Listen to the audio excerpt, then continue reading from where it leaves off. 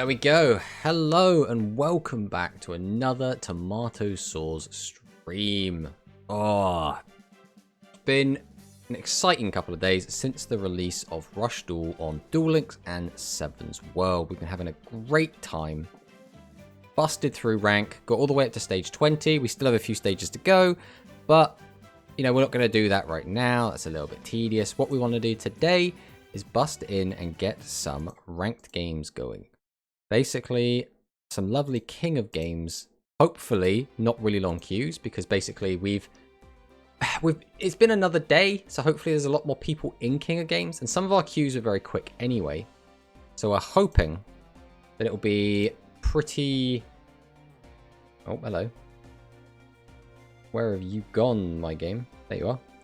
We're hoping we will easily be able to jump in, get some good games going, test out some new decks, and today we want to focus ideally on some dragon decks. So the first deck we're going to be taking into ranked is going to be... Bam! Dragonic Resonance. So this deck I think is not going to be super crazy good, but it's probably decent enough because we do have 3 Dragius, and you know, Dragius is the best card. Can I suggest a dragon deck? What do you mean by that?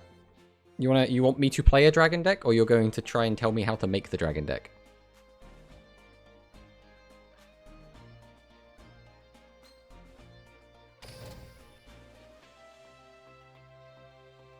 Alright, well either way, we're going to jump in with our lovely dragon deck.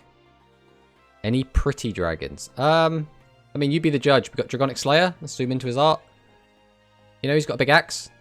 Who doesn't love big armored dragon with an axe? We've got Dragius, the terror of Rush Duel Links right now. It's blue. Got like a crystal in his cracked chest, you know.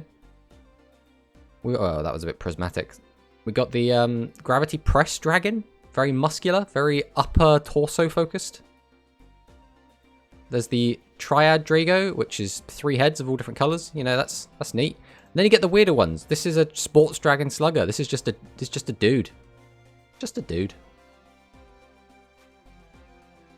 Got the Golden Oldie. You know, Winged Dragon going into the Fortress. Who doesn't love them? But for now, we're going to hop in and see what we can get done. Yes, Sports Dragons. There are... So the first 2 are Pitcher and Slugger. Obviously, they're baseball related. After that, we get Striker and Keeper, which are obviously soccer/football related.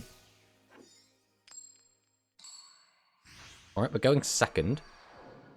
In Rush Duels, typically, going first is considered better, because if you can stick more resources on the field, you have them ready for next turn. But in a format where we're not really using spell traps, we can't typically empty our hand onto the field anyway, unless we're doing big tribute summons. So maybe it doesn't matter as much. We say that he has opened like the strongest board he could possibly open. We can still potentially break this. We can only kill one of these, that was the main issue. Dragius is pretty useless here, so we're going to have to just do what we can. So we'll summon out Lesser Dragon. Summon out Twin Edge. Tribute 2. Then we can give it 500 attack, which doesn't do anything, so we might as well just set this. We'll activate the skill. Give our boy a boost. Go to battle, and we'll clear over the Dragius. This isn't great, because he can already just out everything we've got. But maybe we get lucky and he doesn't draw a second Dragius. Is there more people today in KOG? I mean, that's the hope, Soup. We, So the way King of Games works is, once you hit King of Games, you no longer play against people under King of Games. So all of the quote-unquote good players that work their way into King of Games are now not there to stop you from getting into King of Games, you know? So theoretically, it gets easier and easier to get King of Games over time.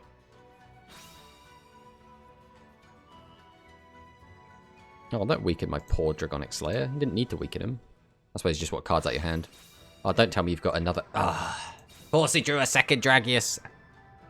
Yeah, our opponent has literally, I think, got the best possible combination of cards to keep his hand empty and to keep his big monsters going. This is very difficult for us to deal with. He's got, like, the god luck at the moment. I don't think we can beat that. Even if we draw it out, we'd need very specific cards to out both of his cards, which we're not getting. So, we will simply do what we can. We have to discard... So, it's summon, summon. We can attack over, attack over. This guy can only get up to 2,000, so... We can't... this is so tricky. Summon, tribute for this. We then have to discard a card, which is going to have to be the Dragius. We can clear 2 of his guys. That's the best we're going to get here. I think we have to do it. Mind you, we can do this. 2 face-up non-level 3s. We're level 1. So if we... Well, wait, we can do this. Right, we summon. We summon. We activate Triad Drago. We then... Tribute. Summon out Gravity Press. We'll then Tribute 2.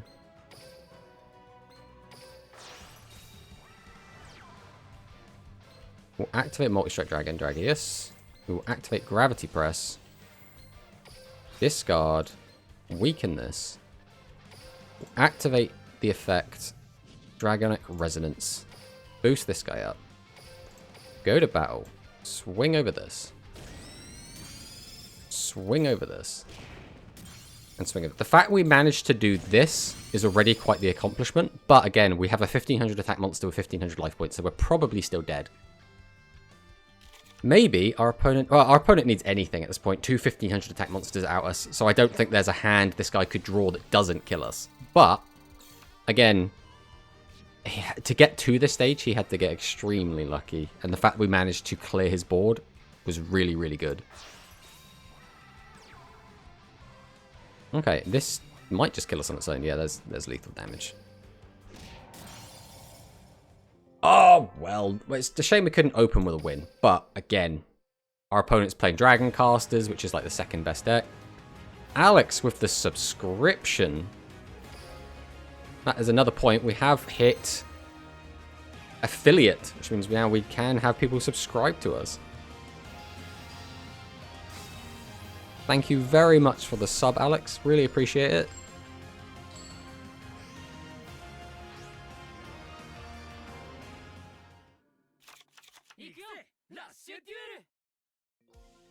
Got KOG Emblem. We dueled this guy on our way up to KOG.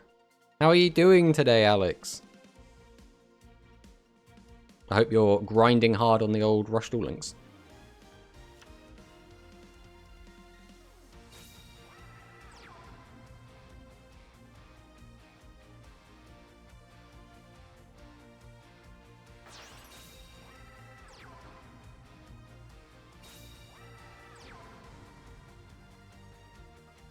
Look at that lovely little first badge you've got next to you now. Good. Eating pasta and crafting Blue Eyes Ultimate deck. Ooh, for tomorrow. I'm very excited for that. This hand, not the best. We can... I mean, we can summon everything. So I guess we just do that. We go 1. We go 2. We go 3. Tribute 2. Tribute. Sports Dragon. Summon out our Gravity Press. Activate Resonance. Boost both of our boys. Smash over this. Smash into this. Let me pass. Yeah, I've already built my deck ready to play you tomorrow, Alex. I'm very much looking forward to that game.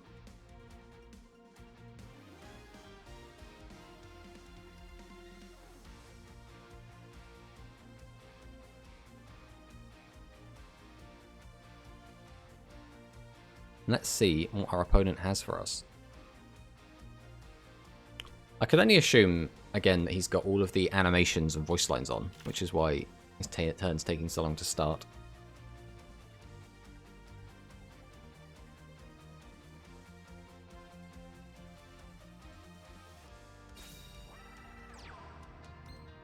Okay, Wolffang is an interesting inclusion because Fire Golem exists, so you don't need to play Wolffang unless you specifically are looking to have more than 3 fire spellcasters in your deck.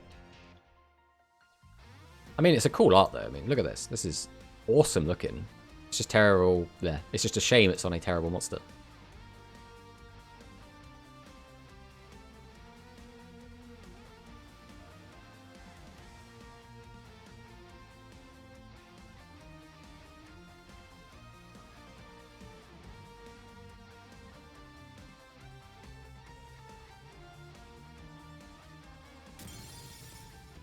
Okay.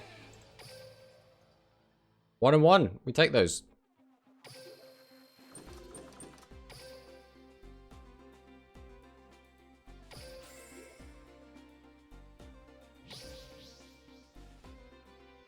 Time to queue up again. It's good to see that Amblin made it into King of Games, though. It was very funny seeing him with King of Games in his name without actually being King of Games, but now he's actually made it. Another Japanese player. Oh, this hand is very poor. This kind of sucks. Alright, summon. I think we have to tribute set. I need to get the cards out of my hand so I can draw into usable cards. Ah, this is very unfortunate. Unfortunately, this deck does play a lot of high-level monsters, so this is going to happen occasionally. Oh. Oh. No, it's got to be tribute summoning. There's no way he doesn't. Is it Dragius is the question. Ah, it's always Dragius.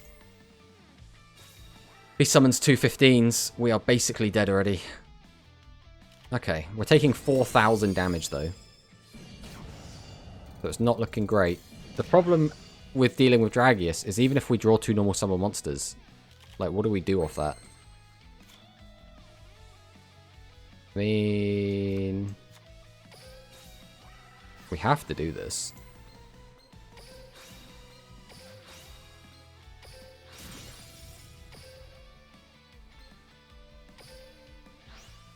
It's just a shame we can't really do anything else other than wall up. Because again, if he just summons out another Dragius, we're just dead here.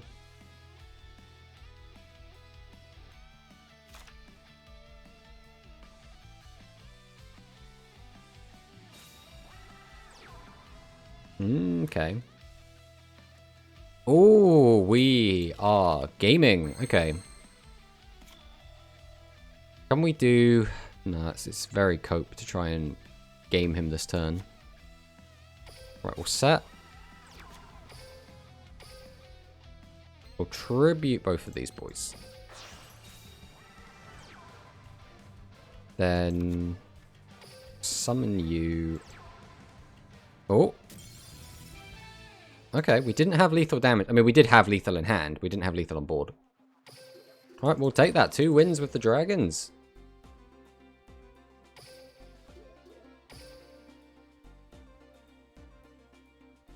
The one major problem with this deck, again, is just it has so many tribute monsters in it. Because you can only boost the attack of non- or 2300 attack and lower monsters. Which means you can't boost Dragius. But we can't not play Dragius because it's just too good. But that means we have to play the Fire Dragons, which only have 2100 attack. Because then we can boost them by the 500 up to 26, which now does contest Dragius. But we also need to play the Gravity Press Dragons because we need them to trigger the skill, and also the effect can also out stuff. So it's very kind of tricky how that works. This is not going to be the strongest board in the world, but we can empty our hand.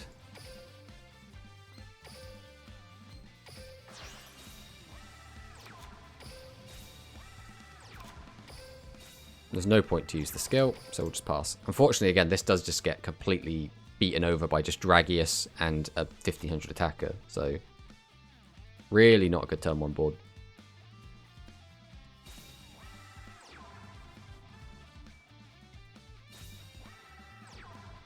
1, 2. Tribute, tribute, or Dragius. Yep. It happens every game. How did he know?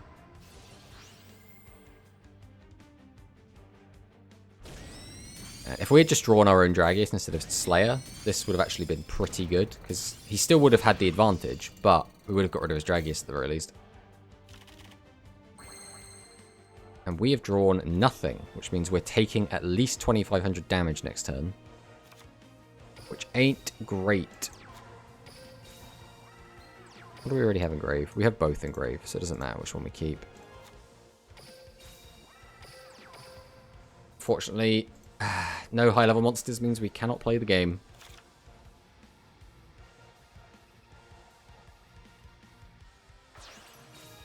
Now, is he going to find a second Dragius? If not, it doesn't matter too much. We're only taking the 25. He's using Dragonic Resonance for literally no reason, because there is no possible monster I could have face down with more than 1500 defense. And he also didn't even boost Gravity Press Dragon's attack. Take the 25. We are all but dead here. Maybe we can find a high-level monster for once. Well, we got a Dragius. It's a little bit late. What can we do here? We always summon you. We always... I can't summon the 3, which is the most annoying part of this. If I want the draw, I have to summon out these 2. Then we get the draw. Okay, that works. Tribute these 2. Summon this. Go to battle. Ram over this. We trade here. And then we're probably dead again. It's a theme I'm starting to see. If you don't see Dragius early, you just kind of die. I think that's, though, true with any deck, not necessarily just this one. Right, he needs any monster. Yeah, he's got it. Rip. Alright, we can still get the Luke skill, and that's what we're still after. We're still after the Dragon Knight skill. Oh, do we not get it if we surrender? Okay, maybe we don't surrender in future then. We're trying to do it just to save a bit of time, but... looks like maybe we don't need to, especially since these games are going very, very quickly. We're able to find more King of Game opponents very quick. Did you use all 4 skill tickets? I did not. Can I use those to get the rush skills? If so, then yeah, I'll definitely grab one of those in a sec. I think it's the only skill we really want now. Surrenders never count.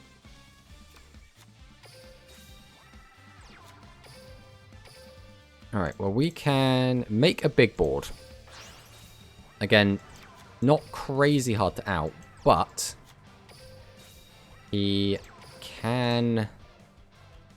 if he doesn't draw well... Oh, he's in a 40-card deck as well, so even less likely he'll be able to out this, because his consistency should be well off. What's he got for us? There are 4 rush skill tickets in the level ups. Well, I've leveled everyone up to max, so I should have all of those then. I just didn't pay attention. I was too busy just blasting.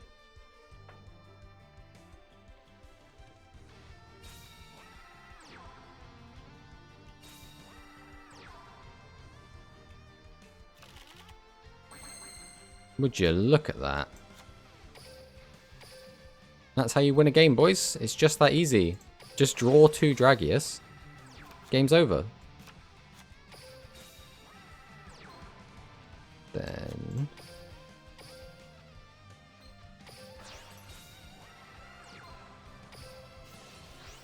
1, 2.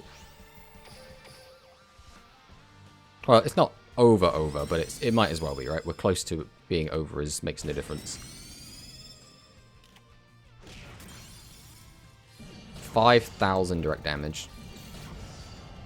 What would he need to come back from this? I don't even know. Outing both of these is going to be a tall ask with only 5 cards in hand. Mind you, he has got the set upper, so maybe. Alright, Slugger gets back Pitcher. That means he could technically do 2 tribute summons here. Oh, okay. So that means he can out 2 of our guys if he has a Dragius.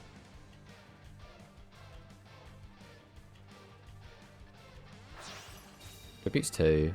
Gets out the Dragius. Because of course he's found his Dragius in his 40 card deck. So he kills these 2.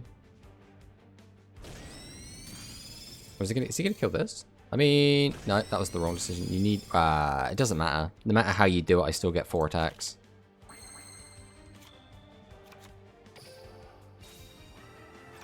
So, normal. Tribute 2. Activate his effect.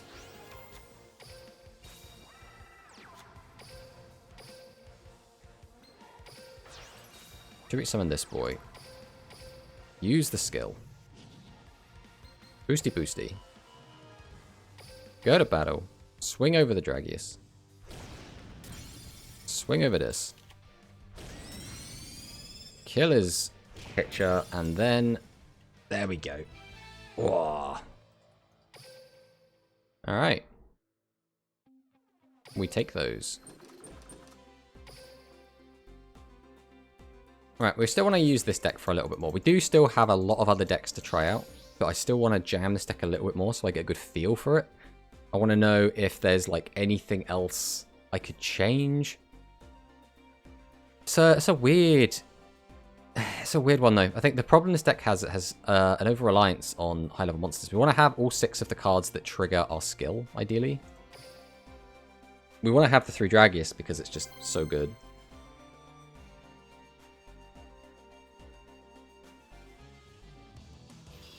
It's a tricky one. It's a tricky one. We also want to keep the Fire Dragons because, again, Fire Dragon plus... Oh, it's Volt. It's Voltalon. He's back.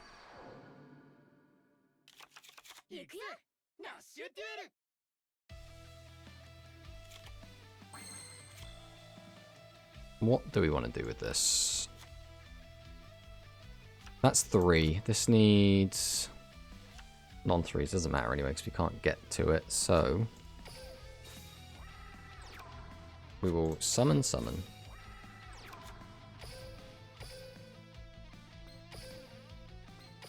Tribute 2. Summon this. I think we're just going to leave this in hand. I think that's what we're going to do.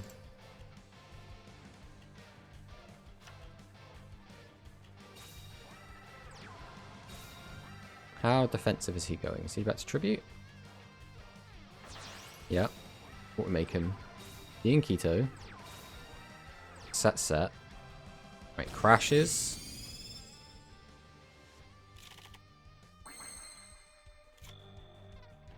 So here... which one do we have? We have Picture there. What do we have in graveyard? We have Slugger. Okay, so we want to keep those 2 ideally. In which case we will summon...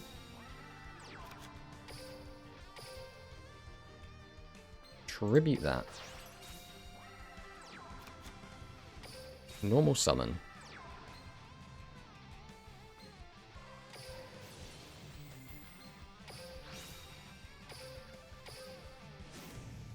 Use Resonance to boost. Oh, didn't mean to just boost the one. Oh well. Could have got an extra 500 in.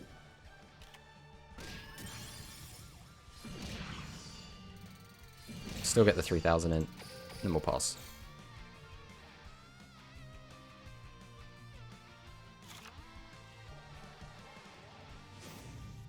Life point gain. Has he got another tribute summon for us? It's another Dinkito. Can use the effect to gain more life. Then he's just going to what? Attack over this? Is he going to use the other card in his hand? It's probably a tribute monster then if he couldn't summon it.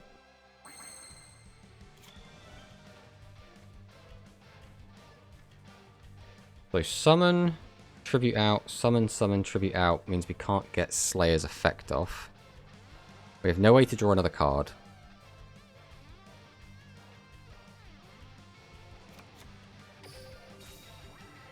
So...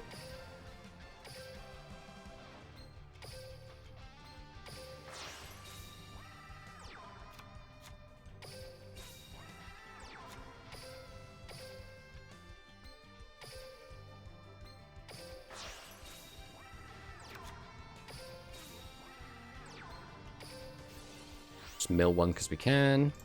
Activate the skill.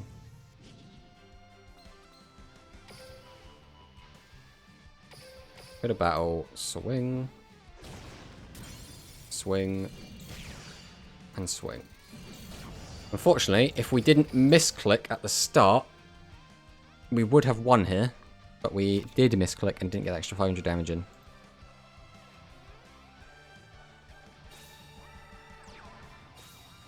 We know he's got another tribute monster.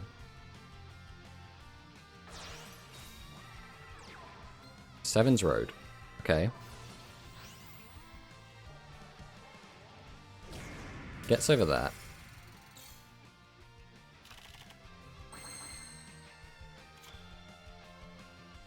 So we just normal summon.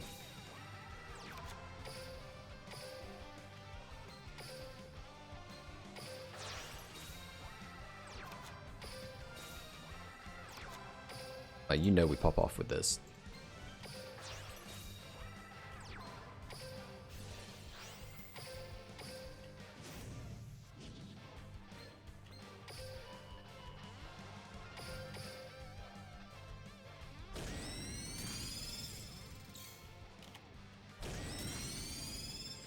Boom. Oh, and there it is. We managed to take out Volt's win streak.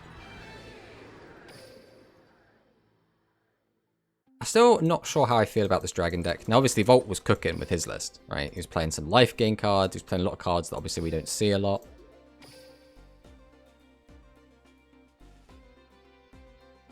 I almost just kind of feel like, why would you play the Dragonic Resonance stuff when there's just better stuff you could be doing? Ugh.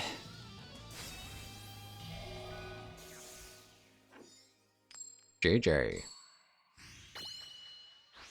No, there's our 2 win streak back. Why do we always go first with these dog hands? I don't think I can leave both of these big boys in the hand, so I think we have to tribute out our Dragius.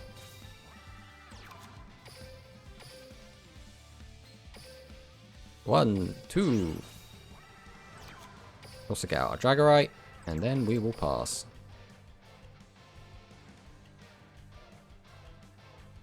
Oh, our opponent's connection is apparently quite weak.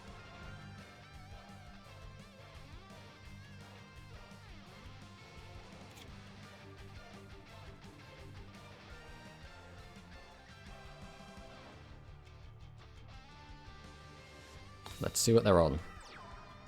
Dragorite? No way. And Gazelle?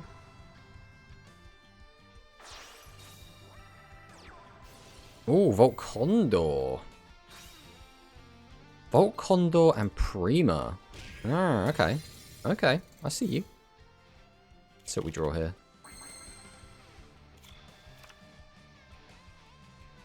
We could have done something really cool, but we drew a bunch of bad cards, which is a bit of a shame.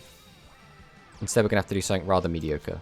So we will normal summon. We'll then tribute to summon this. Oh, waiting for a response again.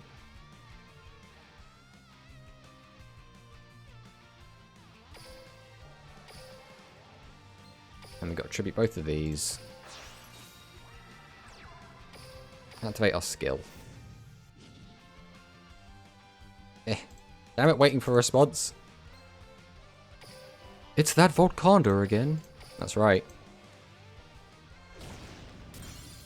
We'll be playing Volcondor deck ourselves today at some point. And this card is also getting a retrain in Modern Rush as well, in the physical release. They're kind of doing like a retro set.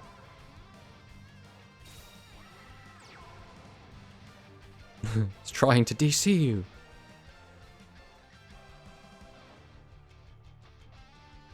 Why is Nightbot here? Nightbot, I told you to leave. Come on, Nightbot. This is getting embarrassing. Off you go.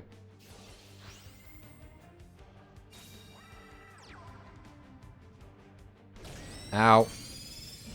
Ow. And there's death. Yep. Dragius. I wasn't even paying attention to what happened, but yeah, Dragius was on the field. That means we die, yep.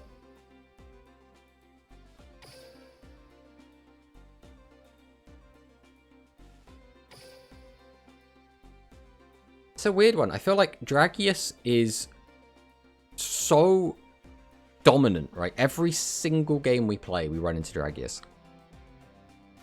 Like, it's just so head and shoulders above every other card in the format that it's weird. The whole meta kind of revolves around it.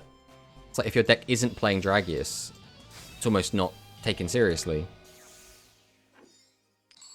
Oh, that means that guy as well was playing Lightning Volt Condor with Dragius, which means he wasn't using the Volt Condor skill. So he was just playing a really bad Dragius deck.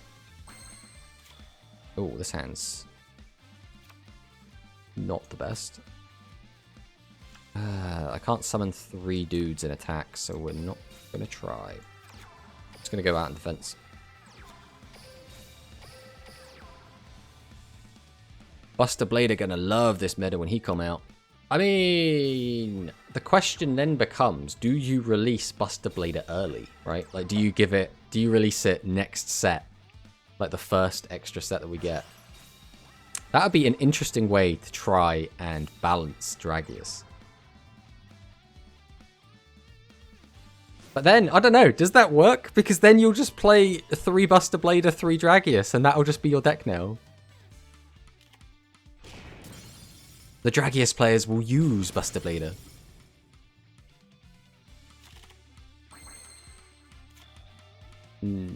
Okay, we...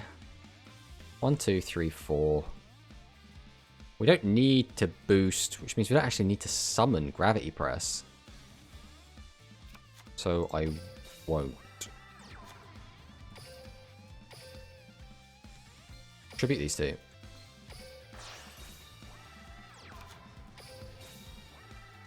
Summon out both of these. Activate the skill.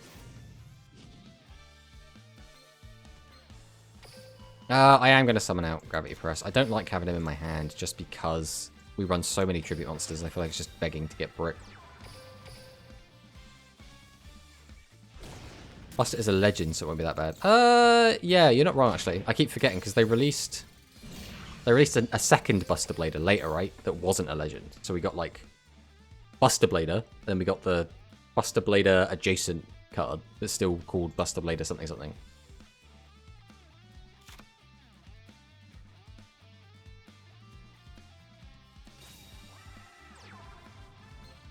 Oh, he's got Slugger.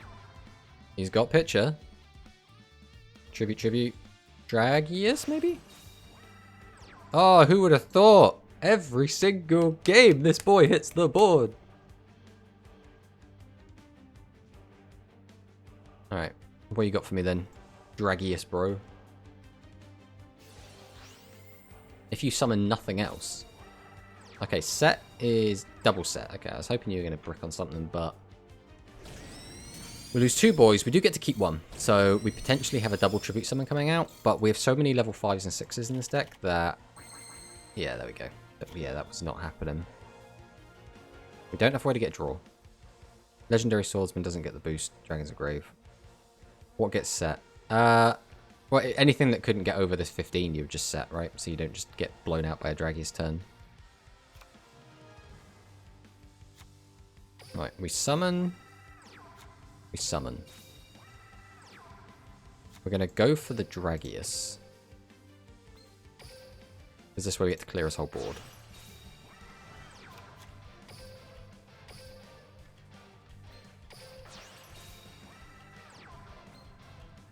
We use this effect, pitch this, weaken this so our Dragius can easily kill it.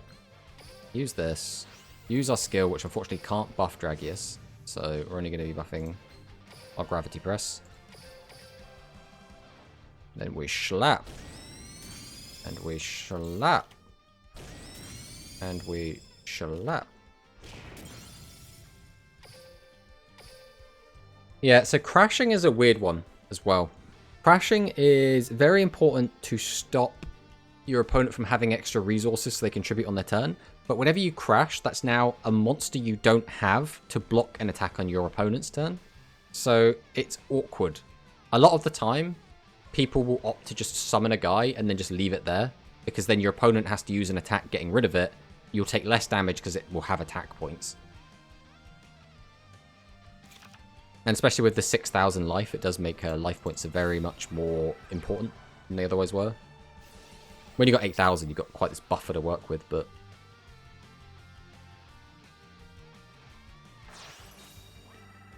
Yep, always Dragius. Now, does he have a way to weaken mine, or is he going to have to crash? If he crashes, we're at a pretty good spot. If he has a way to weaken mine, so like a Thunder the Thunder or a Gravity Press Dragon, things are looking a little bit rough.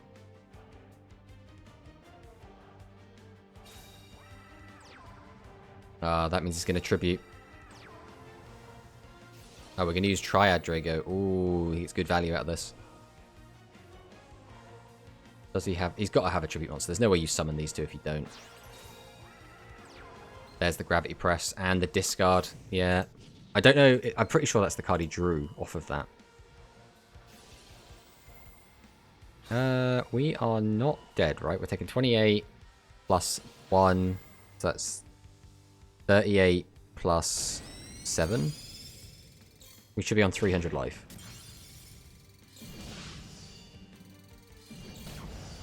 Okay. We can still do this, but... unfortunately not with this hand. We needed a earth monster to be able to use our skill. So we set 3, and then he just kills us. I mean, we'll do what we can, but yeah, we are dead.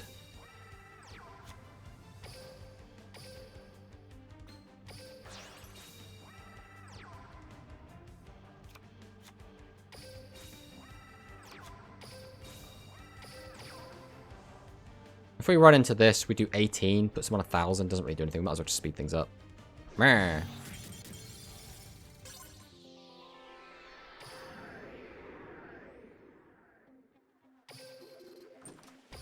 We'll take our 300 coins. I can go in the pile.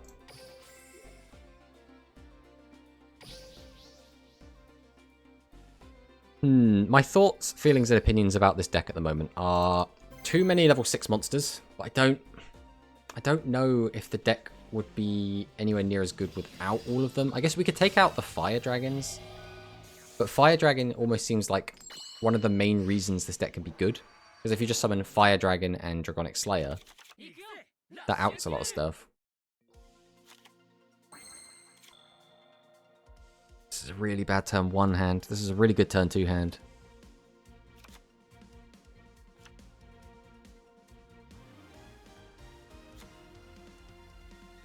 Alright, we have to just get these bricks out of our hand either way, so...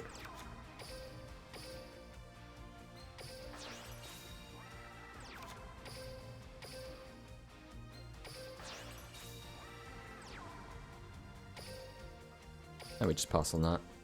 Keep the Slayer in hand. I think we're going to have to rejig this a little bit. I think, as much as I don't want to, I think the Fire Guardians are just going to have to come out.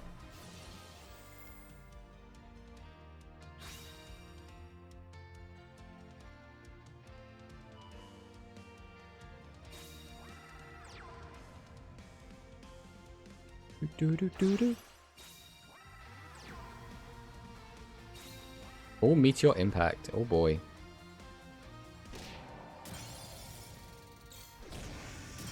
I mean, if we're able to summon this, we can out it. Oh, that's pretty yikes. We have the other one, so we can get out 3 monsters. Which is not enough because we drew this. I'm really not liking Dragonic Pressure. The more I use it, the more I'm like, oh, just go away. Even though theoretically it's quite a good card in this deck.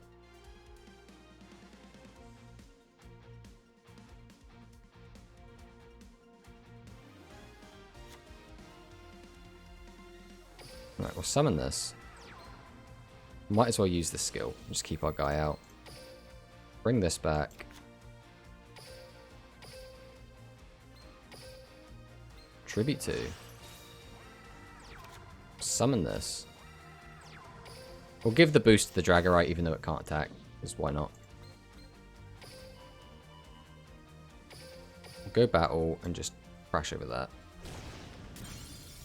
Wait, why can it attack?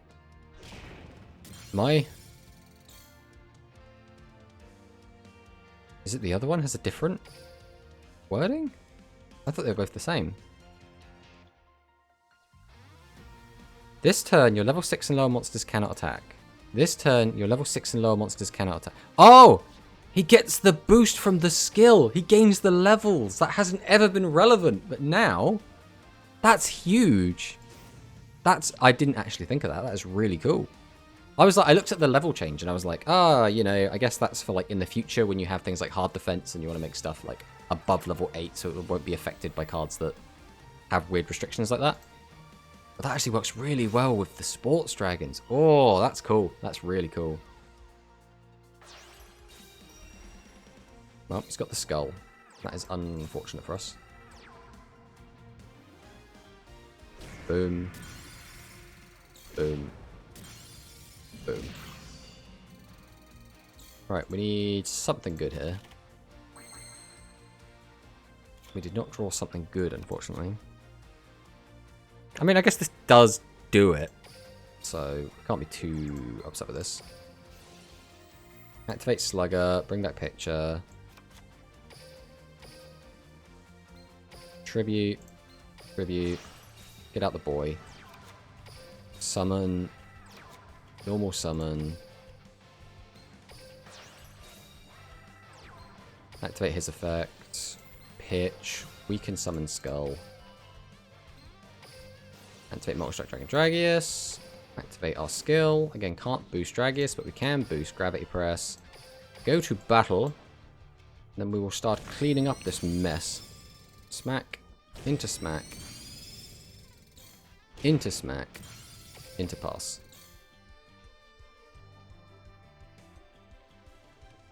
Almost every time we've drawn Dragonic Pressure as well, I've been like, God, I wish this was just a normal dragon monster. This card should be good, especially when we're on the Fire Dragons. I think we're going to try this, taking out the Fire Dragons, taking out the Dragonic Pressures. I'll do that after this game, and just see if we like the deck or not. Like, we just like it more or less with that kind of reconfiguration. Of course he found a Dragius. Am I dead? Bam, 1,000, bam. And then, yeah, we're just dead. Feels bad. He drew exactly the combination that he needed to kill me. Again. This is the one issue again, is Dragius is just so powerful that it's just draw Dragius, forehead, win game. Alright, let's go to our deck edit. Let's swap things around a smidge. So again, we're going to take out the Fire Dragons. And we're going to take out our Dragonic Pressure. Now, all we can really do is put more dragons in, because our skill requires us to have only dragons. So this is an 1100 dragon. The alternative is that we put a high defense dragon in. This will have the one high defense dragon, that's fine. Imagine, do we even need these 1200 dragons? It is going to come up occasionally that we're going to want high attack monsters. Let's try this out.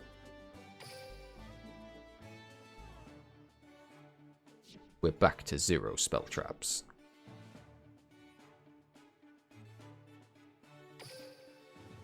Alright, hopefully we should brick a little bit less with this version. We've basically taken out 3 bricks and put in 3 just regular dudes.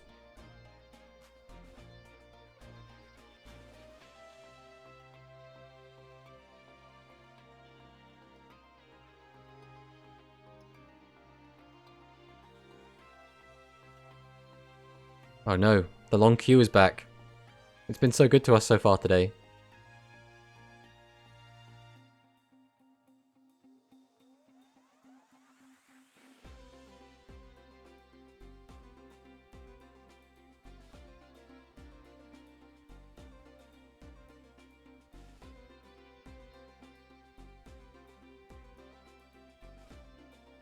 But now what do? We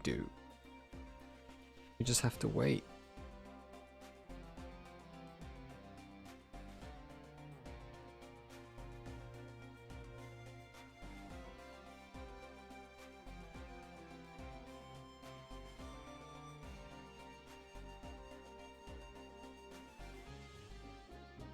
Man, it felt like it had improved drastically, but now, yeah, we're back to waiting. Maybe there's only a handful of us currently playing and queuing, and they're all playing against each other. Well, there's an odd number, and I've now been relegated the odd number.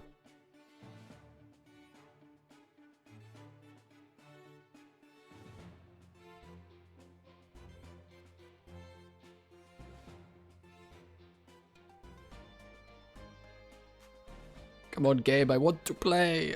I want to try out my dragons.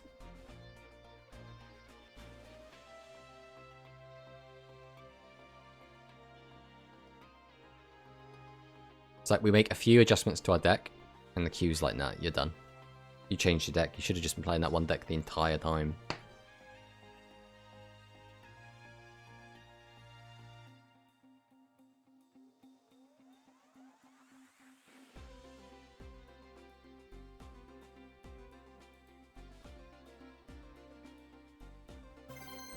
Oh, there we go.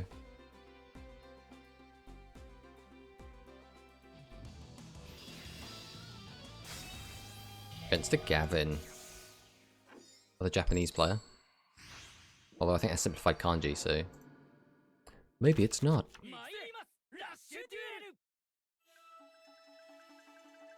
This is a much better reactive hand than a proactive hand, so I guess going second's good for this.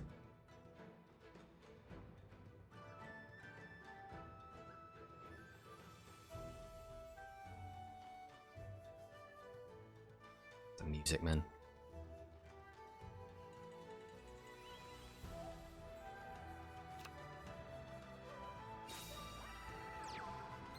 Okay, Karibot. Thunder the Thunder. Tribute for Dragius. Okay, this is good for us so far. And the defense monster. Okay, we can't out all of that. We can out almost all of it. So.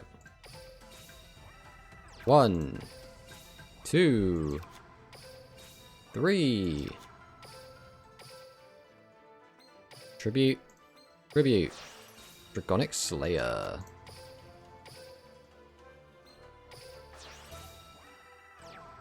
Activate skill.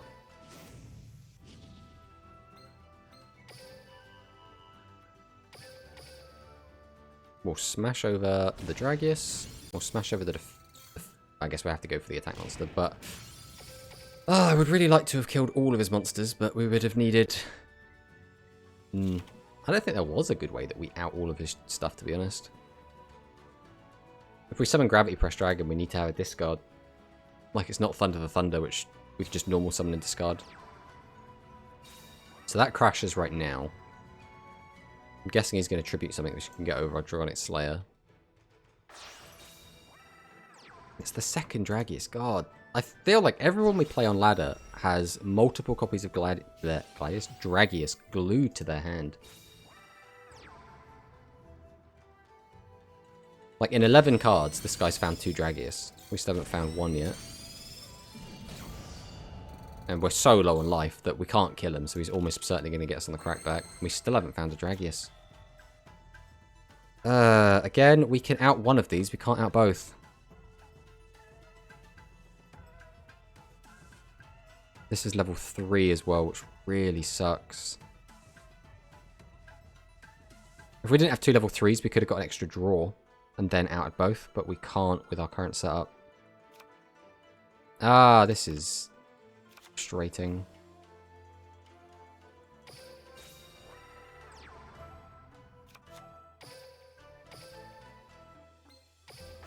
And we just do what we can.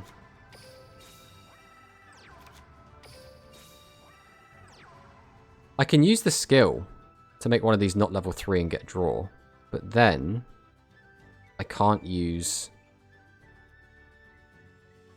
Drago.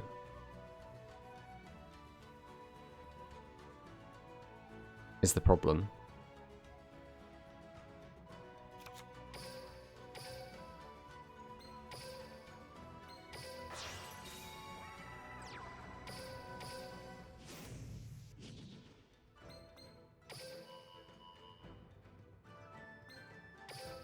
Can activate the effect of Slayer.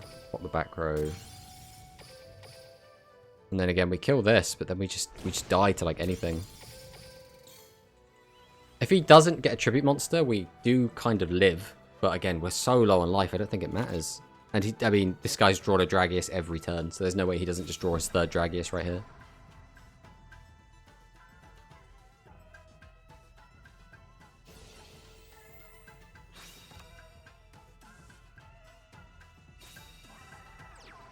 One, two. Let me guess. Tribute 2 for Dragius? Ah, it's like I'm a mind reader. 13 cards left in deck. He's found all of his Dragius. Bruh. Yeah, there's nothing we can do against that. He just lucked us out so hard there. Again, I do think his deck is a lot stronger than ours, but like, we don't have to get lucky to win. We just need our opponents to not get extremely lucky. Like, the odds of him finding all 3 of his Dragius in the top half of his deck. Should have had at least 1 in the bottom half, mate.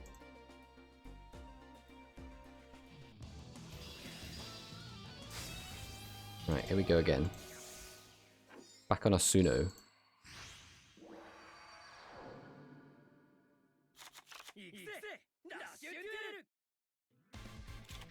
See what we get.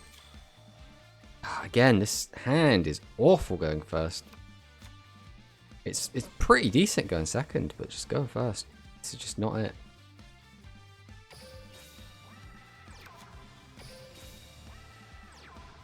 I don't think we can afford to keep these cards in hand. Nah, no matter how you look at it, I think hoarding them is bad. We still have so many tribute monsters we can draw. We have a total of 9 in the deck. Which means we have 7 left. The thing that sucks is this is the easiest board in the world to break. At least if we have a Dragius, it has a 2500 body, which is a little bit... You know, you have to do something to deal with that.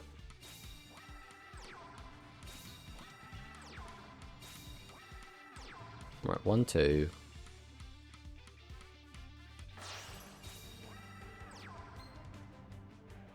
Oh, there it is, boys. There it is.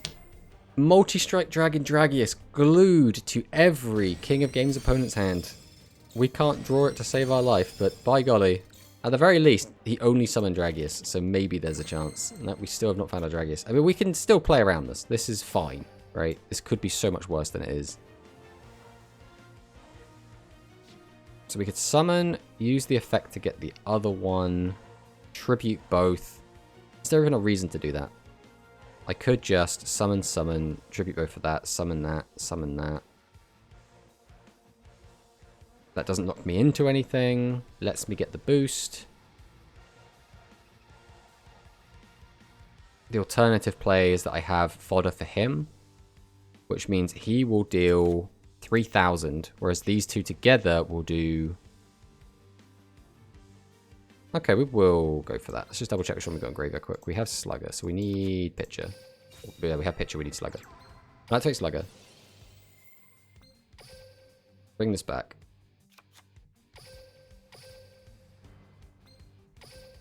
Well then, Tribute 2. Summon.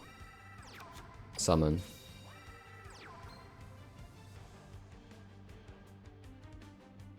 Activate the skill. Boost both of these. Activate his skill. If his face down is Phantom Bind, I am about to get completely destroyed. It's not. Okay, we're fine. We'll then get in for 3,000 damage.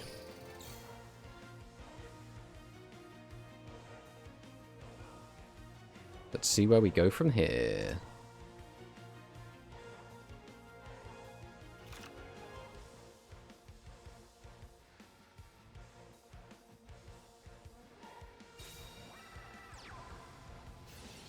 Sports Dragon Pitcher. Okay.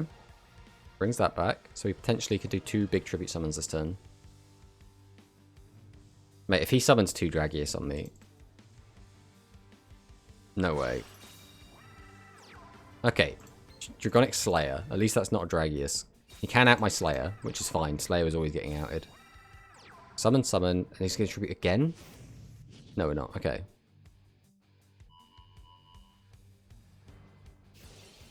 Uses Tri-Dragon for a draw. So he's hoping to sack into drawing a high-level monster. No, this wasn't the card he drew. So he already had the Multi-Strike Dragon Dragius. Jesus, brother.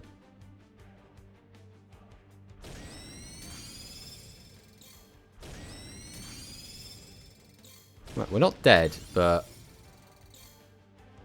we need a hell of a hand to be able to beat this. I'm thinking this is not it. Summon, summon, tribute out Dragius. Then what? Summon, tribute that. Discard, weaken. Yeah, that's our play. So summon. Tribute this for this. Activate the effect. Pitch to weaken. Normal summon.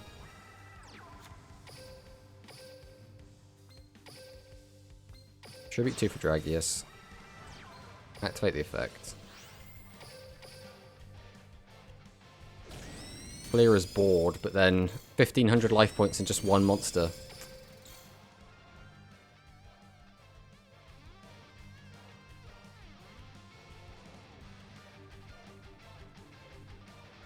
Mate, do I just take... Do we take Gravity Press Dragon out? It's almost always a dead card. What's the requirement for the skill? So the requirement for our skill is that we have to only have dragons in our deck. Then we have to have an Earth Dragon with a certain amount of attack, I believe. And then we can give any of our 2300 attack or less dragons a 500 boost. So we're on Gravity Press because it's Earth. Also, it is decent, right? Because you can weaken monsters' attack. The only problem is having to summon it out for a tribute oftentimes means if you want to use this effect, you've got to have one card to summon itself and then a card to tribute. So it's immediately using 3 cards. And at that point, you can't then have summon, summon, tribute out boss monster.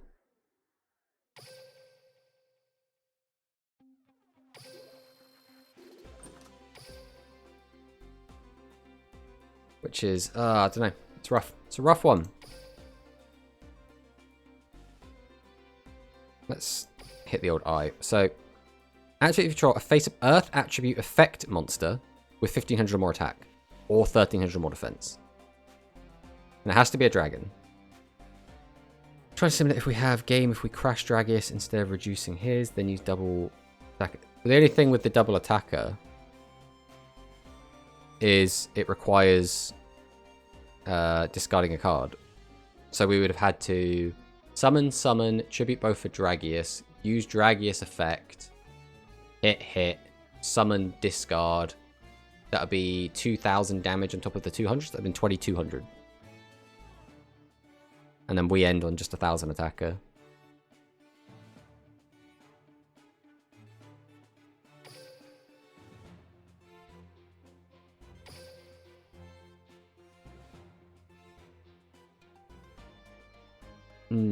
So I think we're gonna try it without these. I think they're a little bit cope, to be honest. I think they're bricking our hands more than they're doing anything useful.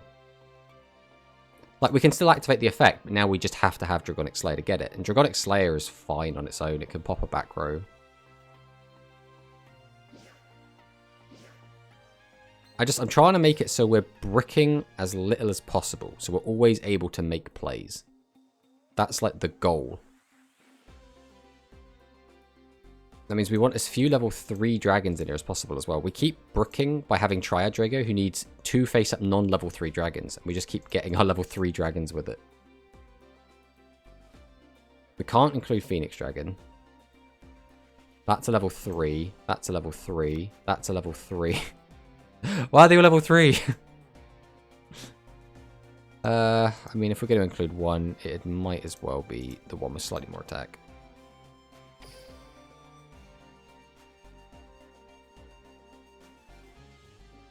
Unfortunately, this deck just... Yeah, it's one of those things where Like, why... It's nice that this is an option, but why would you play this over Dragon Casters, right? Where you can have 7-0 Magician. Why would you play this over just playing good stuff with Prima Katana, who could just boost everyone's attack? There's other better boss monsters than Dragonic Slayer. Dragonic Slayer is basically just... You can pop a back row, which doesn't mean anything in this format, and you can now use the skill, which lets you gain 500 attack, which was a 28, which is just not a good enough trade-off, I don't think.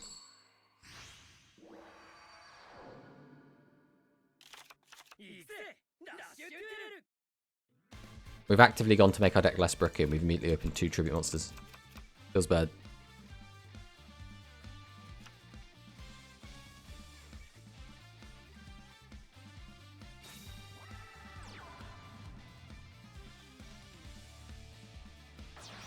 Especially after the Noodle Rampage, this deck seems a lot more iffy. Yeah, that's how I feel. Like, the Noodle deck basically gets to do everything that this deck does, except it could do it without having to use a skill to do it, and without locking me into dragons.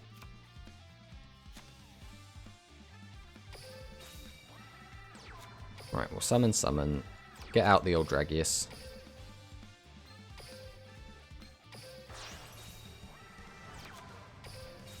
Summon out Winged Dragon, Guardian of the Fortress.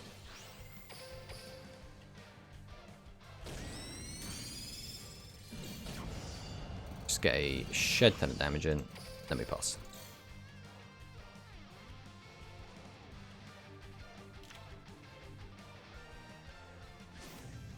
Hammer Crush deal. Sets Hammer Crush. He's on Dark Magician Go, but isn't using the Dark Magician skill. Okay. Alright, we'll keep playing this deck a few more games, because I want to try it out since obviously the new changes. See if it feels a little bit better. But then I do want to swap onto a different deck, because we do have a lot of decks we want to play today. We've got Volt Condor, we've got Psychics. We're going to use our skill ticket to unlock the Dragon Knight skill. And then build that deck. We've got Dragon Casters, which is something we haven't really done yet. We did a little bit of Dragon Casters right at the start, but we never took it into ranked. Oh, and then there's the other Spellcaster skill as well. So much to do. So many decks to play.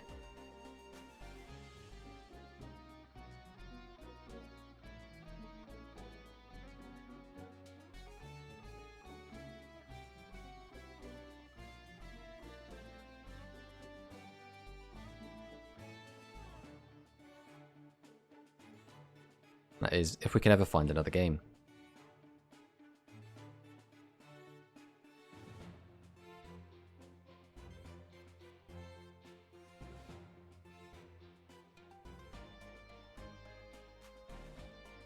What are you up to anyway, Sam? You on Paleo?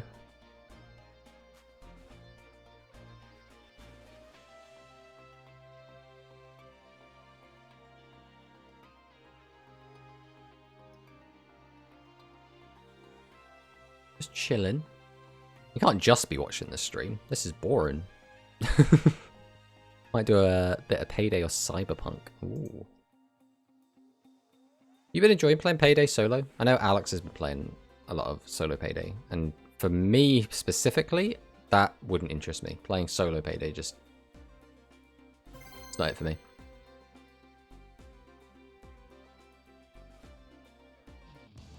Alright, here we go. Another Gavin player. Win streak 5. Can our haphazardly put together dragon deck take out win streak 5 Japanese Gavin?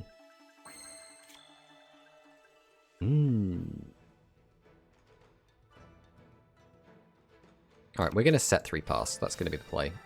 I don't want to use my Dragonic Slayer because it's better reactive with the skill. Just throwing it out means we're just asking for it to get killed. It wore off once I finished the mission on stealth. I feel like... oh, thank you for the follow, Unisama. I like the puzzle aspect of figuring everything out myself. Yeah, I know what you mean. It's like when you play an MMO or something, and you're doing a dungeon for the first time, and you just kind of want to go in blind and just kind of fumble through it. We can't get our Slayer's effect off. We don't necessarily need to. We got 3 and 1. So if I just tribute them both off.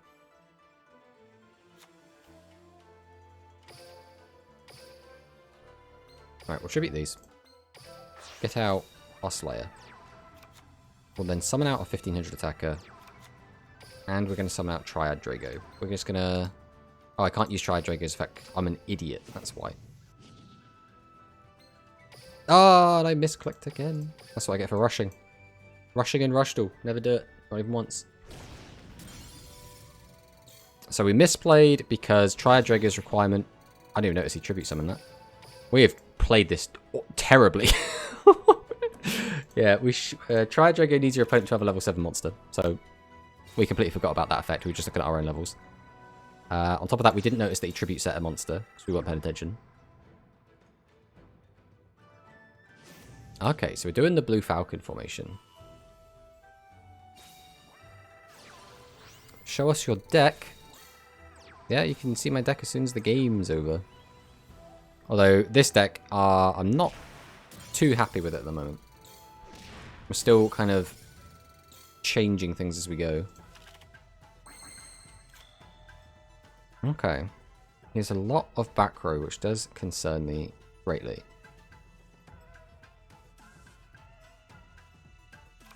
Guess we'll just summon.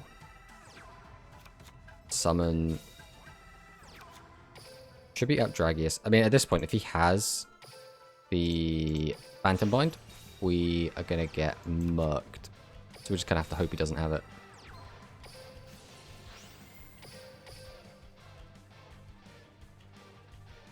No, he's got Phantom Bind. We are screwed. Yeah, this is over. Go next, boys. There you go. Here's our deck list. This is our dragon deck. Unfortunately, it is not behaving at the moment. We're going to play a few more games before we decide if we want to change anything else in it. That last game was a write-off anyway. We weren't paying attention to it.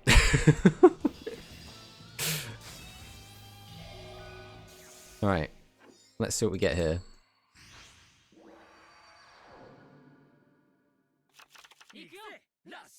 Triad Drago times 2. Not a particularly good open. I'd like to keep both, but I don't think I can. Realistically, I think we've got to get rid of one, because having more than one's just going to brick us. That's alright, our opponent will turn 1 summon a Dragius. That is what happens every single game. Let's have a look.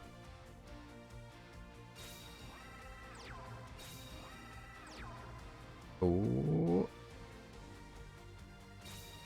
Ooh. Reset pass? Oh, what are you playing that you couldn't muster up anything?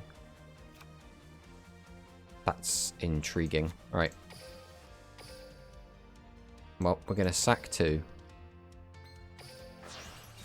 Summon out the boy. Unfortunately, we have like nothing to like make a counter attack, so we're just gonna leave our 2 guys in defense and just take a look at what he's got here. You had 1500 attackers and you just chose not to summon them? Interesting, interesting. This is probably casters then. We're about to see an SRM.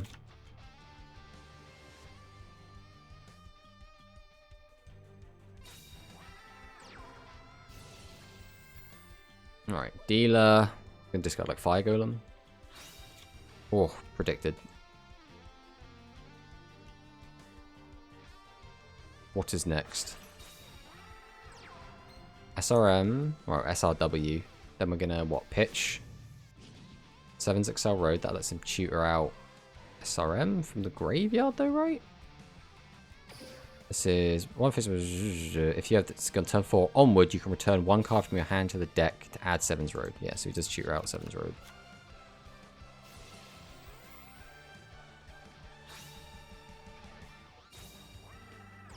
Alright, there's SRM.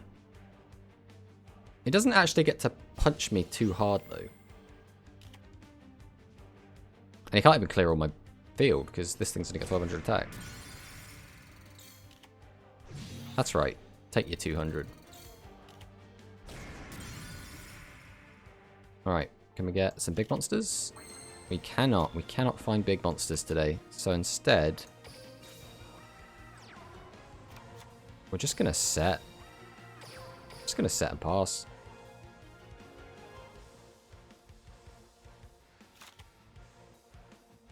He needs piercing to actually get our life points here.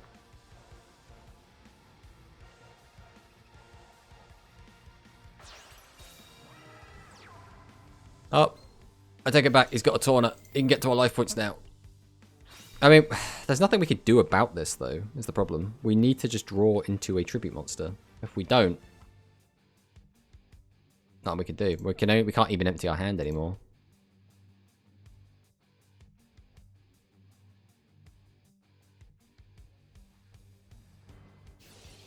What's it gonna be? 33 to the dome is gonna really suck. That's gonna put us in a situation where we can just fall over at any time. We need a way to out this now, because this has basically put a clock on the game. We just die next turn if we don't. Can we draw anything? No, we can't. The game is over. Jeez, we are on a really bad luck streak right now. Let's jump in again. Man, how are we getting this unlucky? Jesus. Out. And there's one of those mini DCs.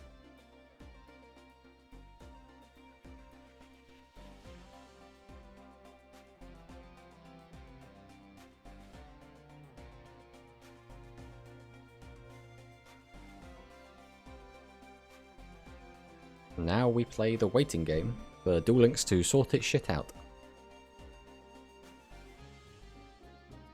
Come on, Duel Links. Come on. There we go.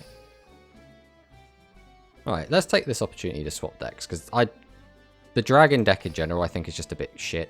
I think it's just not good. Which one was this one?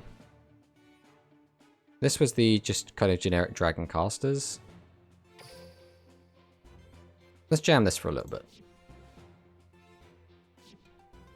So we haven't actually, like I said, we haven't actually played Dragon casters yet.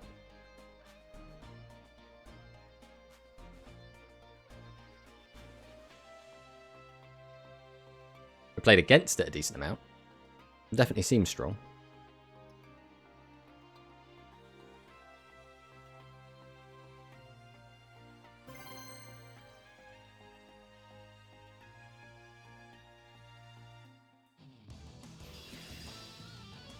Gavin Sogetsu. Alright, let's see what we're looking at here. So we've already got 2 high-level monsters in hand, which is not ideal.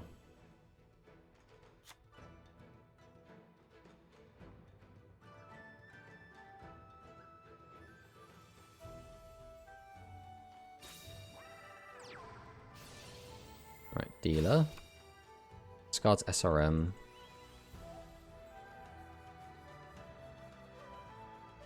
Does that mean you're going to end on a Dragius?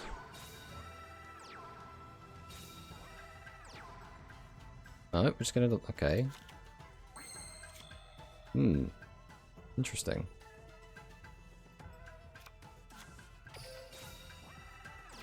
So we always set. We're always...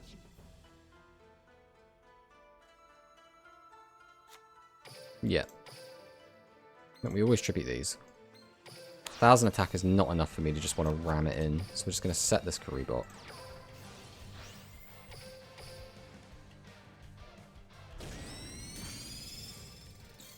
We'll go Boosh Boosh. Very good hits. We definitely want to hit Thunder the Thunder.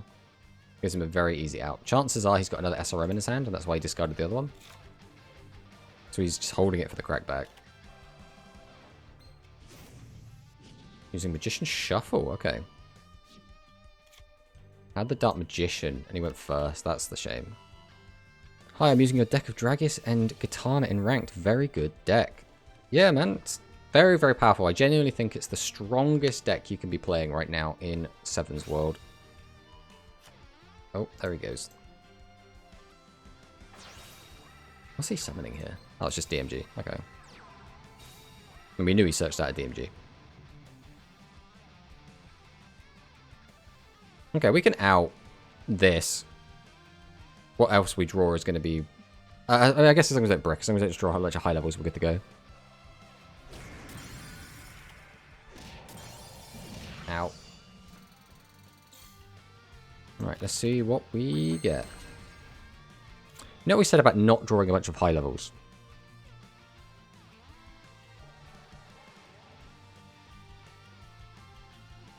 This is awful. Okay.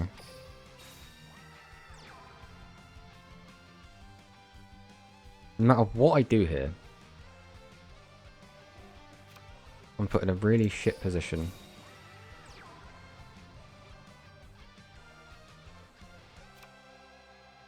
So if I go Dragis, I clear 2.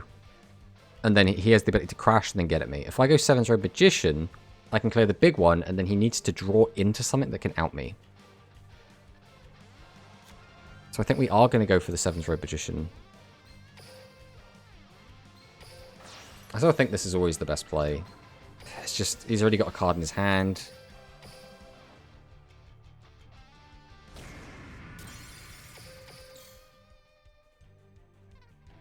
Thunder the Thunder basically doesn't matter here. It only matters if he summons a second one. Okay, so he's got a tribute monster anyway. Any tribute monster beats this. Thunder the Thunder again is just to get a card out of his hand. The actual number shouldn't matter unless it's like life point damage kills us. Summons out Prima Katana when I've only got one monster. That's not ideal for him. So it's 1,000 life points for still a pretty big boost. So he could have done an extra 900 damage to me. So he had lethal and missed it. Oh my god, cards we can play. So summon, summon.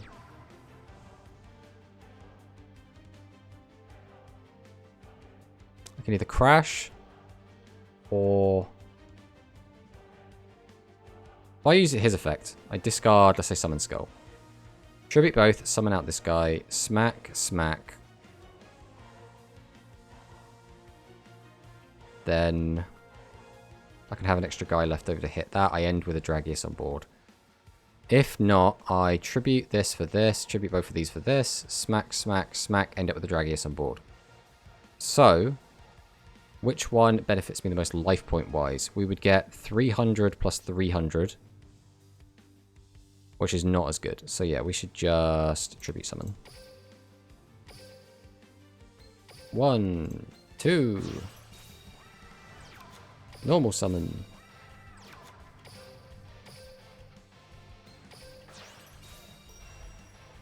I'll take the effect. Boosh. Boosh. And boosh. Unfortunately, this still gets outed by just about anything. Another Dark Magician Girl, so that'll be his last one. Outs this. A Thunder the Thunder plus anything outs this. Prima Katana outs this. 7th Road Magician outs this. Alright, Thunder the Thunder.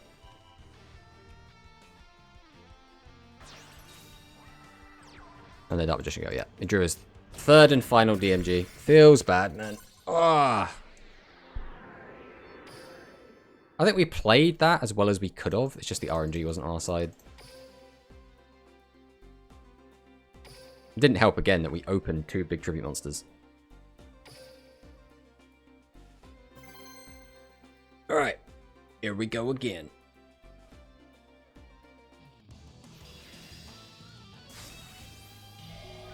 Against Luke. Japanese Luke.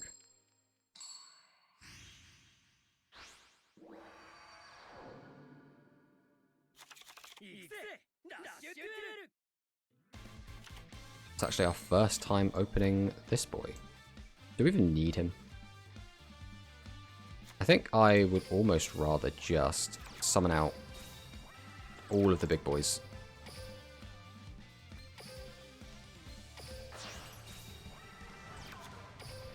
having this board is really good. It's not easy to break it. At least not entirely. Forces your opponent to have something useful. And if they just draw a mid-hand, then yeah, it's very difficult to beat. It's a lot of big attack, boys.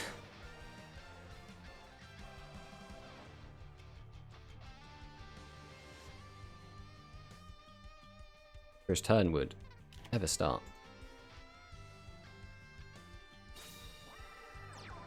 Right, he's got the Karibot.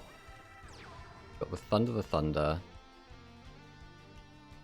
It's the most annoying thing you can do. Activate Thunder the Thunder, weaken Dragius, tribute out his own Dragius, attack over my Dragius, attack over the other one. Have a 1500 ready to go as well. Didn't use Thunder the Thunder. Okay, so he's going to get the 900 boost for all of his guys. Hey, thank you for the follow, Sabi. Ow. 600 damage. 900 damage. And then a further 700 damage. The plus side is, this board is very beatable. We just have to not draw terrible cards. Okay. This is fine. The question is, are we discarding Dragius? We're probably not. Alright, we'll summon. Tribute for the boy. I think we will discard the Dragius just so we can clear his entire board.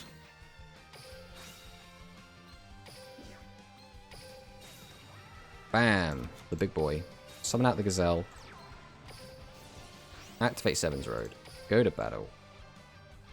Have to bash over this. Have to bash over this. Have to bash over this. And we pass. Again, very much not an unbreakable board. But the thing I'm worried about is we didn't get his life points quite low enough that we could just kill him next turn. Whereas he is going to end, presumably, assuming he outs our board, our life points will be low enough that we'll die on the following turn.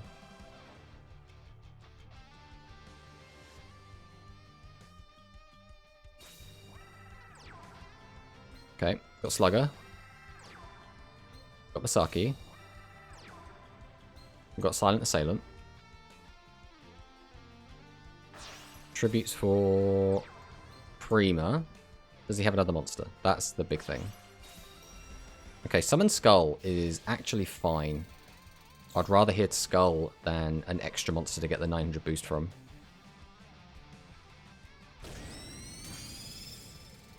Then he has to kill that. Puts us down to 1,000, which again, really not good. 1,900, and we didn't draw any. We have 2 more draws.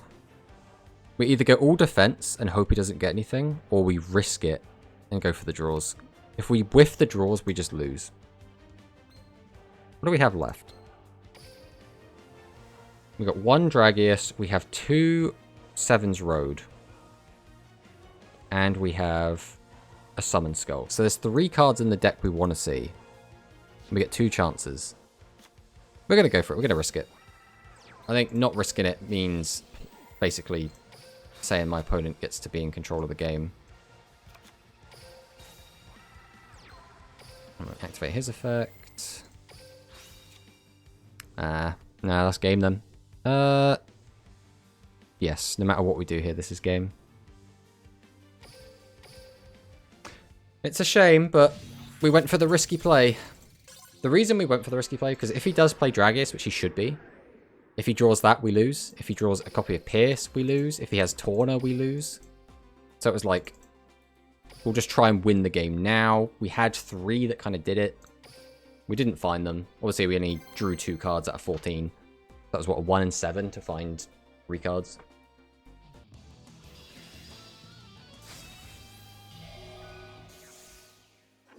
Alright, is Gaki. Heart win streak 6. Alright, calm down.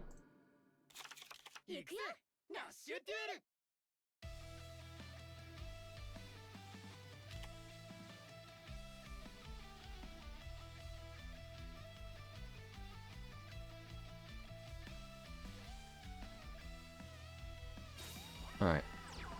Set. Or are we going to tribute summon? We are tribute summoning. And it's D and Keto. It's a high level monster then? It was. Unfortunately, we have just nothing we can do with this hand. I think we always kill the other monster. And we just have to set. Boom.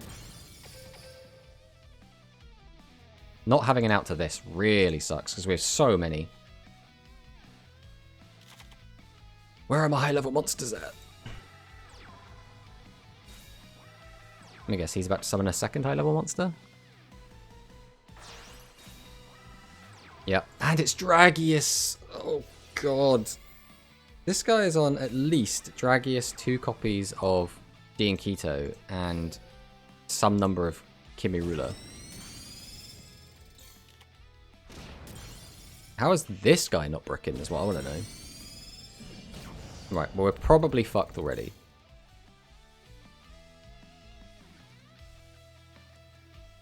I mean, I think we have to use the skill just to kill the Dragius. Alright. Normal summon. Normal summon.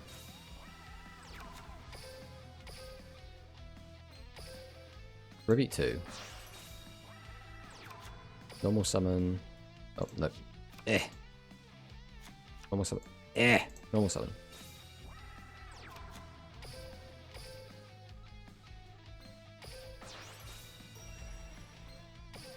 Activate 7's Road.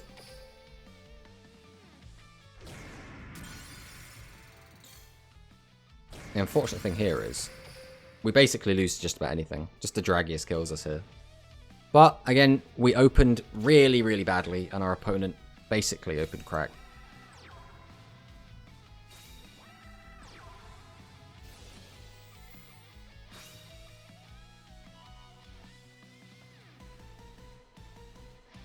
Go on, show me the tribute monster. Yeah, of course, you've got more. And it's the best possible one. Oh, and you had 2 15s. You literally drew the best you possibly could. Feels bad. Man, we are on just a really bad, like, luck streak. We're just not drawing good hands is the problem. The deck's fine. We're just getting piss poor luck. Alright. We go again. We can't keep this bad luck streak going forever. It's going to break. Maybe Duel Links is trying to tell us to go back to the ninjas.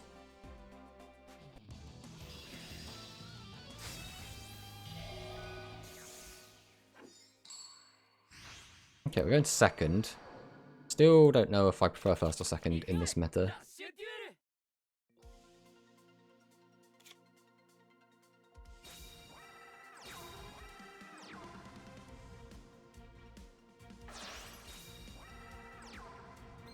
Okay, we're against full Meteor Impact. I hope we don't lose to full Meteor Impact.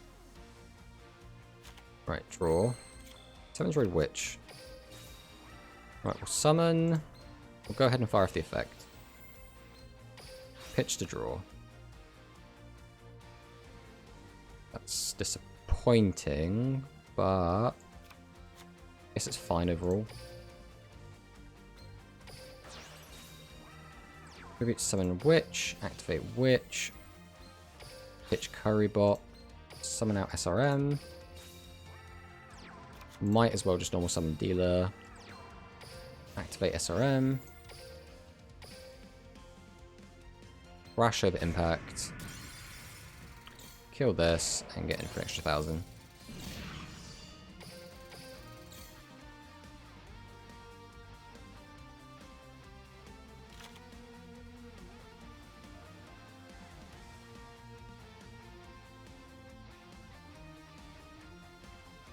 Alright, how long till this guy drops Dragius on us? 10 seconds? It's got the 2 Currybot.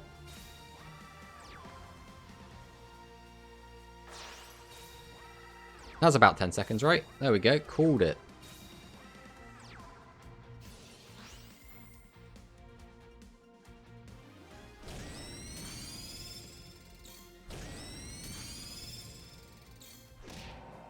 And this is the issue. It's now, again, we go down 27. I think we have to use the skill just to make sure we can out the Dragius.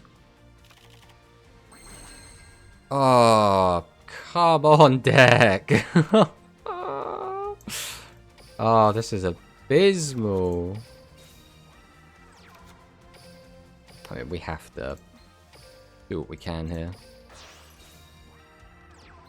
If we do draw just 3 normal... Alright, assuming we live a turn, if we do just draw 3 normal summon monsters, we are in such a fantastic position. But I don't think we are. I think we just die. I think we just drew too many tribute monsters there.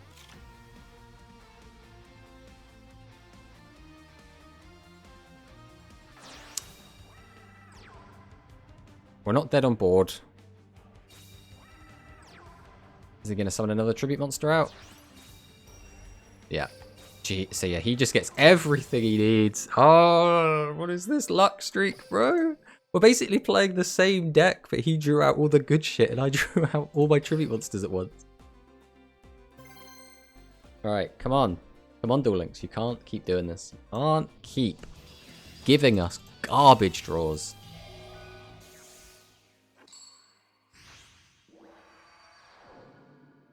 We've got to break this funk. Again, we haven't made like any mistakes in these games. This is just the deck not spitting out the cards we need.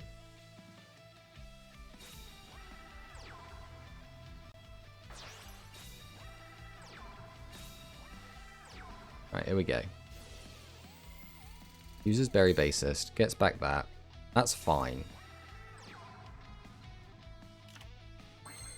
Karibot doesn't really do anything here. We go Dealer. We just want a tribute monster here. That would be ideal. Never lucky. Alright. So it's going to have to be tribute over. And then summon. Summon. Go to battle. Swing over this. Try to crash. Which we do get off. I'll go for that. Really, that was a misplay. I should have attacked the 1500 first before I killed the middle, the bassist. Just because if he does have Severing Psychic Wall, it wouldn't have been able to activate because he needs a card from Graveyard. Ah, that's annoying. Lullaby means he can change Summon Skull to defense mode.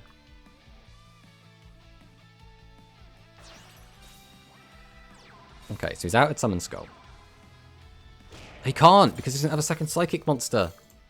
Oh, okay. He's got too many spell traps in his deck.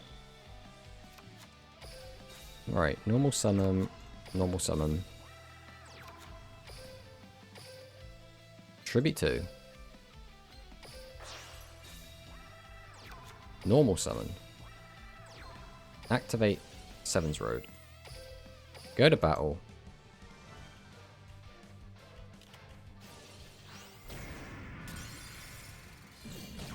And that is how we get out of our funk. Oh. We actually just drew nicely there. I mean, obviously our opponent bricked a little bit. But at the same time, our deck didn't screw us over, which is quite nice. We didn't have too many high-level monsters in hand for once.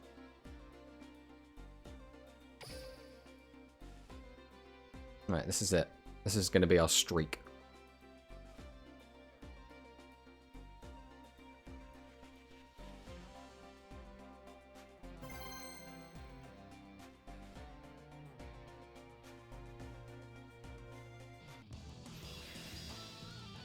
Lucidian Luke Callister.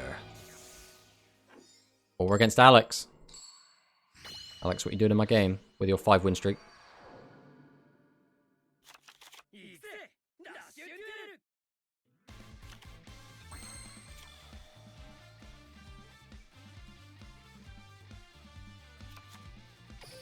Alright, we are just going to set 3 pass.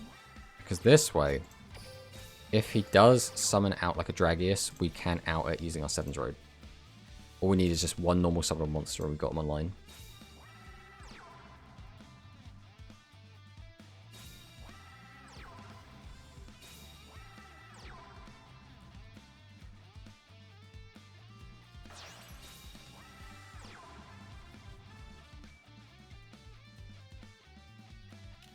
Okay.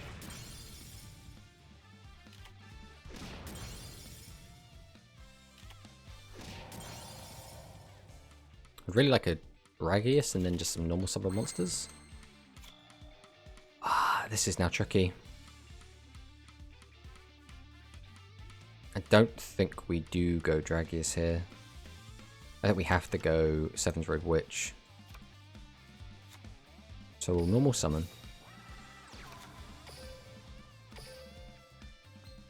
Tribute for Witch. We're going to activate Witch. We're going to keep hold of the Dragius.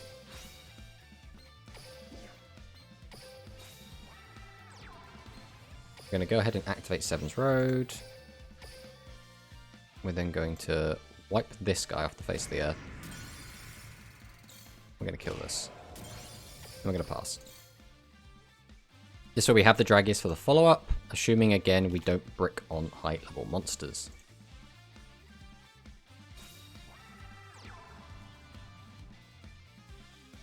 Okay, we're going to use Dealer Effect.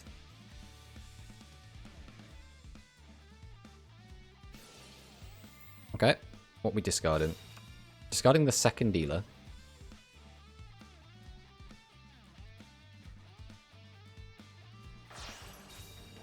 There's Dragius. What else are you going to do? That's the question. Oh, straight to battle. Okay, this is doable. Alright, what are we going to draw? We don't need Summon Skull.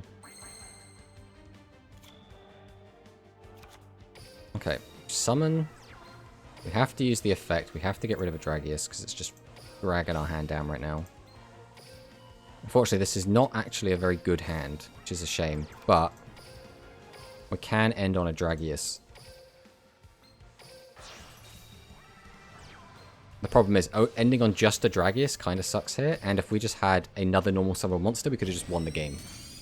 So, we've gone from just straight out winning to, like, now our opponent has a chance to come back, which is really not what we wanted. I mean, it should be unlikely that he can come back here. Like, this should be pretty much all wrapped up.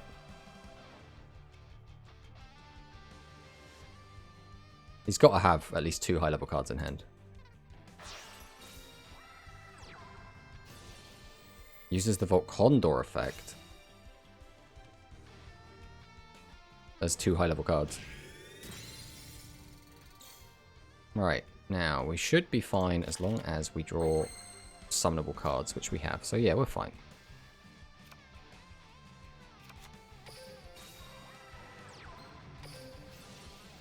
I'm going to use Currybot effect. That might be the first time we've ever done that, because we never draw them all together.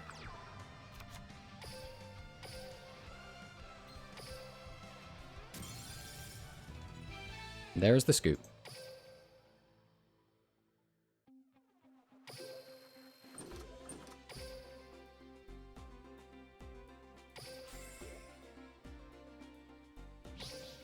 Alright, what is next? Let's see who we get. Searching for opponent.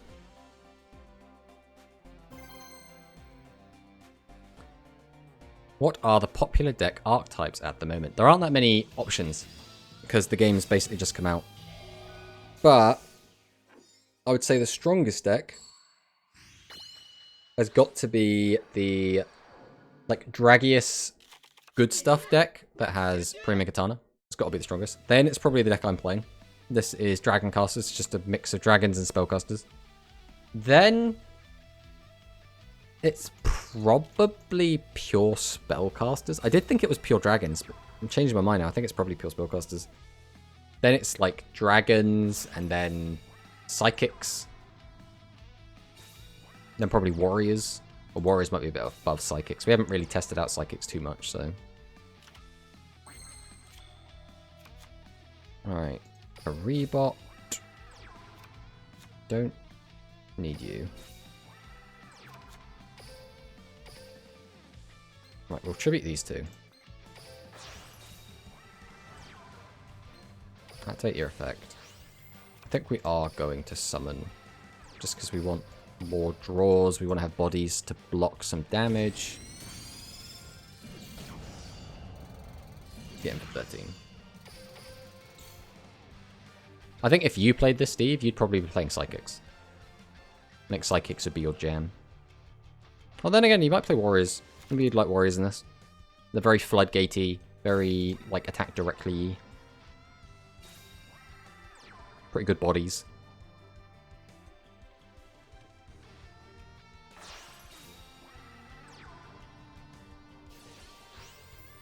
It's SRM. That'll clear this Dragius, but it won't clear this one. Drops the recovery force, my man. I would play zombies. There's only one zombie card in the game at the moment, so that would be difficult.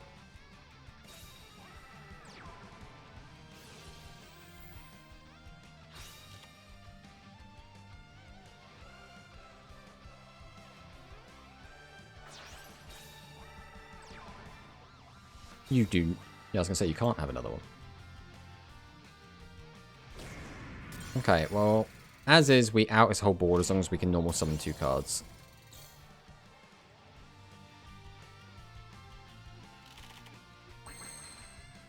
I mean, we can normal summon 2 cards.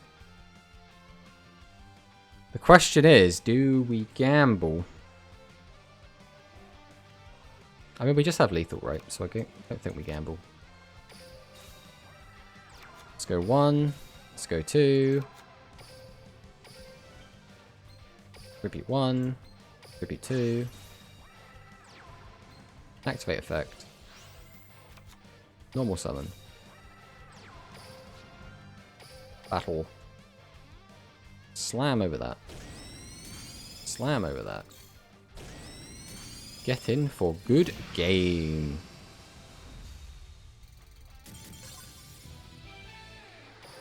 That's what I'm talking about. Is it the right one? Is it the right skill? No, it's gravity draw. There's only 2 Luke skills we don't have. Again, we can use our ticket to get one, which we found out earlier. But it's just very funny. And now we have every single Luke skill. Except the one we want and another really terrible one.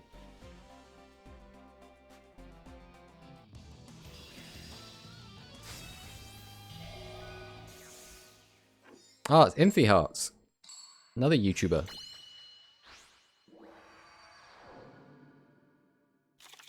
How many skills are you missing? Quite a lot in total. But the thing is, most skills are kind of garbage. There's only like 10 that are worth looking at. There's just a bunch of filler skills other than that. Right. Oh, just like a normal summonable monster. Or not.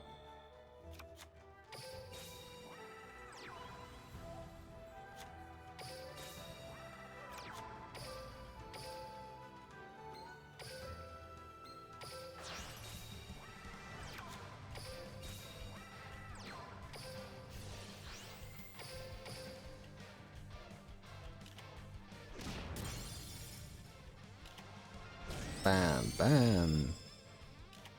Bam. Then we'll pass. What are Infi's back, Crow? Probably on Warriors, just based on what we've seen here. Means it's probably the change of monster to defense skill.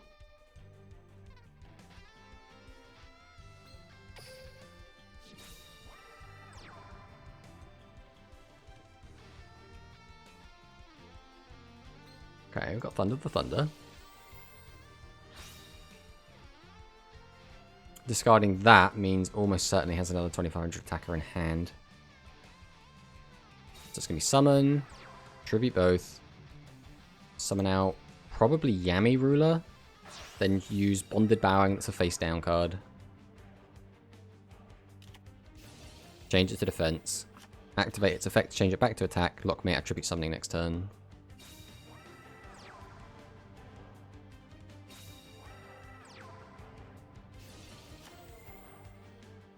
This is very annoying because, specifically, the Summon Skull is in the graveyard. If Summon Skull wasn't in the graveyard, this would be looking pretty good for us. But now this is looking pretty bad.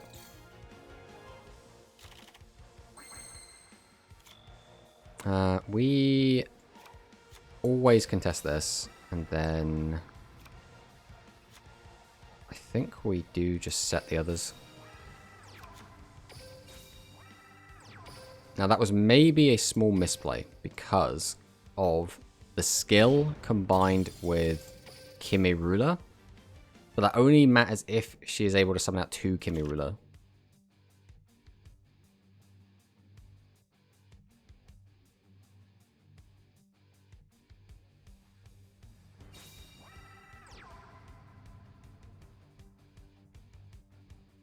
Okay.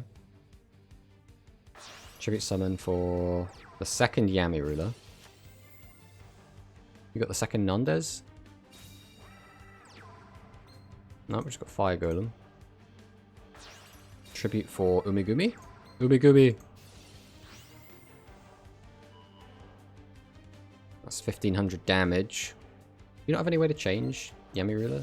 Oh, and Pierce. That's 700 plus 25.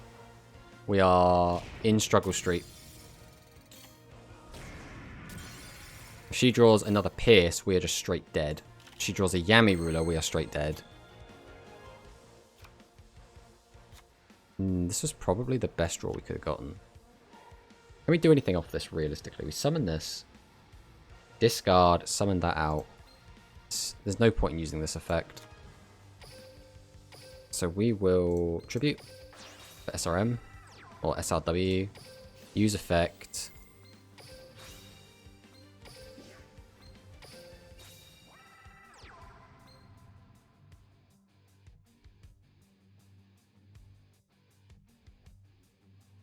This is the issue, is I could summon this and make sure I can kill both of these.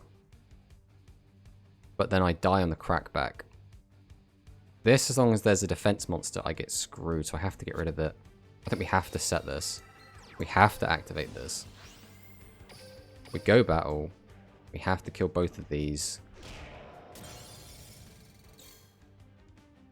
Is the 500 damage worth it over just getting rid of that?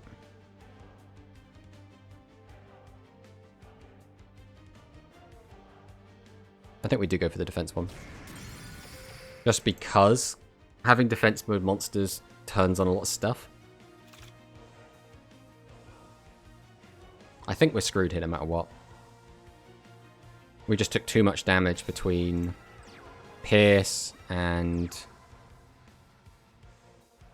Oh, okay, we're not dead. This is already going better than expected.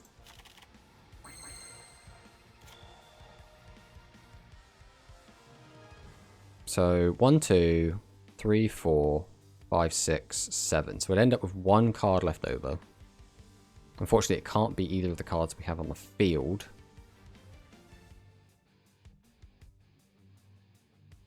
We can't leave any of our monsters in attack mode that aren't our big boys either. And if we do put them in defense, we can still get messed up. I think we just have to go for it either way. So we'll summon.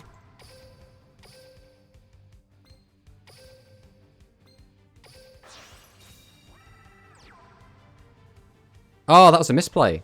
Oh, that was massive misplay.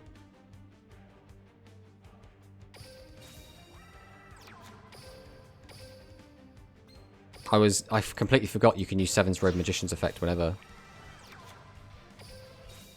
Not Seven's Road Witch. I thought it was the turn you summoned it. That was really stupid of me.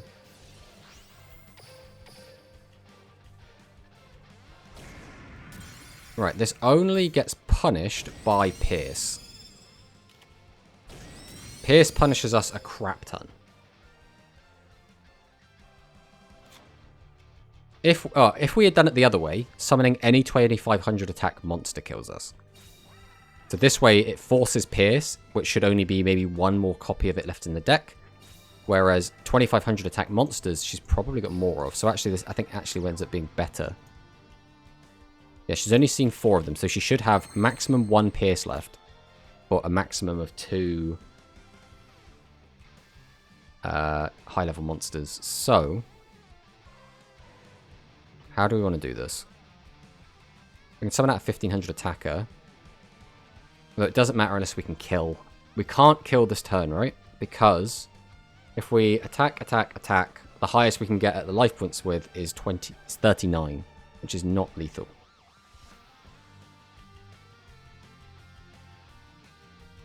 Once again, if I summon Gazelle, though, I'm in a terrible spot. Right, we'll activate Dragius. go to battle. I think all we can do is keep clearing.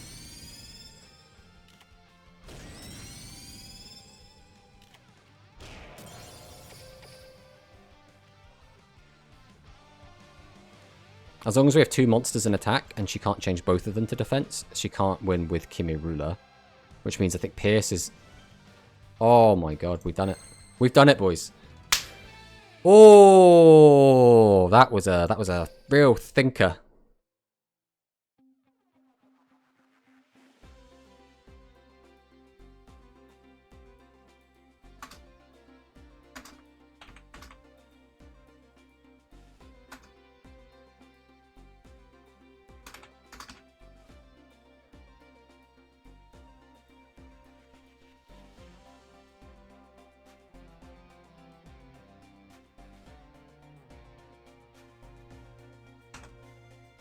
Oh.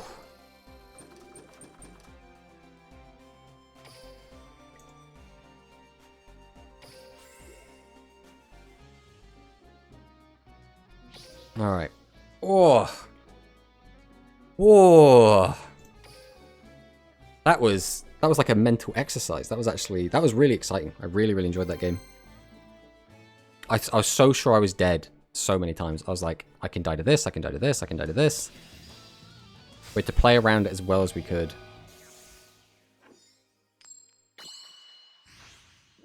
Alright. Jirachi.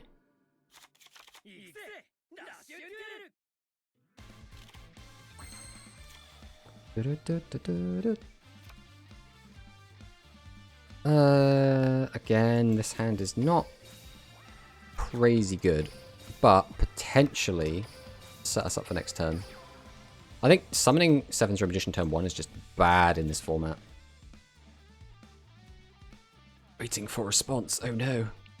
GG, how do you get the skills then? So, skills are obtained in different ways. Specific skills have specific requirements. But, the general skills you unlock by either dueling against that guy at the gate and hoping that they drop it, or play that character in ranked. So because we're playing in ranked, as long as we finish the game, we Oh, okay.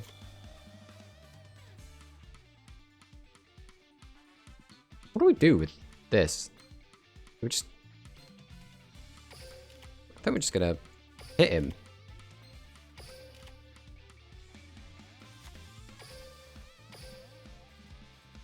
We'll tribute these two. Let's get this out. Summon this. Activate its effect.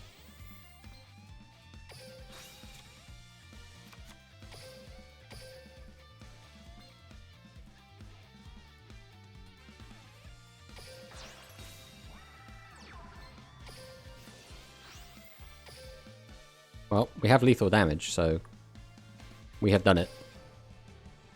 Boom. Boom. Boom. Neat, I guess. Good job, us.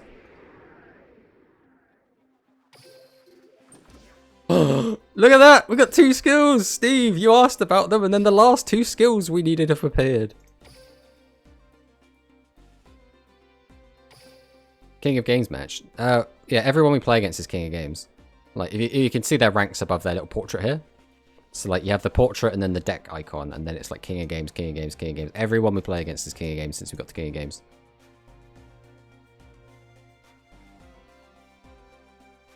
Alright, let's play one more with this deck. And then we will build a different one. Oh, should we build the Dark Dragon deck? It's a meme deck, right? It is a deck that is not supposed to win. Because the restriction in that deck is you can only play normal dragon monsters and Dragius. So, like, it's a really weird... But, again, you have Dragius in the deck, so you always can win, because Dragius is really good. Speak of the devil. We've got to get this out of the hand.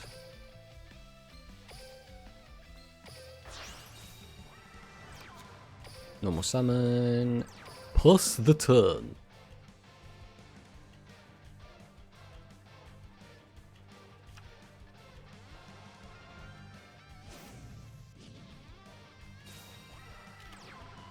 Okay, so that lets you set and then draw a card. Activates the blue medicine to gain the 400 life.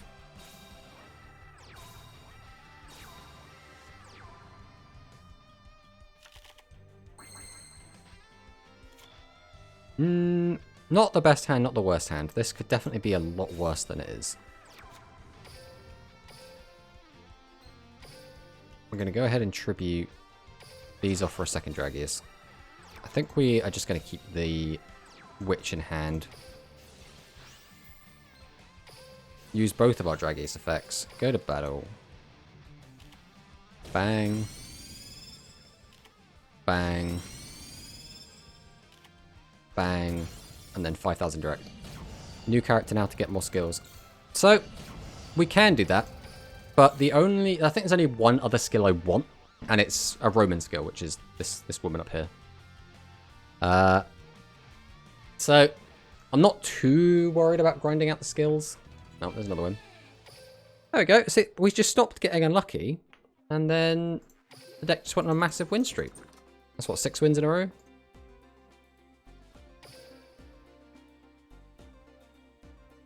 What I would like to do now is try and build the meme deck, because I think it'd be very funny. So we have our new skill, which is Curse of the Dark. So this skill can be used. All right, first thing I'm going to do is just screen cap this so I have it for me. Can only be used if the only level 4 or higher monsters in your deck are all either Dragon-type normal monsters or Multi-Strike Dragon Dragius.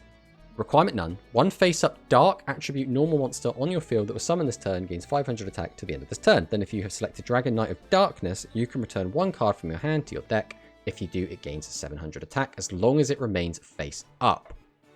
So that isn't great. This card is basically terrible.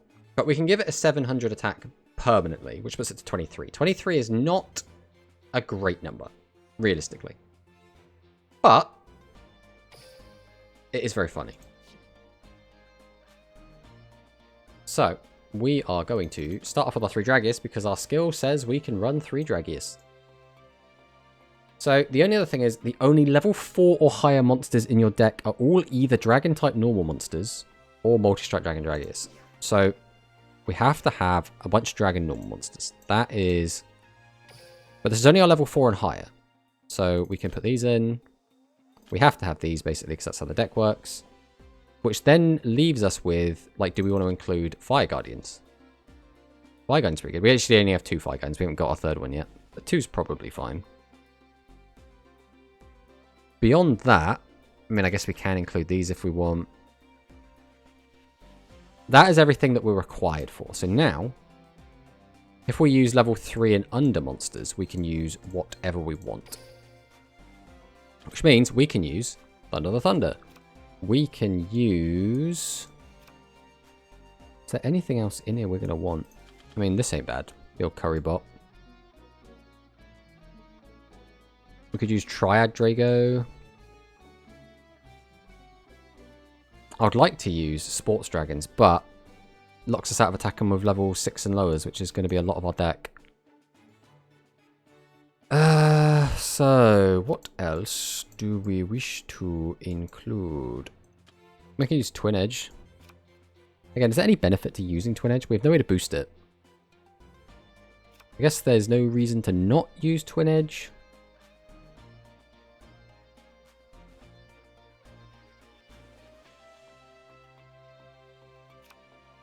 Again, we already have the Dragius, so I don't think we need Pierce. Are we just looking for like the best statted stuff now? Because we could just put these in.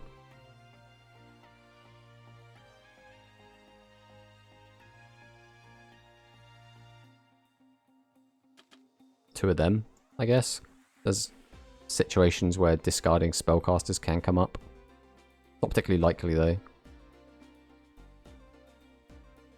Alright. I am going to BRB briefly, but then when we come back, we will try jamming this deck and see how it works.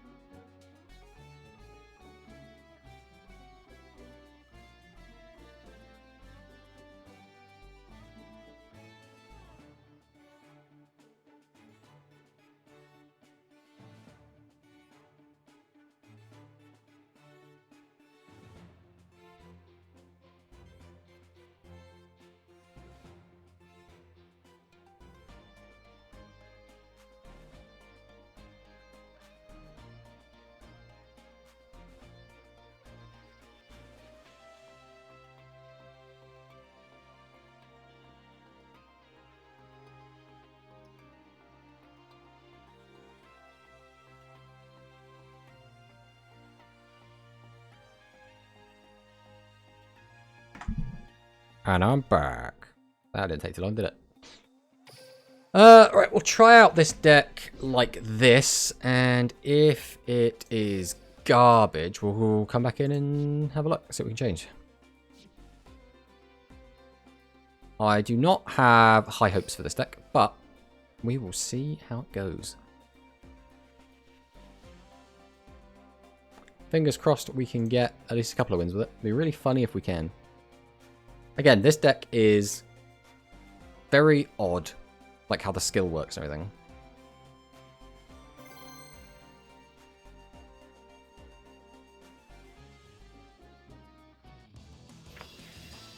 Alright, straight into Yuga. Japanese Yuga. They're going to see that win streak 6 and be like, oh my god, what am I about to play against? And then they're going to see what deck I'm on and be like, how did that get 6 wins?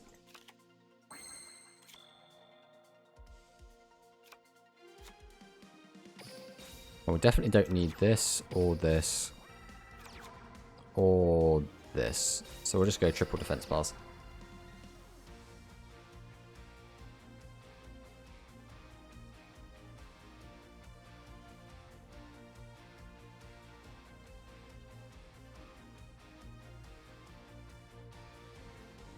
I have a feeling they have their voice lines on.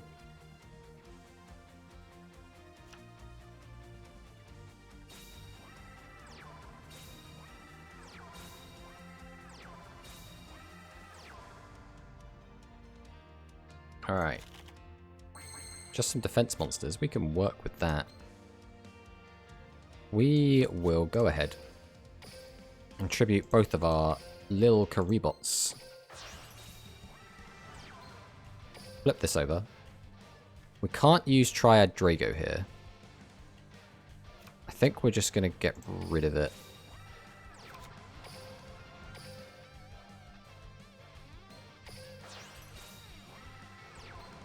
We will then activate Multi-Strike Dragon Dragius. Go to battle. Swing. Swing.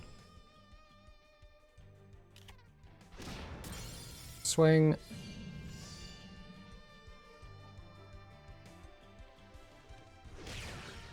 And swing. Good chunk of damage there. Let's see if he's got anything for us.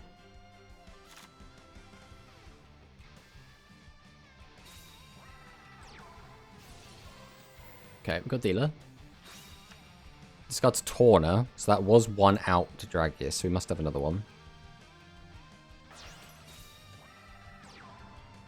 Into which effect? Discard summon 7's Road? 7's Axel Road, okay. This works, because this then lets him search out his 7's Road Magician.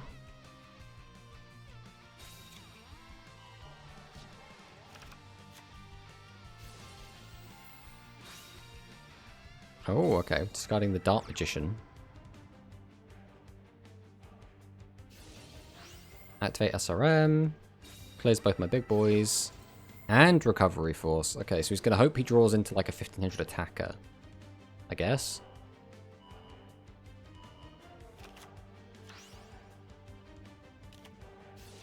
Second Recovery Force. Okay, so now getting a Tribute Monster is also good.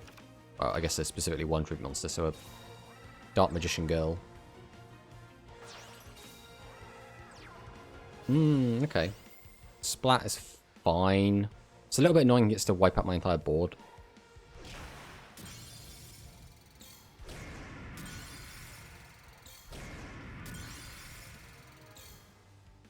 If I can get 3000 attack, I can kill him. I can get 14... I can get 9 plus 9, so that is just game. It depends. Because I have 4 dragons in grave, so if he reduces me down, I'll only get 1000 damage in. So summon, tribute both, summon, discard. So I need to get the Currybot effect, which we do have 2 Currybots in grave, so that is fine. So we'll summon that Currybot. Activate effect. Take back Currybot. We will then Summon out Carrybot. Tribute both. Summon out the boy. Summon. Activate the effect. We'll discard this to weaken this. Tribute to summon this. Activate his effect. Go to battle. Swing into this. He got the extra 1 as well, which kinda sucks. So he does get to live. But we still have a ton of life points, and we've cleared his whole board, and our board is looking pretty good.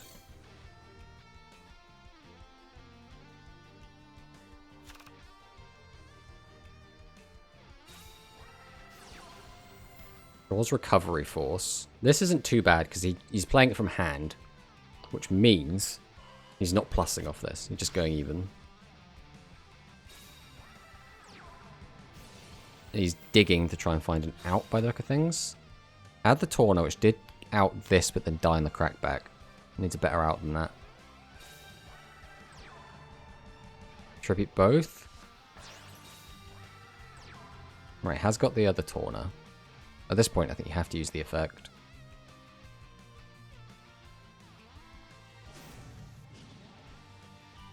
Okay, goes up to the 24.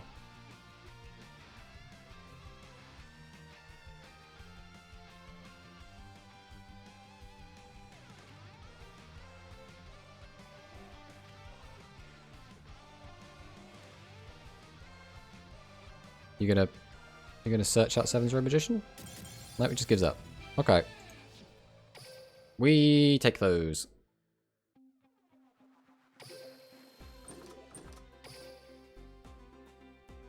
Alright, let's go again.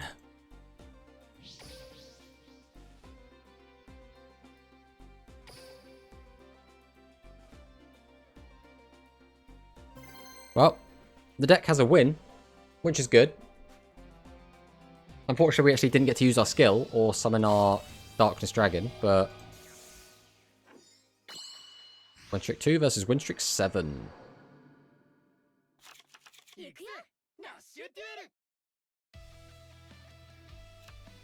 Oh, we've got the Roman music.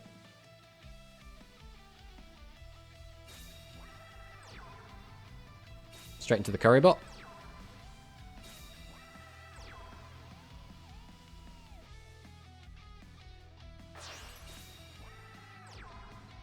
Dragius plus 15. That is a pretty strong board.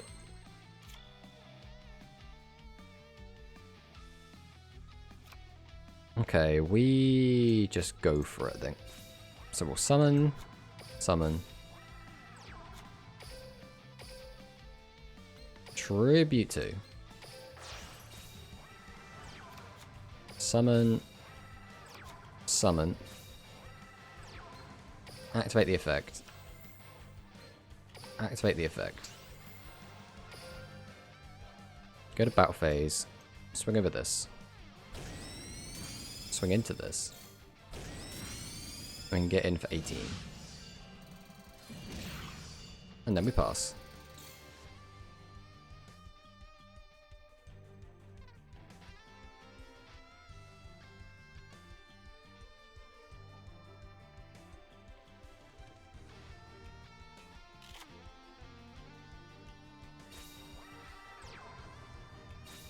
Alright, what have you got for us today? We have basically just a board of weenies. This is looking like Dragon Casters. And that confirms this is indeed Dragon Casters. Oh, and you summoned a bonkers board. This is going to be difficult to break. Although, one Dragus off the top does kind of do it. Ow, it's a lot of damage. Right, part of the cards, let's go. Okay, we have stuff we can do. That is for sure. The question is, what's going to be worth doing? We can get this guy boosted up nice and big. Problem is we can't kill both of his guys. We can't make him big enough to just kill on this turn. Which means... I think the play is normal summon. Tribute out the boy. So one face at dark, attribute normal monster on your field that was summoned this turn gains 500 attack to the end of this turn. Then if you selected Dragon Knight Darkness, you can return one card from your hand. I think we have to use this no matter what. So select that. And then yeah, we'll put that back.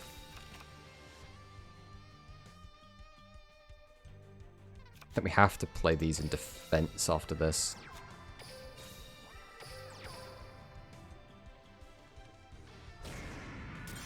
Then we pass.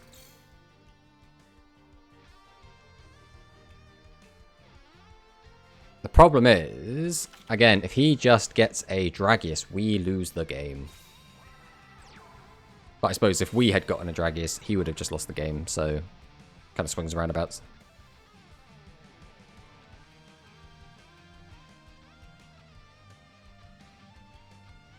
What have you got for me? It's got to be something. It's got to be some big tribute monster coming out. Is it Dragius? It's Dragius. Yeah, let's just game them. Now we can do about that. Shit does happen. Ow. Boom. Ah, our poor 8-win streak. Gone to the ether. Thanks to the big blue dragon himself.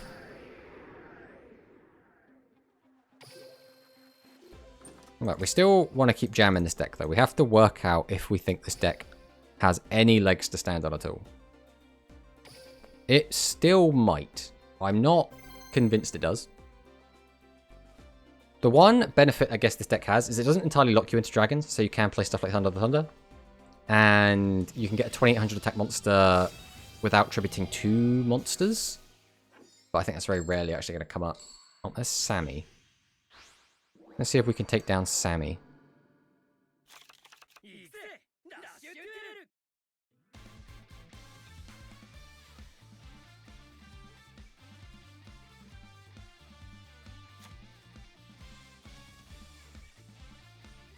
Good old Fire Dragon in hand. So we've got Masaki. We've got Silent Assailant. This is already just looking like good stuff aggro pile.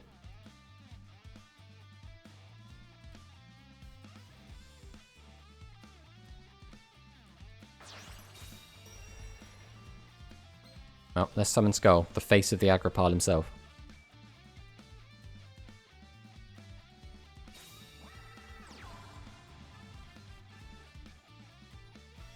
Let's see what we draw. Unfortunately, this does nothing. I can tribute out Fire Dragon, or Fire Guardian even, but like, what does that do?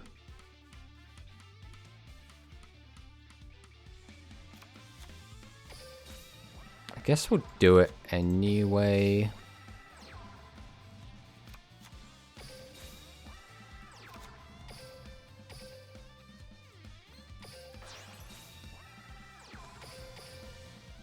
We will just clear this Assailant thing. It's nothing special. Nothing particularly great. And he's definitely going to die. But we do get to cull down his numbers a little bit. And we are only taking 400 damage as punishment. So...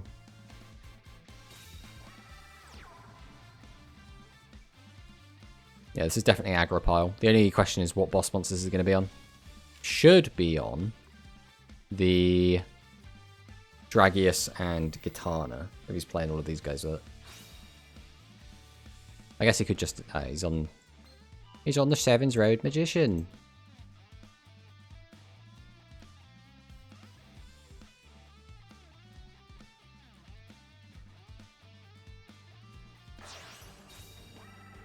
And there's the Dragius.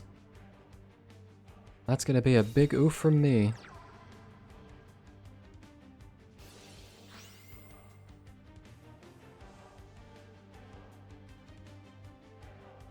He's losing connection. We may have found our win condition.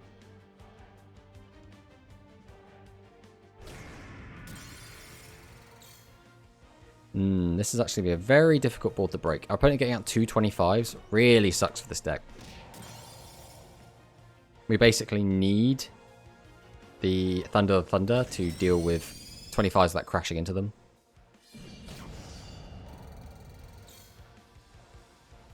Let's see what we find.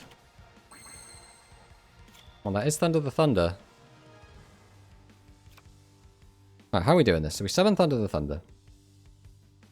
We can summon this guy out, use his effect, go up to 28. That deals with one of them. Does not deal with the other. Thunder also costs us a card from our hand. We need to summon a monster tribute, and we need to use his effect. So if we do all of that, we can't do anything else. Alternatively, we do just crash these, kill one of these, and leave ourselves with some defense monsters. I think that's going to be a better option. Alright, we'll normal summon this. Activate the effect. Pitch to draw. We'll then tribute summon out our Dragon Knight of Darkness. Go ahead and activate his effect.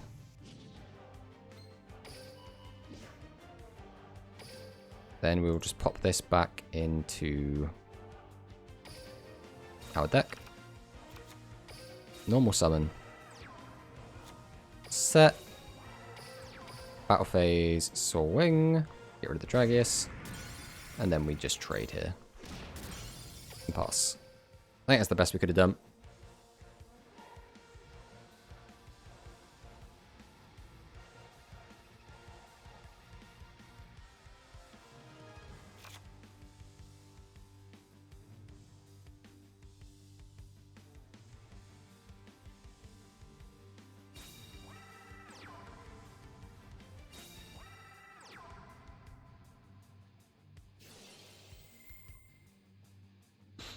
Are we dead?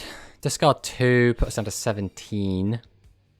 Run us over with that, which will be 8 plus 13. So we're not dead at the moment.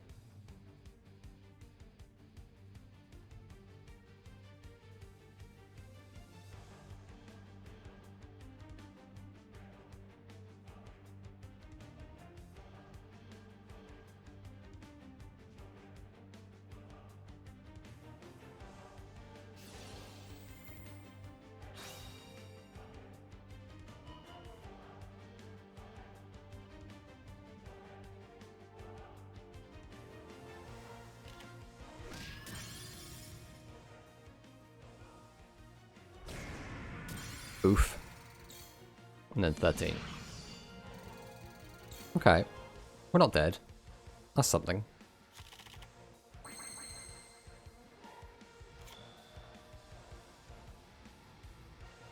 So 1, 2, tribute summon, use skill.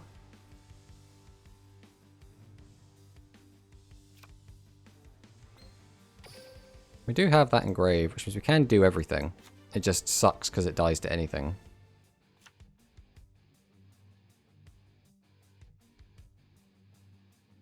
Yeah, I don't think we can afford to do that. On the off chance he only has 1500 attack monsters, this ends up being better.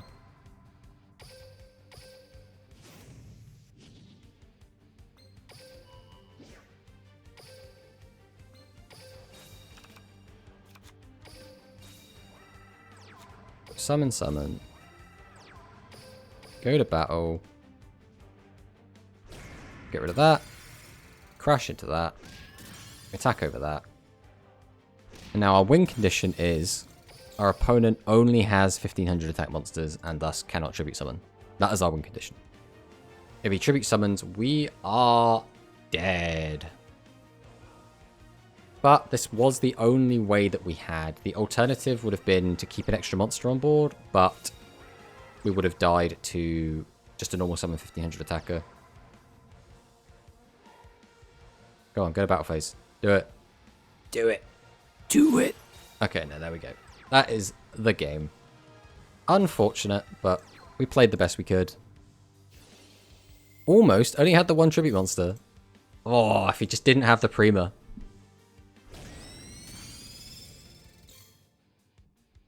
Goodbye, Winged Dragon Guardian of the Fortress. Yeah, overall, I don't see it. I don't see how we make this deck any better than it is.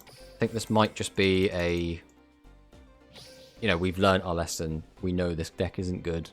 Move on. Because the deck can take games, but the reason it can take games is because it just has multi-strike Dragon Dragius in it. Not really because of anything else. Dragon Knight of Darkness is fun. Or funny. But, like... It's not really adding much to the deck. So, let's try and mix things up quite drastically. And...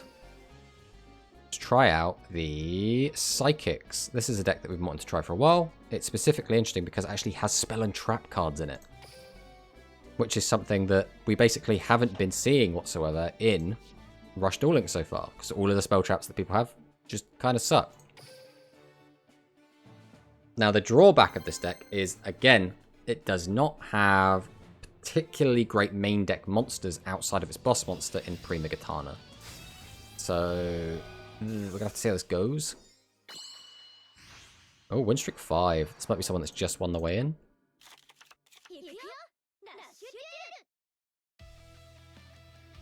Got our Roman music going.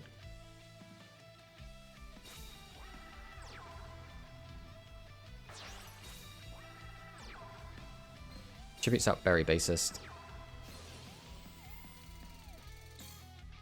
Oh, don't tell me you've got a big play. I got nothing. My hand's doo-doo. And now my hand does things. Alright. Summon.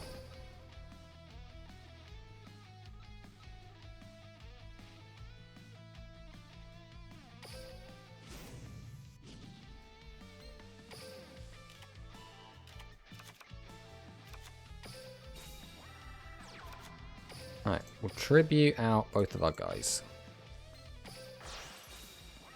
There's no reason to use this. We'll just go ahead and fire this off. Go for a double set. Battle phase. We will just... I think we kill the big one. So we can keep reusing that effect over and over. We don't want that. Hello, Dill. Welcome to the stream. We have just started testing out the Psychic deck. Right, it gets the Lullabind. We can't really do much about that, unfortunately.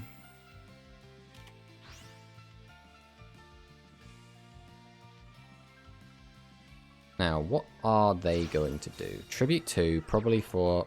Okay, going for Folder Blitz.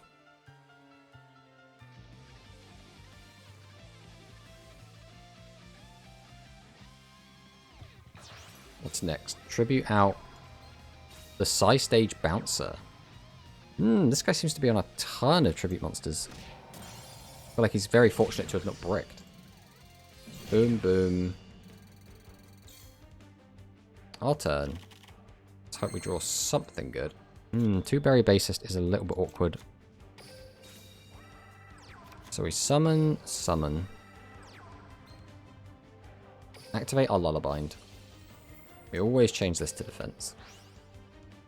We then activate our skill. Take back Lullabind. Gain our 1,000 life points. Activate Lullabind. Put this to face down. Set this. Tribute out our bassist. Tribute out our bassist. We're then going to activate to get back one of our level 2s, probably the one with the highest defense. Then I think we just have to go battle here, right? I don't think we can really... Like, Pierce doesn't really do anything here. We'll just clear over what we can.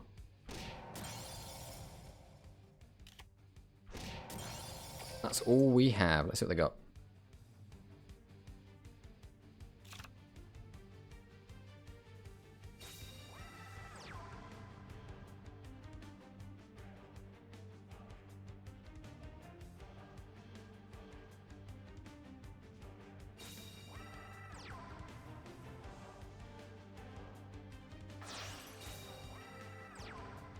Alright, Folder Blitz is back. And climax finale. That's... Couldn't you have just won the game? Oh, you're going to do it again. Yeah. That is a shame. We never saw our big tribute monsters. We saw one, but we had to pay a load of life points and it got outed so easily. Starting the duel with only one monster on field really hurt us in this mirror. Well, I suppose that's just how it goes. I mean, yeah, we might as well use this.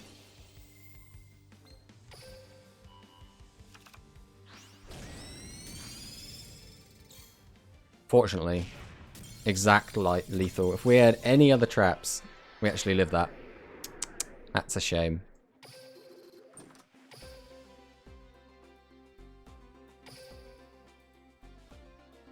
It's a tricky one. I don't think we can squeeze many more traps in here.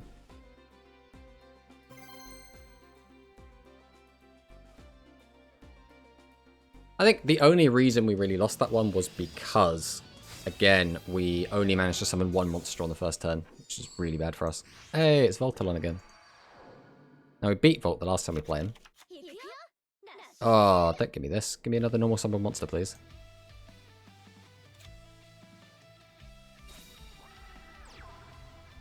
Okay, we've got Kitar Kid.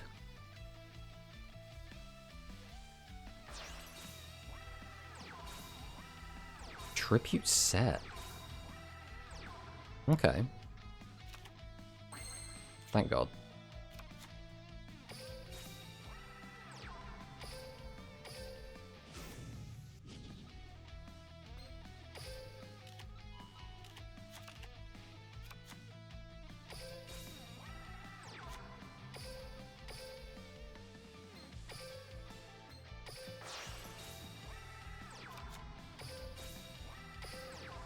Then we'll attack over the tributed one. Into passing.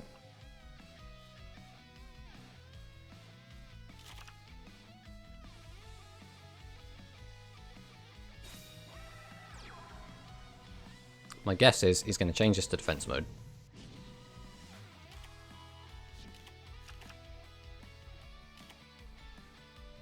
Here it comes. Unfortunately, we have the same problem we had in game 1, which was we only managed to summon a single monster. If he ends on just this, we're looking okay. Okay, so we're just going for a big... Ah, it's because he's got too many spell traps. That's why he's going for that. That makes sense. Alright, something good. Second Prima, but again, we have to end with so few monsters. Alright, well, normal summon... Normal summon. Activate Lullabind. Change this to defense. Activate our skill. Take back Lullabind. Set this. Tribute out 2.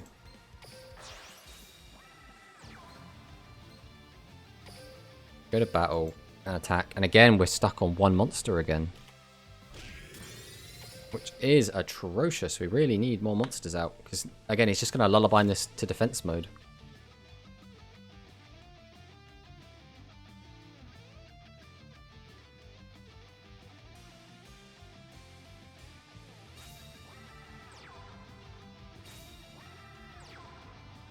So, activates the Lullabind.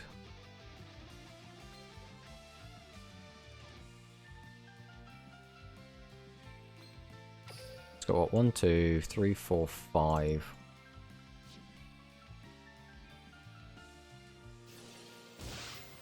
Ow.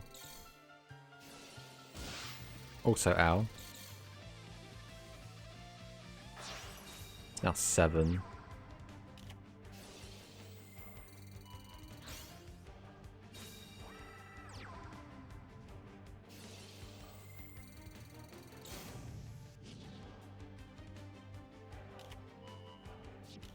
Gets the Lullabind. I don't think you have a Pierce as well. Jesus.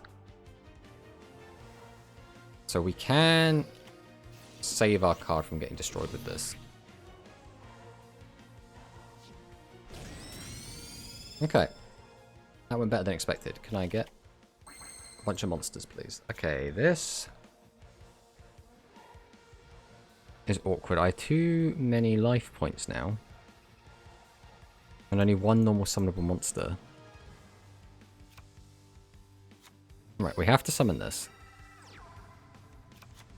We have to tribute. Summon this.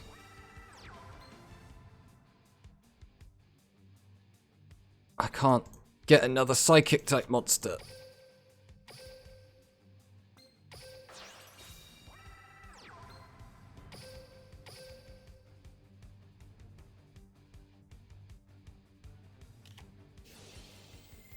Okay, that's fine. Unfortunately, we do just lose. We did not draw any normal summonable monsters, which has doomed us. Are we playing too many? Is that what we're doing? Too many high-level monsters? Possibly.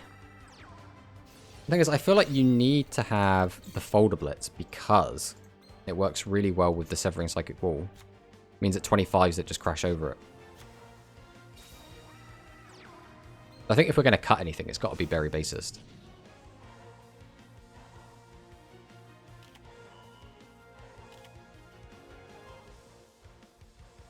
So the reason this deck is brickier is because it plays spell traps. So because it is doing what you're supposed to do in Rush Duel. It means that, again, we draw these, which means we don't get to summon out a ton of monsters.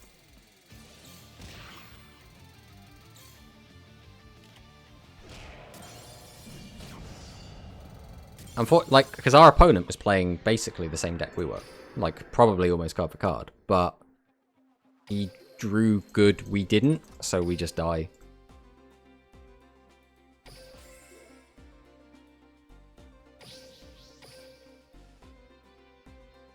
So now, I think we're going to take out some of these very basest. I think we're going to cut 2 of them. Because again, drawing out all of those high levels is what really mucked us up. This puts us down to 7. 7 is still a little bit high. I'm tempted to take out all the very basists. It's not a bad card is the thing, but we're going to try without it.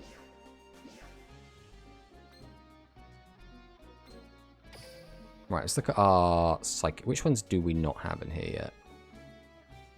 We're not using this one at all yet. I don't know why we're not playing this one. We want a critical mass of 2s so that we can get all of our effects off.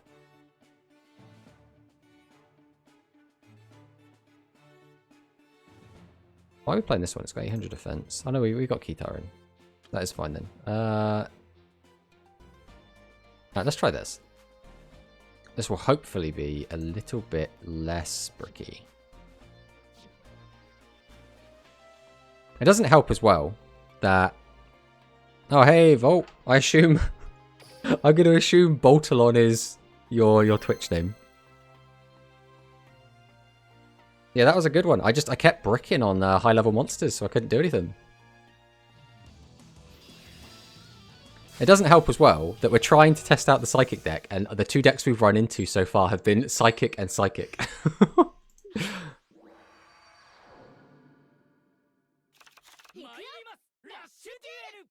What I've learned so far is, in the mirror, having...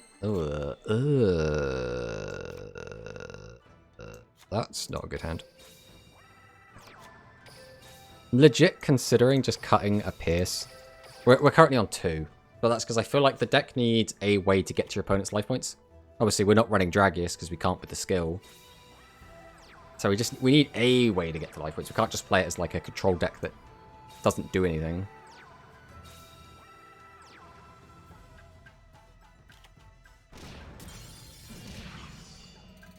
Alright, all we need to do is draw some normal summonable monsters. Some nice low levels. Easy peasy, right?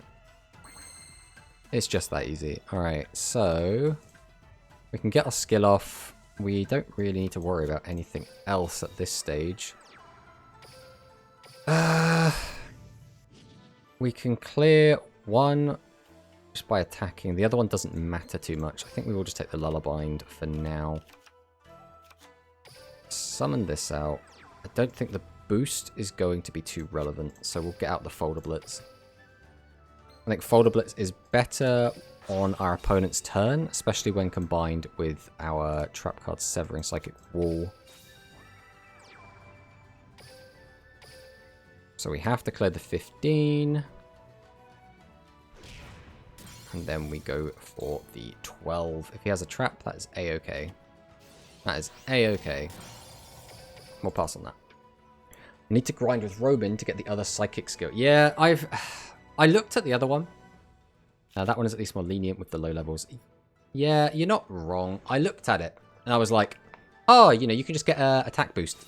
That's pretty good. That means that your Prima Katana, I guess, can like attack over a Dragius. But at the same time, I was like, well, Prima Katana could just kind of boost itself anyway. I guess you could do it without paying life points. And if it works with any psychic, it works with Folder Blitz as well. So maybe it is better that way. Well, we do have the Pierce, so we're probably going to rock that.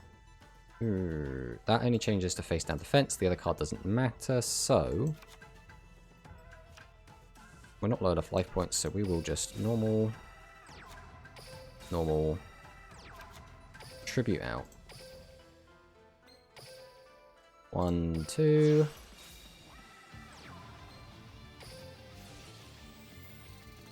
We'll then throw down the Pierce. We could even do this if we want. That's not going to be much, but it is something. We could always get it back whenever we want, right? I think we will. Get it out of the hand. Well, either way, we'll be setting it on the field, but... Climax beat. Come back.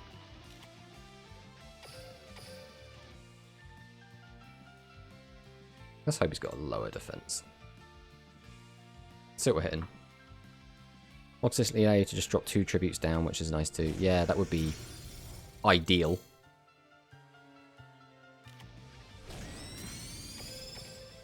Yeah, so at the moment I've cut Berry Bassist from this because we're just trying to not draw out all of our big tributes at once. I think it's a weird...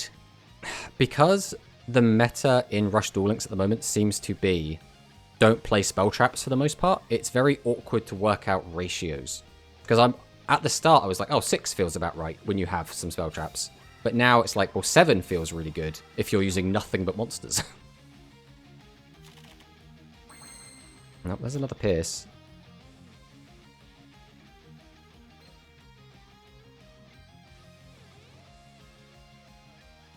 Alright, we will normal summon.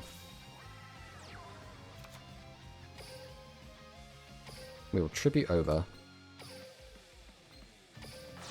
to get more psychics in the graveyard. We will then activate Climax Finale. Boost this. Activate this. Activate this. Take back Finale.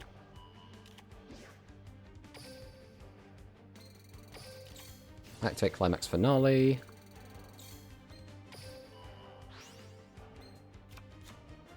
Activate Pierce. And that should be all she wrote. Does take some getting used to, yeah. Yeah, I think it's gonna... It's weird. It feels like as soon as we get a few more packs and like a bigger card pool, people are going to stop doing the whole like 30 monster piles. At least I hope they do. I mean, that'll depend on the quality of the spell traps we get given.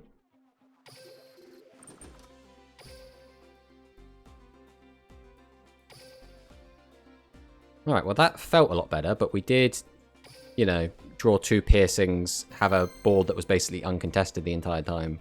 And I think, you know, when your opponent doesn't do anything, it's always going to feel like your deck's doing what it's supposed to do.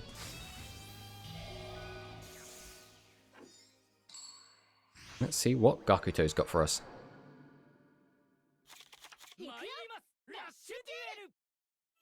This is actually not a bad going first hand, to be honest. We summon. I guess it really doesn't matter how we do this. Summon.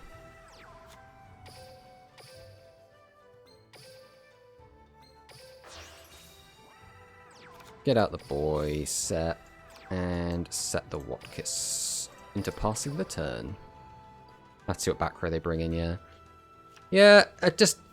it's so strange to me. Like, it still seems so foreign that... Again, people just aren't playing spells and traps. It feels very weird. And I'm worried about new people trying to get in a rush, looking at it and being like, oh, you just don't play spells and traps in Rush Duel. It's really, really simple. Hey, Tiritsu. Insane Psychic Gamer. Holy Sports Dragon Kick W. Omega lol. Well, he's dead.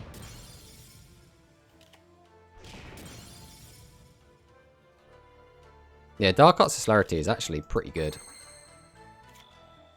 We didn't lose any life points, which means we can't do that.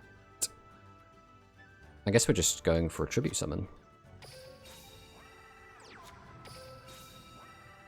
Unfortunately, the main big weakness of the Psychics, well, I guess not necessarily their main big weakness, but having so few defense points really hurts. Like if Voldemort stays in attack mode, this is pretty good. Jesus, he's on Celerity and he's playing Phantom Bind. Phantom Bind as well is a really annoying card because it is specifically good into like the Psychic deck and then like Spellcasters. I don't think the pure Dragon deck is seeing as much play. It feels a little bit weaker. But like it punishes playing these decks so hard. Well, unfortunately, we haven't really got anything we can do here. We're about to lose most of our life points.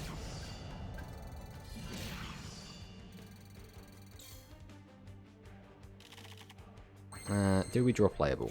I mean, we can play the game.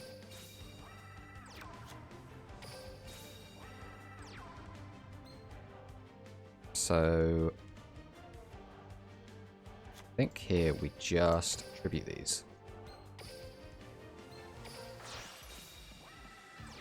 We have to get rid of this so that we can do this.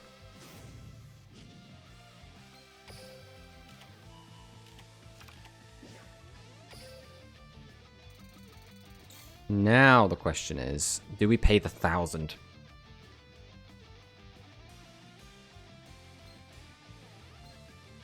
It's all risky. We summon this either way. Yeah, incentivizes playing pile aggro decks, which isn't particularly interesting. At least there's still diversity in general. Yes, that is something I do like. There is still a handful of decks you can build, which is very, very good. I think we're going to conserve our life points here.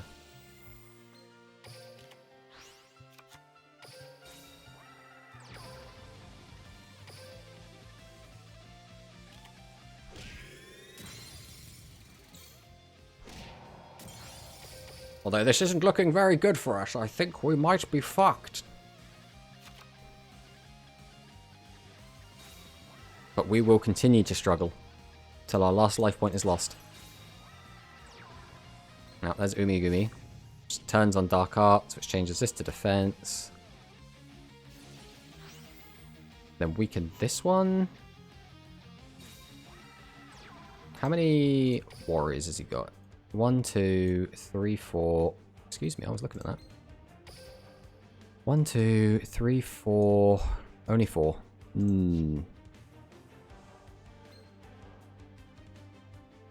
So neither of these cards do anything to save me.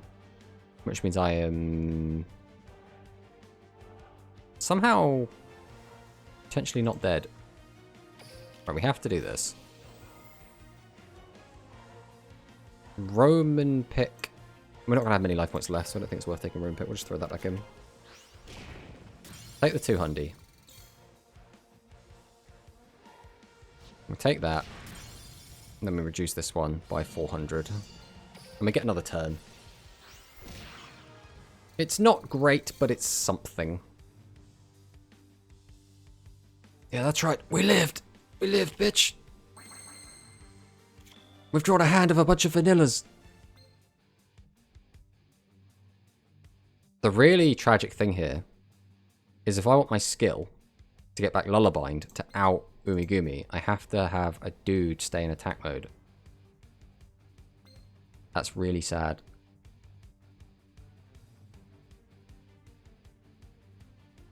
There is literally nothing we can do, is there? If I set 3, we just hope he doesn't have Kime. He's got 2 left in deck. He has to just not have Pierce and not have Kime. I think that's the best we have. We just need to stall out a turn. If he has it, he has it. And this is the tragic thing, is he's probably got 2 copies of Pierce in the deck. And 2 more copies of Kime Ruler. So, chances are, we're screwed. But we were supposed to die last turn and we survived, so you never know.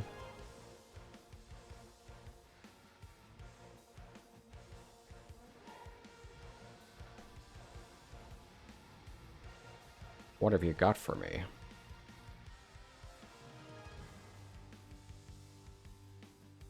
Spending a long time thinking about this. I don't know why he was spending a long time thinking about it. He had a Kime Ruler.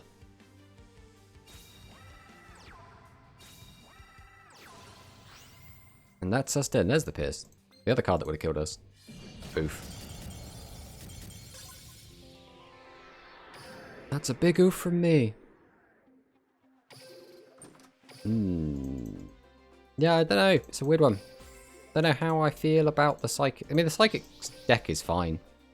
I think it's just that you get punished by so much. Anyone that changes you to defense, so the warriors kind of inadvertently have an advantage over you. I don't know if the dragons specifically do. I don't like the deck building restrictions of some skills. Yeah, so the main reason those deck building restrictions are in is to stop people from playing good stuff piles. So what the community decided as a whole is we're going to play a good stuff pile with the generic skills that don't have deck building restrictions. So in that regard, I would say that the skills are failing. Because really, the skills should be so good that you want to play with the restrictions in place. In which case, that's kind of what it feels like what Konami wants you to do. But none of the skills are like crazy broken to the point where people are like, you know what, Dragius is the best card in the format. We're just going to play decks around Dragius. And if the skills don't mesh well with that, we'll just use more generic skills. Like just search out the Legend or the Hammer Crush one, just to draw an extra card. Have a 29 card deck. Lucidian Luke Callister.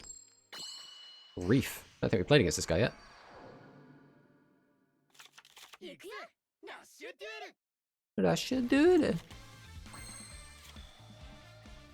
Now, are we going to get punished again for leaving our 0 defense monster out? That is the question.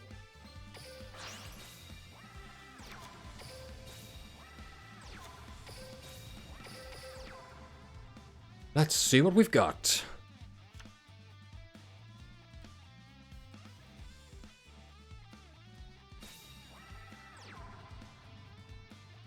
That's the point, actually. Since playing the Psychic deck, we have not played against, like, a regular Dragius aggro deck.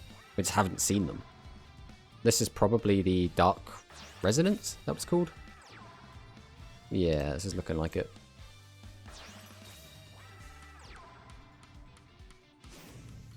Dragonic Resonance. We finally get to use our Severing Psychic Wall. Behold! Get back in my deck room and pick. Yeah, that's right. I got 2800 attack. What you gonna do about it? Alright. Let's see... Okay. Again, not enough normal summonable monsters is what's happening here. I think we always summon this because that lets us get our skill off.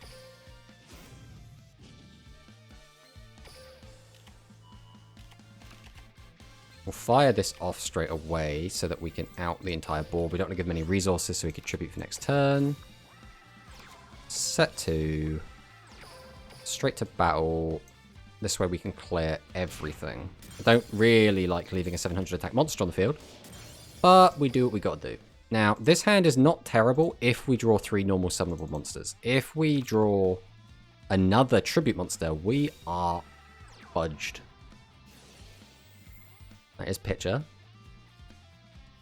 Okay. Okay. This is fine.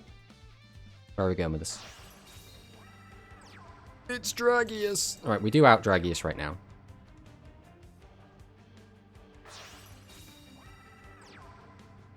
Please do not hit my middle one. Yes! 50-50 in. We always win those. Kitar Kid beatdown? Exactly. I really hope Dragius attacks into this first. Ah, you jerk. Don't play around my trap card. We'll put this back in. Him keeping Dragius really sucks it, because he's also now only got one monster, which means Prima doesn't out it.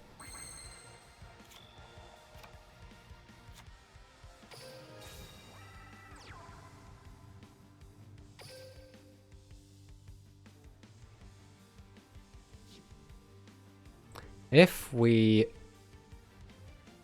So we could Climax Finale. Give our Folder Blitz a boost to get over it.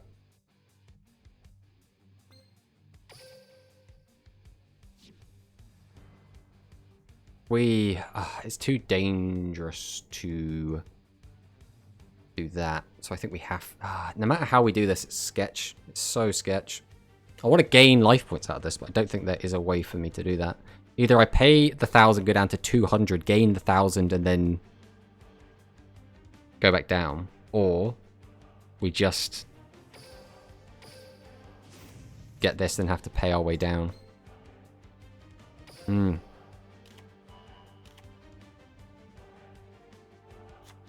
What I probably should have done is just change it to defense mode. That probably would have been the actual sensible thing to do. That was almost guaranteed the better play. But I got stars in my eyes and saw Climax Finale. And went, I want to do that.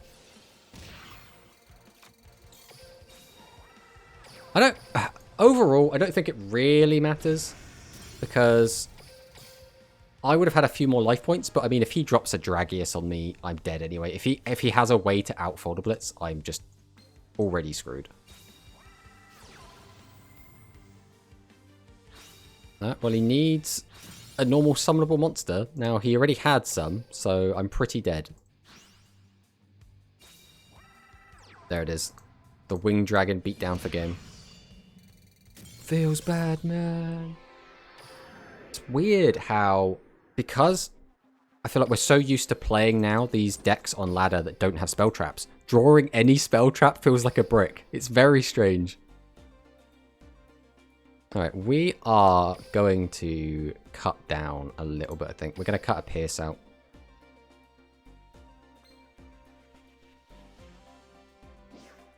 So we can only have Psychics in the deck. So let's go back and take a look at our Psychic pool. We've got to get normal summonable dudes out as well, I think. I think we have to. Mind you, does the 1200 matter? Would I just rather have an effect monster? This one discards cards. Shuffle a Psychic card from my hand into the deck. That's probably worth using. The question now is, do we cut any more of these? We've already got what? 1, 2, 3, 4, 5, 6, 7, 8, 9, 10, 11, 12. We could probably cut 2 more. Cut 2 of these, and we'll put 2 of these in. Try this out. We need to make sure we still have a decent amount of level 2s to actually get the effect off.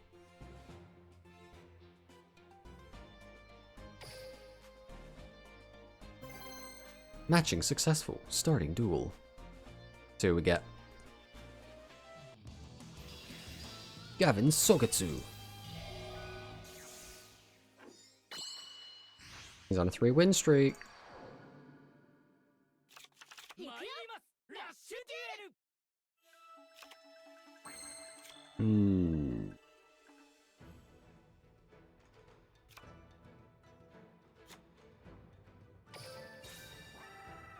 Alright, we will summon. I think we just tribute out Folder Blitz here.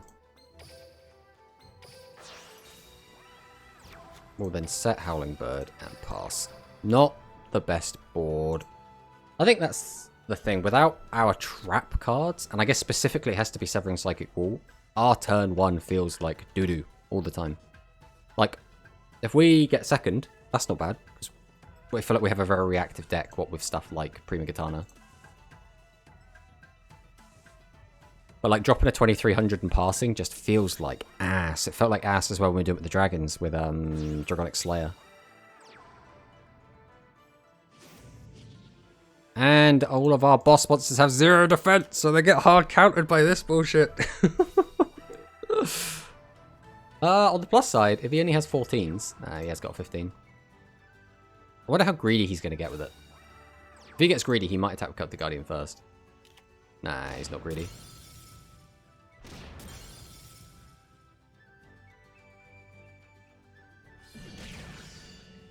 Okay. Something good, please. Let's go. Our opponent really doesn't want to end their turn. Here we go. And... oh, Jesus. Alright. Roman pick, save us.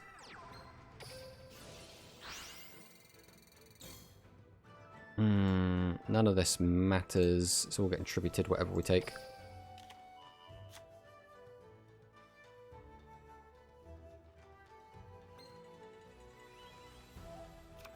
Normal summon.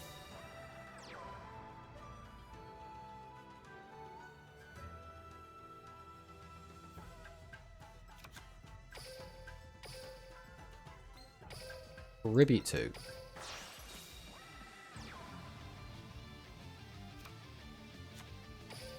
And then set. Set. I use my skill. What's going on there? Where is my skill? How do I view my skill? Guess it doesn't matter.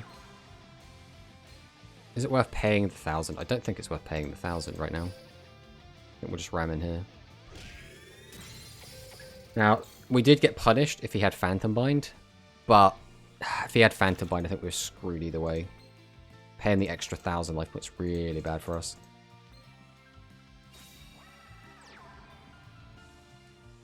Right, Nandes. This has got to be a tribute summon, right?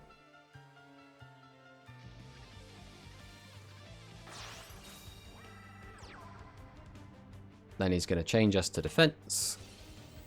Use Bonded Bowing to lock us. Yeah, I think this is just a horrid matchup for us. I really don't know how Psychic is supposed to beat this. They just change our guys to defense constantly, and we've got 0 defense anywhere.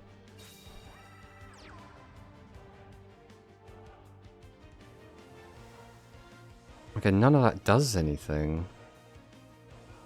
We have to... I mean, he's got, what, 3 warriors? So we can not die, only just.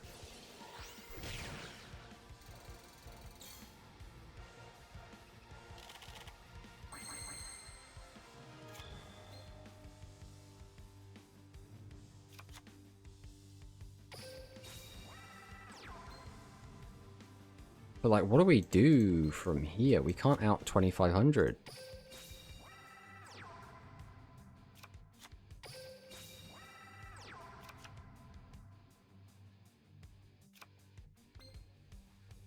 Changing it to face down defense doesn't do anything for us. We can use this to change this down. Then we can try and pretend that we have stuff.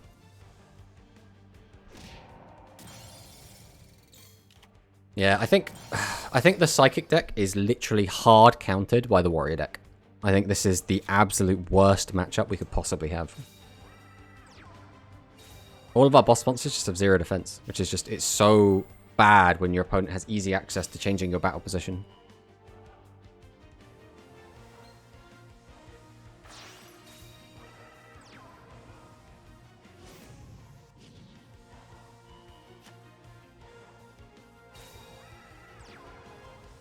Why even bother changing our guy to defense mode? Aha, suck it! Go, Severing Psychic Wall!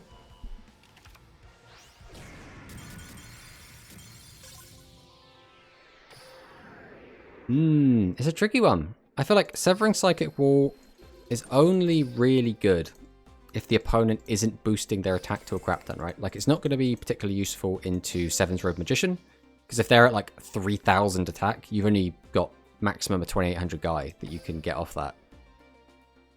So that's not going to do much.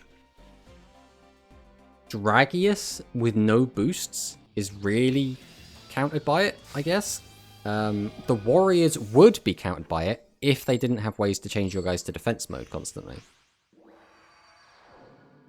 That skill, the celerity, it's too anti-psychic.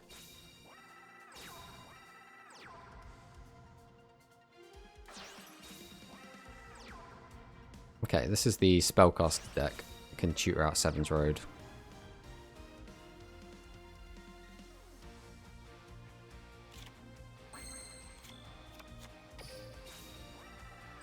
Normal summon, normal summon. Go ahead and activate our skill. Might as well take the Lullabind. Set another back row. Tribute 2. And I really don't think it's worth paying the 1,000 here, so we're just going to punch over one. Into passing the turn.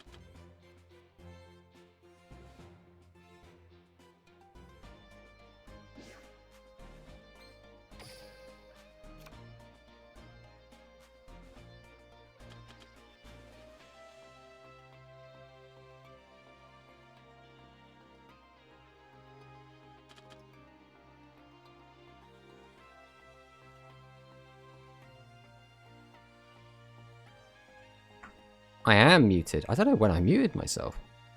I must have muted to take a drink. Thank you for pointing that out, Slate. Yeah, I'm just rambling about this deck. Trying to work out what we want in it. We've got our new skill, which is Psychic Drive, which is a very cool skill. Can only be used if the only monsters with 1400 or more attack in the deck are Psychic. Can be activated paying 300 life points. One face-up level 5 or higher monster on your field that was summoned this turn gains 400 attack until the end of the turn. If you have selected Prima Katana, you can add a level 2 Psychic no monster from your graveyard to your hand. So we don't have to use that second part. But we've decided we're going to try it out for now, which is why we've got these 6 level 2 or lowers. I don't think we're going to be using the Sports Dragons. The question still becomes, are we still using trap cards? I think we have to. The quality of monsters in the deck is not good enough to not use traps.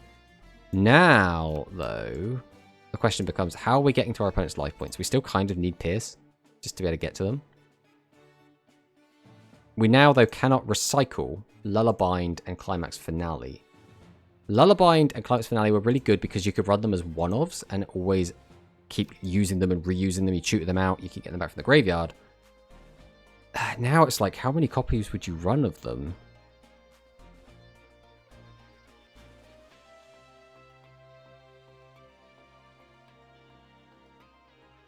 I almost want to just put in 3 Phantom Bind, you know. Again, really good against certain decks, really useless against others. This is Carl. This mode feels like it was created for the sole purpose to burn your gems. It costs 10k plus gems to get 3 copies of the UR. You get 490 gems for getting King of Games. No thanks. Yeah. It's definitely expensive, I guess. Now, I'm playing as free-to-play. The only thing I have bought is I spent £2.50, which is like $3 or whatever, on the structure deck, the 3rd copy of it. Other than that, I spent 0 money on this. So I was able to get this just by grinding. But again, it was a lot of grinding. So again, it does still burn gems. But for me, that's burning time instead of burning money, I guess. I only do 1 run of the box, though. I mean, yeah, it's entirely up to you, right? I think if you want to play the best deck right now, no matter how you spin it, you're going to need 3 Dragius. Like, that's just the thing.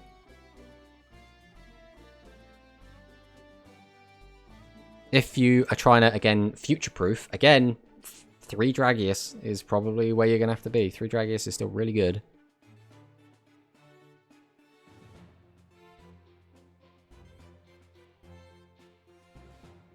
One copy of each boss monster instead of just triple Dragius in Seven's Road. Yeah, I mean, that's definitely the cooler thing to do. You get style points for doing that. But if we're trying to win, unfortunately, it gets a little bit shakier.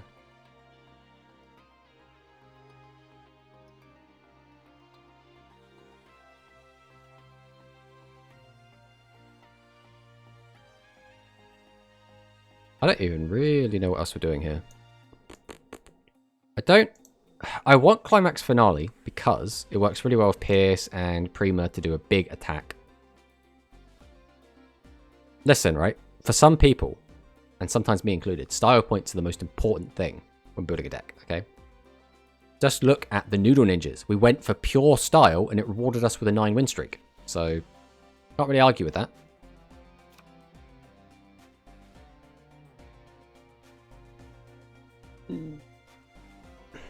I think maybe we just rock this for now. Obviously, we need this. We still do have a critical... Basically, this is just a Psychic deck, but we've putting in some Thunder the Thunder and Curry Bot.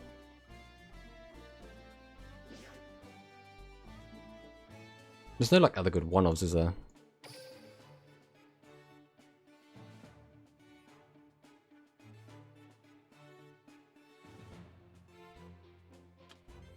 That'll be our one-off.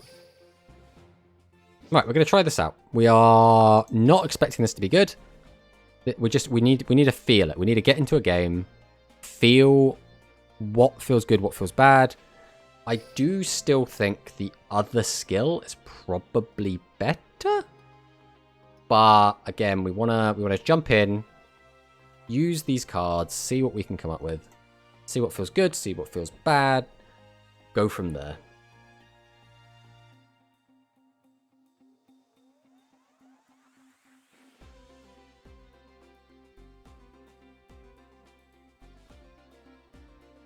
Searching for opponent.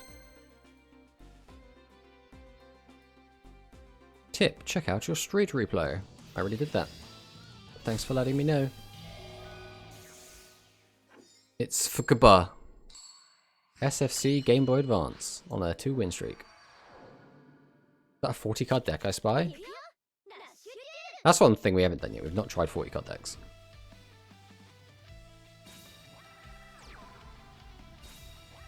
The only reason I could see to play a 40 card deck is if there's a certain number of spell traps you just have to include and you don't want to mess with the ratios. Oh, don't do that. You big smelly man. Well, not going to be the most exciting turn in the world since we can't tribute summon.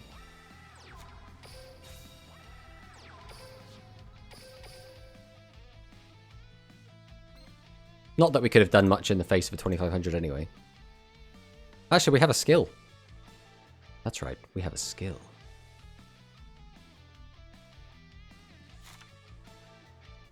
That stall, it might be GG. Yeah, it might be. Very well might be. But, again, we are using the new skill, so we can punch over it, potentially. Noodle Ninja!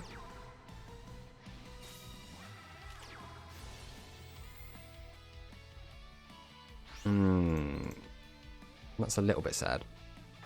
It doesn't help as well because he is on a... My man is just playing everything in this deck. We've got Noodle Ninjas. We've got Diabolic King Beetles. There's no point in trying to do anything to any of this.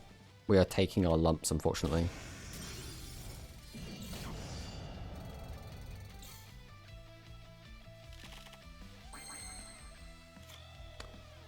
Why do we keep drawing hands like this? Where are all of our normal summonable monsters? I swear we have loads of them.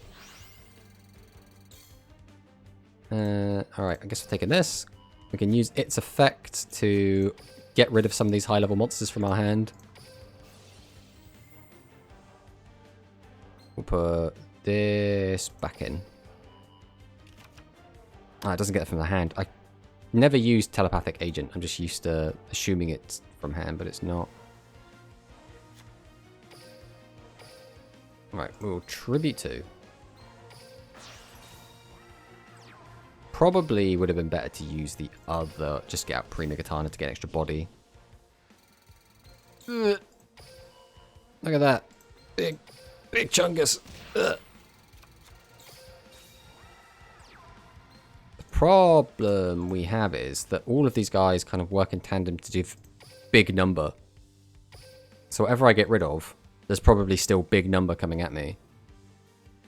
I actually think I'm going to get rid of the Noodle Ninja. We're probably screwed here either way.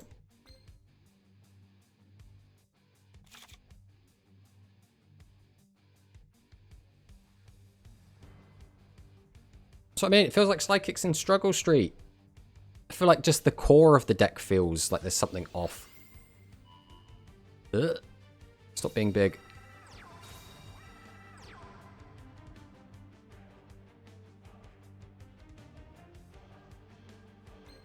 Yeah, go Psychic Wall. We only lose 100. Ow! Then we died of that. But we will reduce it by a little bit.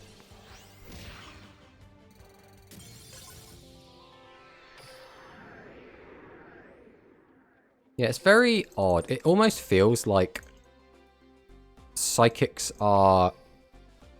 I don't know what it is. There's something just a bit off about them. Their main deck monsters are just too weak. Like, Prima Katana is a fantastic card, but it works a lot better when you're, like, boosting up a Dragius. Because Dragius is incredible.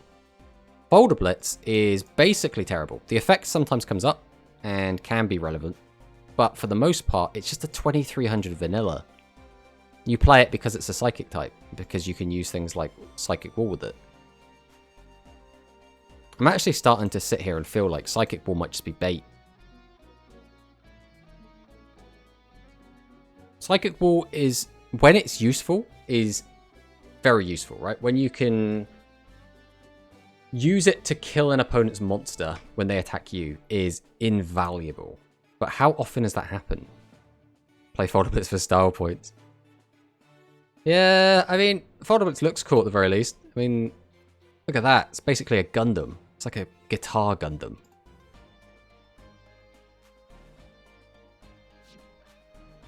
Alright, we are going to change some stuff.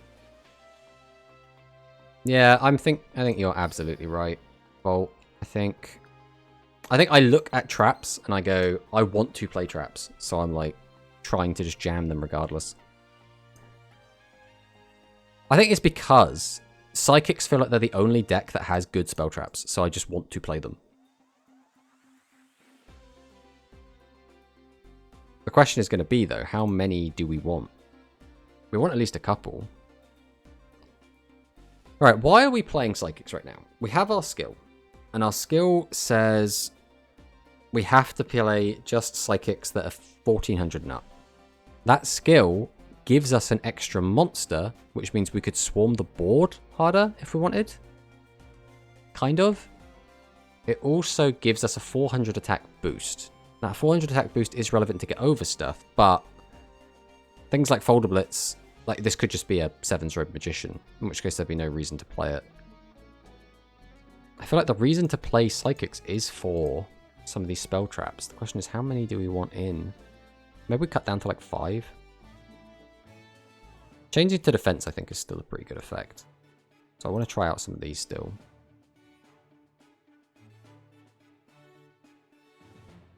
Agent, again, still has some cool stuff it can do. That might just be a little bit of copium because we won that game earlier using Agent, but still want to try it out a bit. Pierce still feels like it's got some legs. It's a weird one. I feel like if the deck sets up, it's very, very powerful. But getting to that stable position is so hard. Alright, let's just go with this and see how it feels. Again, we need to just keep jumping into games.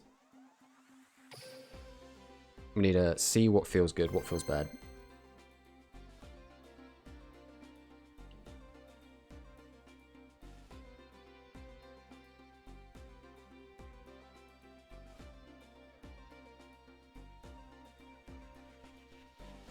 Oh, taking a while to load. Is it going to time out?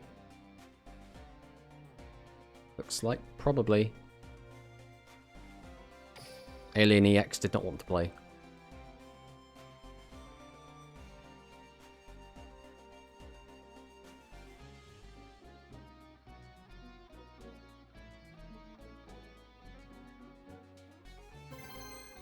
Alright. Let's see what we get. Another Roman. Now, the last Roman we played against did actually just drop Yami Ruler on us, so... Hello, Michael. Hello, Sam. I'm back. What deck are we playing? We are on a different variant of Psychic. We have a different skill now that boosts our Psychic monster's attack. Thanks for the follow, Michael. We will... Again, it feels kind of gross, but I do not want Folder Blitz just taking up space in my hand. So we're going to drop it. It's like the easiest monster to out in the world, but... There is literally no reason to activate this skill, right? This will just literally give it 400 attack to the end of the turn.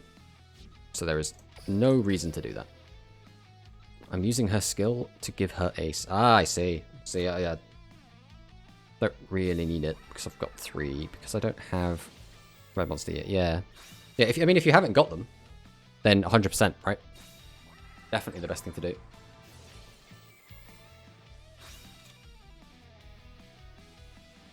Alright. What have we got? We're against casters. We know this. Dragon casters. Okay. Oh, look at that. Beautiful. Prismatic. Dragius. 2 cards in hand. So chances are 2 tribute monsters. Just CS2 game 13-0 and then one of the following game 13-0. Matchmaking is very broken at the moment. Maybe if you toggle earlier, you won't lose 13-0. I can change that thing to defense mode, and then I can't beat over 15. sadness creeps in.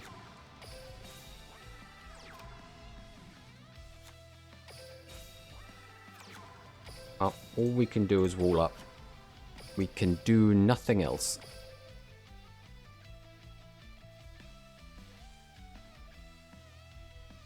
Which means we're guaranteed taking at least 25. He had 2 cards left in hand, so the chances that he has another Dragius is actually quite high.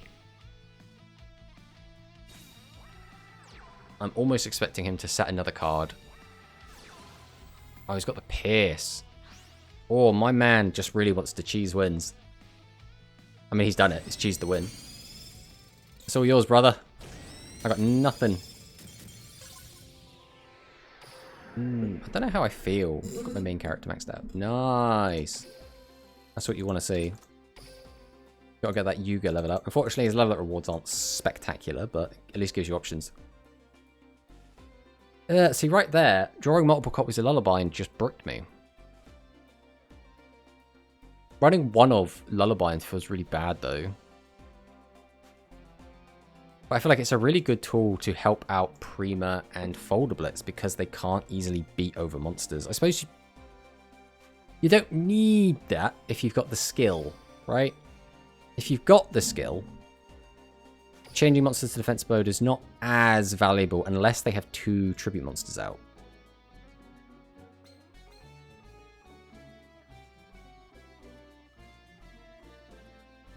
But then the same thing could be said for Climax Finale. It's good for like closing out games in the late game, but again, doesn't do anything early.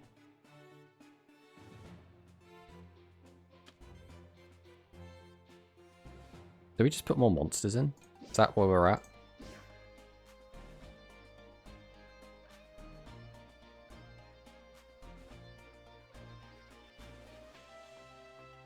We need what? 0 to 13.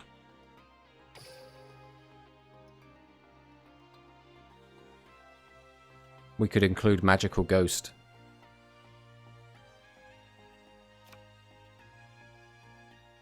We've got Rice Terror secure.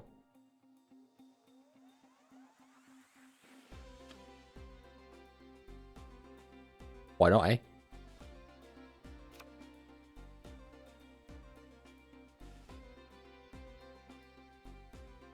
Is there anything else we want to include here? Let's go with this for now. Let's see how this feels.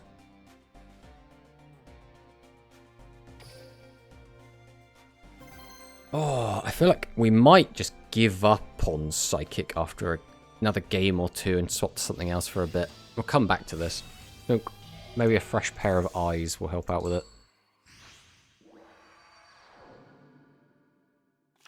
Smile World. Jesus, what are these hands, bro? We're running 6 high-level monsters, and they are all here.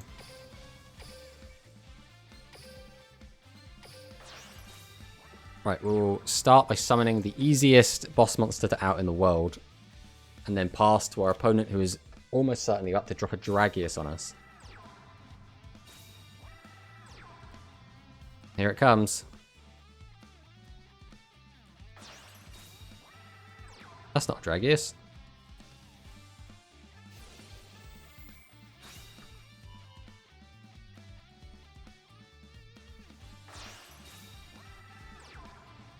Okay. All things considered, this is not as bad as it could have been. We take that. Boulder Blitz. I have 6 high-level monsters, and I've seen 4 of them. I mean, I have to just do this and pass. I can't do anything else. This is just a write-off game, I think. Can't do anything about getting screwed by luck.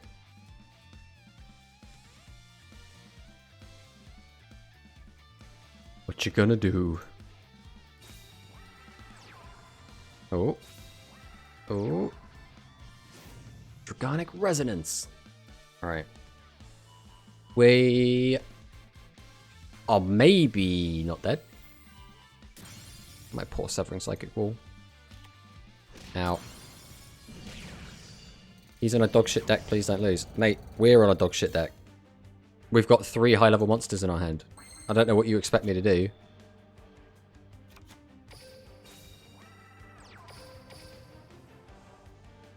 Boof. No matter what deck we were playing, if you draw all of your high-level monsters, you're fucked anyway. That was just a complete write-off.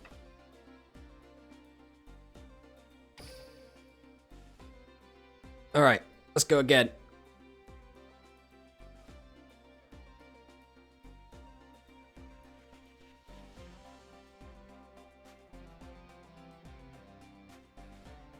Oh, now we get the long queue. Feels bad.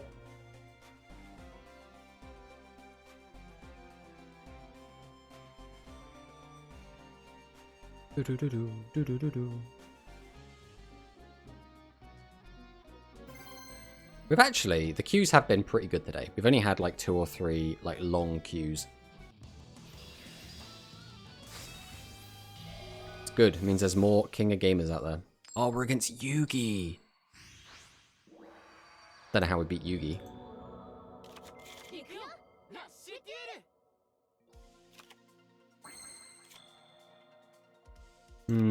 Well, we're putting a bunch of cards sideways and then ending the turn, I think. This is where traps feel nice, though. When, like, you would have just held it in your hand anyway, so now you get to, like, play the extra cards. This is where going first also feels good, when you've got spell and trap cards to play.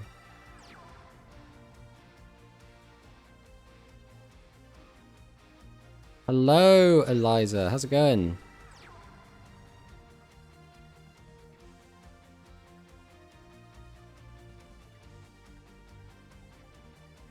You've caught us jamming psychics and trying to make it work, but having I want to say mixed results, but really we're just doing very badly with the psychics.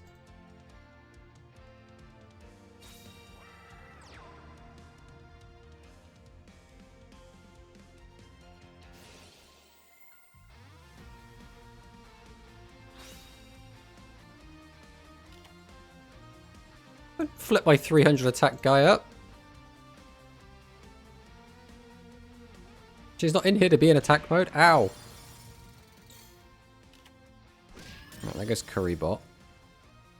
Unfortunately, we can't even use Roman Pick because he didn't kill all of our monsters. Just getting all the Currybots today. Alright, set. We will tribute both of these.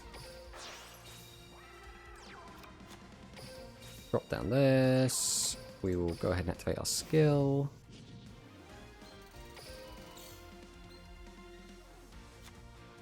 Sure, we'll set that. We're also going to burn you with Folder Blitz. I keep forgetting he does that. I really should not forget that. It's very important.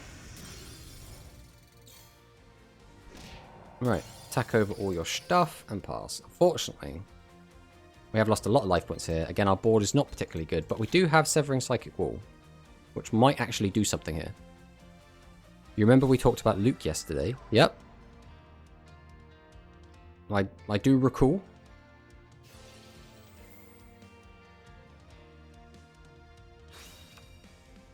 Discards for the draw. Where are we going with this? Where are we going with this? Is this another witch? It is another witch, which means probably an SRM coming down. Could use the skill, boost this all the way up to 28 and get an SRM. How many you got in graveyard? Dark, wind, light, water. 4 is pretty big. Okay, 28 crashes if he attacks with this. This, unfortunately, though, is going to get way too big. It's going to gain, yeah, up to 33. Can't do anything about that. Unfortunate, but what can you do? And again, he's leaving us with a monster, so we can't bloody use his Robopick.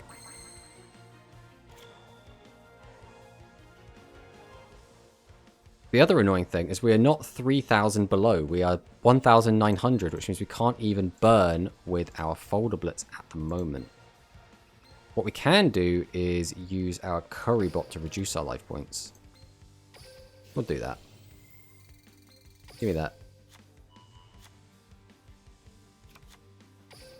Summon that. Contribute 2. Activate the effect. Today I unlocked him in Yu-Gi-Oh! 7 Zodiac. Nice! Roman Pick doesn't have the curry bot restriction. Does it not? It doesn't. It doesn't have to be the only monster on your field. Well, I could still use it now then. What do we need? All we need is a thingy and we win, right? So this is the problem. Because I'm used to playing character draft with Alex, and Alex has all the psychics, so I never use psychics. Unfortunately, we do not have the life points to actually kill with that.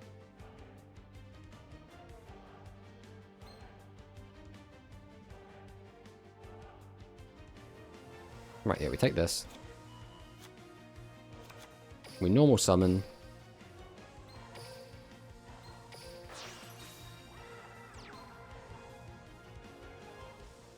Oh, of course they're not 2,000. Ah, I'm an idiot.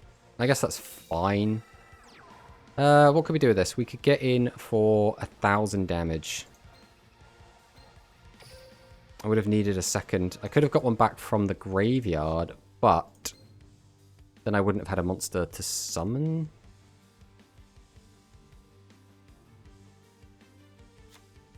Okay, yeah, we do 700 there, we do 1,000 here. I don't know why I'm, like, not brain no worky right now, but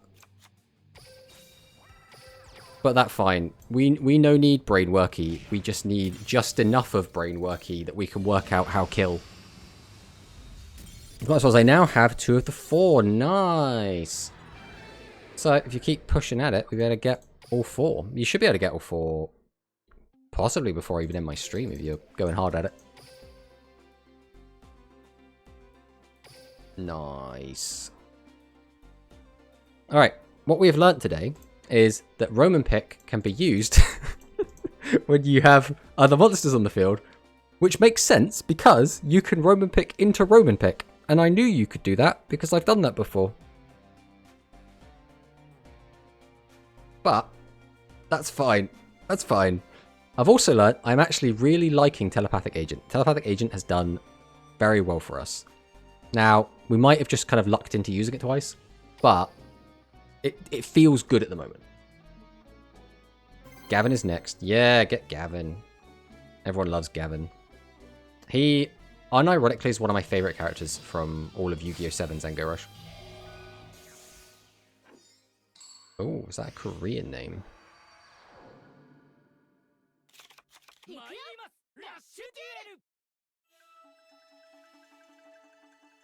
So one thing we haven't done yet, I think, we have never used our skill to get a level 2 Psychic back to our hand. Oh, we're on the Blue Falcon formation deck.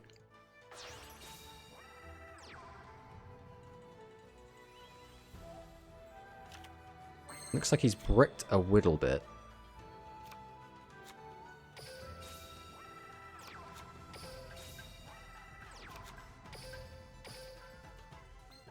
Right, tribute 2.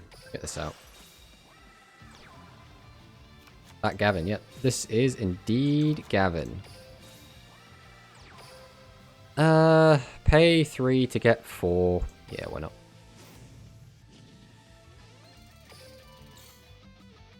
So I could use the effect and get an extra chunk of damage in.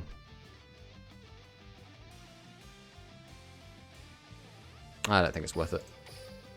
This is where I like leave him on 600 life points and it's like, I should have done it. Alright, we'll pass on that. So he could have been at 3100 if we used the skill. We'll keep track of that to know if we did the correct thing or not. Yeah, Gavin is... I don't know. Sometimes I just flip between what I call them. But in Japanese, the name's Gakuto. In English, it's Gavin. Is that Gaia the Fierce Knight? Mate, I'm sorry to tell you this, but you're a little bit early for this. What's the requirement to use this? Okay. Again, that does nothing, so there's no point in doing that. That would save us a couple of life points.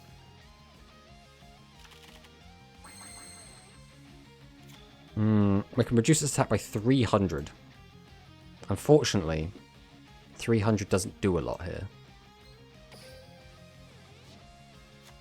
So I think we're just going to slap a bunch of things in defense. Turn this sideways and pass. Now that we want all of our tribute monsters in our hand, we haven't got any. It's funny how that works out.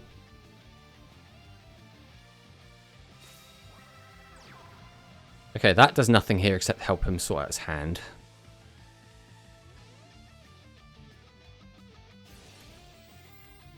Thunder the Thunder activates its effect.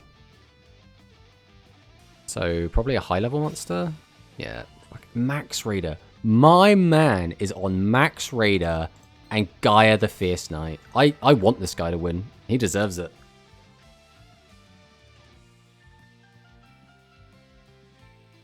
Look at me trying to make psychics work. Like I'm a fool compared to this guy. This guy's just Chad standing with Max Raider Gaia the Fierce Knight. Hey, thank you for the follow, Silence Joker. Alright. We're locking me out of tribute summoning. I don't like that very much. Especially since I've just drawn a monster that I could tribute summon. There's no reason to hold this in my hand. Getting it out of my hand doesn't do anything because we're still just going to draw one card this turn. But I'd rather have it just in case. I'd rather have it and not need it. Alright, we passing. You know we passing.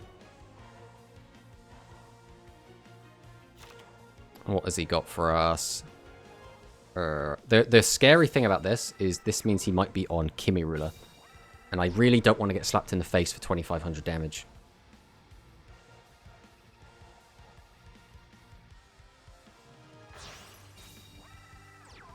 It's Max Raider. Now let's use the effect to weaken our guy.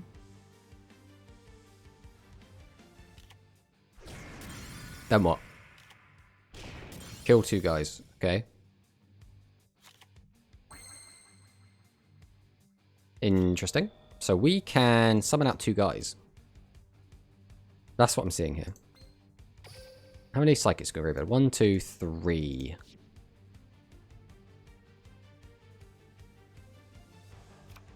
We're gonna have to put more in there. But I think we always just summon out both of our guys. Gotta get the high levels out of the hand.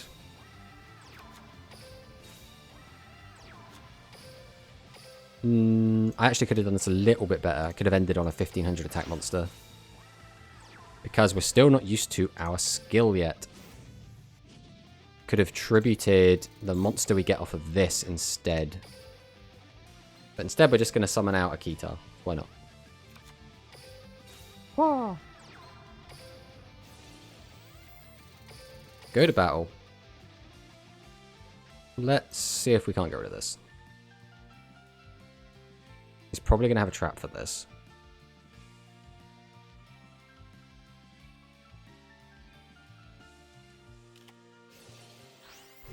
Now, has he got two is the question. No way.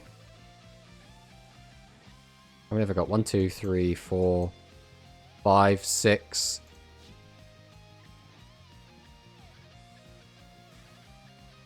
So we are fine. If he does it, we do live. Or our guy lives.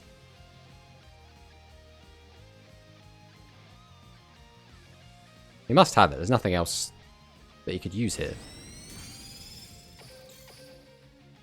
So this is a guy, again, that's got multiple Phantom Bind in his deck, which, again, only really punishes Psychics and, like, the pure Spellcaster build. It does work against the Dragon deck as well, but point is, most people are rocking the kind of good stuff pile.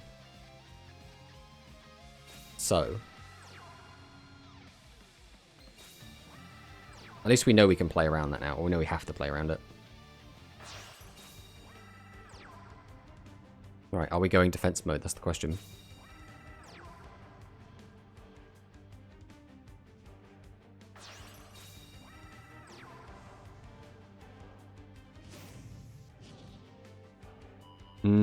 That sucks, though. So that's now reduced the under the point where Severing Psychic Wall actually helps me. We have to do this just to try and prevent dying, but I'm pretty sure we're dead anyway. Again, it doesn't really matter what we take here. I think we're screwed regardless. Man, that skill is actually coming in clutch for this guy. Maybe we might as well do this as well.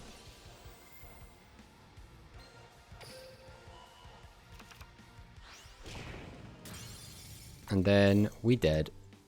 Man, we just got beaten up by Gaia the Fierce Knight. My opponent ranked using the same character as you. Yeah, the good old Roman. I mean, there's only 4, so it's kind of likely you're going to run into one of them. That skill is... I don't know if it's good, but being able to reduce attack is neat. Like, it's not useless. Alright, we'll rock one more with this deck, and then we're going to flop onto something else, I think. But their screen name Japan. Yeah, that... You get that a lot. I play against a ton of Japanese and Korean players. And sometimes we go against bracket, a K circled, closed bracket.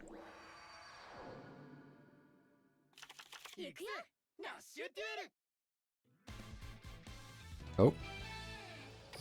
Now, I know I said one more game, but I don't think that one counts.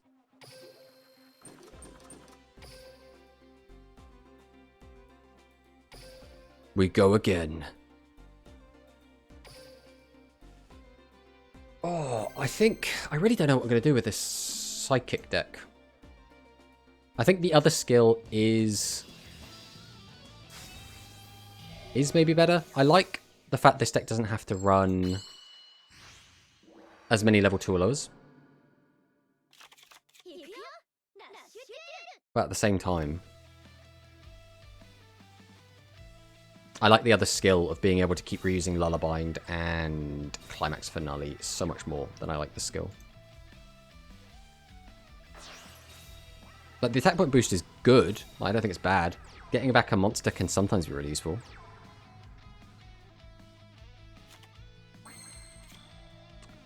Like this is what I expect to be playing against most of the time.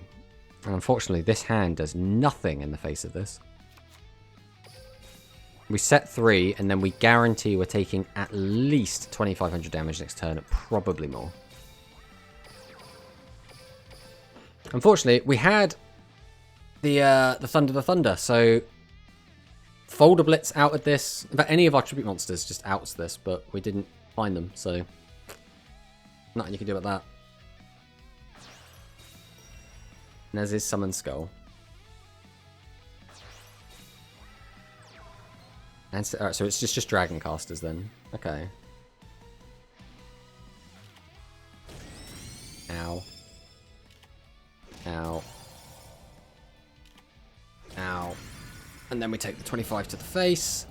Now, we're already so far behind that we're going to need some kind of miracle. And that is not the miracle we're looking for. If we play around Severing Psychic Wall, that means we need to end on Folder Blitz. So it's going to have to be Summon, activate the effect, pitch the Prima. I think it's got to be Dragius. I'm tempted to actually hit the 7th Red Witch, but I think there's no way he walks into this with 2 different 2,500 attackers, so I think this is right. There's no real reason to activate the skill, so we will just swing. I suppose, yeah, I keep forgetting I have the skill, so I didn't even need the Thunder. I could have paid 300 life points and had an extra body on board. No, I wouldn't have had an extra body on board because I got rid of a high-level monster.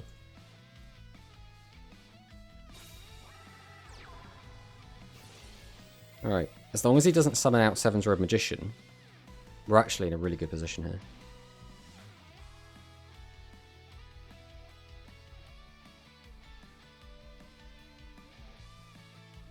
Let's see what Samsara's got for us. Just don't summon SRM. Ooh.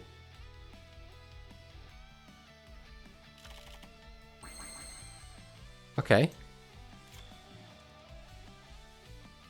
Well, he's respecting us at the very least. Take that.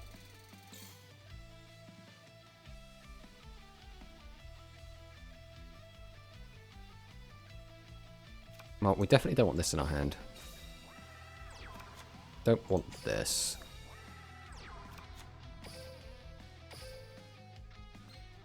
Tribute both.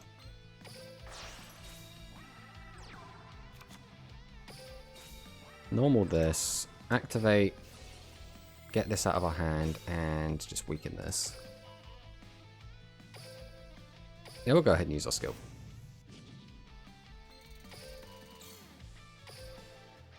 Battle phase. We'll just attack over this with our Wimp.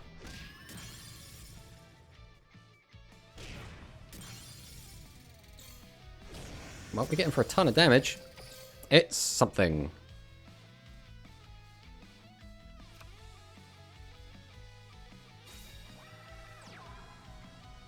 Are we not tribute summoning?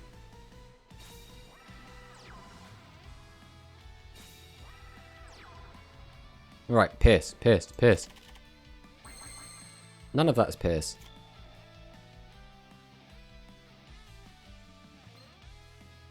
It's the problem with having only a one of Pierce, I suppose. We don't have a ton of options. We have no way to get to his life points when he goes full defense mode like this, so all we can do is kind of swing in. If we had drawn Pierce, we could have killed him here.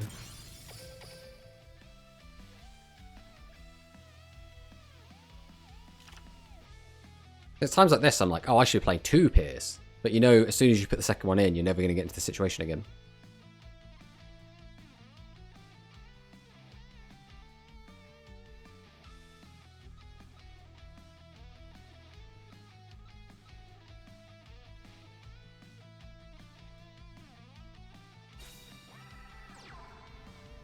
That's a Karibot.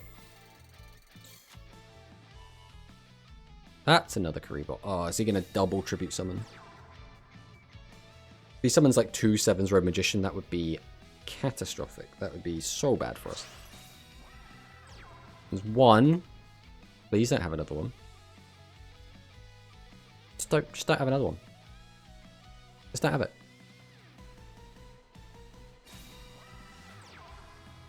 That's fine. That was always going to mess us up either way.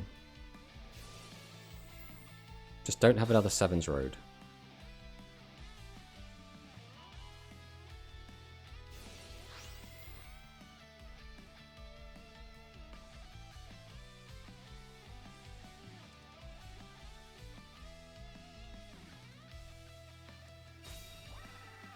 And a set. Okay.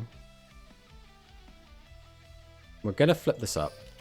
Just because we do not want to take too much damage here.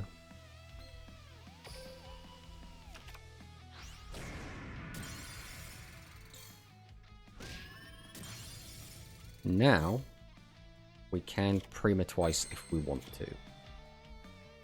So, we can... We're 4 summonable monsters, so we can summon. Yeah, we do that.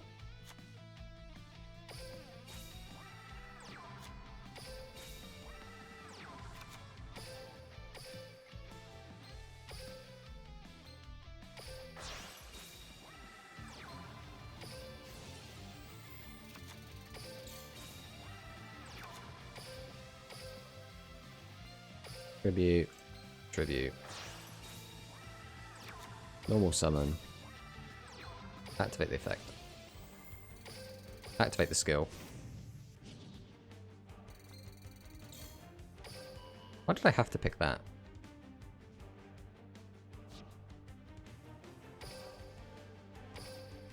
Oh, I could have used his effect as well.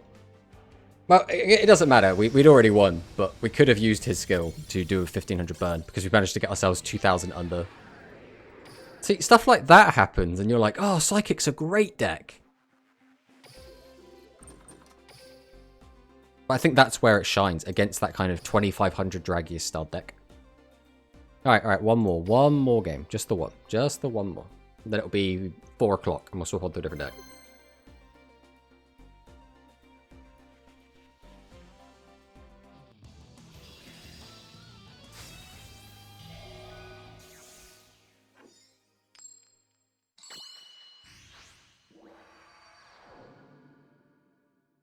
I gotta say, I do...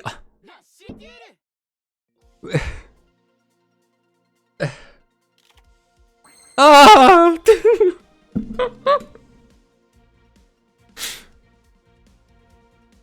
You know, sometimes the game lets you know that you've played enough of a deck, you know? Sometimes the game's like, you know what, you've done enough.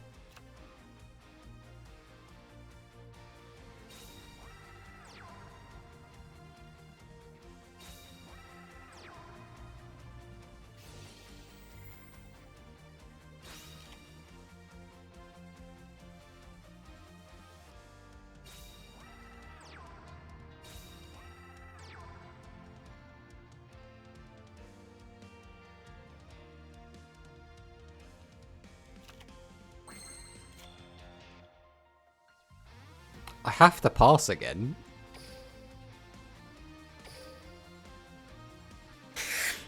We have to pass because if we play our monster in defense mode, we'll be in the same problem next turn.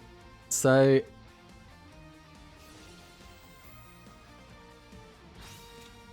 if we maybe live, we could do something. Oh, I cannot. I just cannot with this game. Seven's axe. Oh, he's popping off. We've bricked and my man is popping off. This is not good. I mean, we're dead, right? We're just 100% dead. We'll let him spin his wheels. We'll let him have his victory. And then we'll swap off to something else. Maybe we'll go and try out some Volt Condor. I do want to give that deck a go.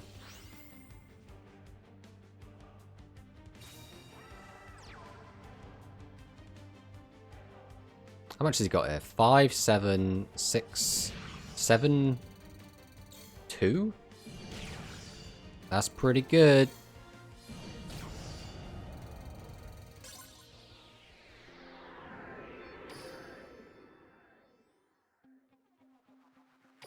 Alright.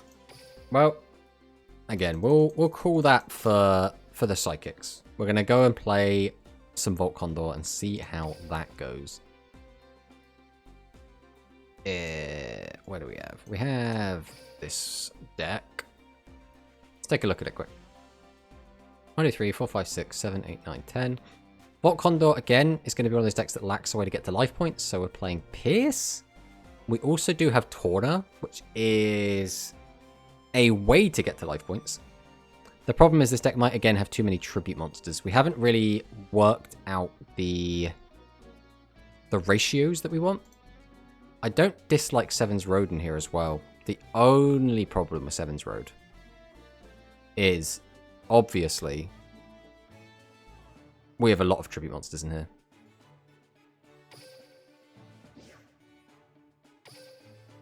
Again, we're going to jam this for a bit. We'll see if we feel like there are too many tributes in it and try and readjust.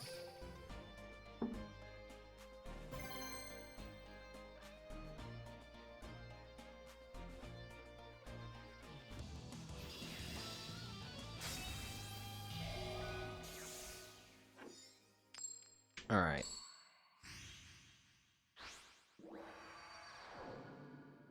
The play might be to drop a Darkness Crested Hawk down to 2. I think that's what I'd rather get rid of than anything else. Well, we've got Bird.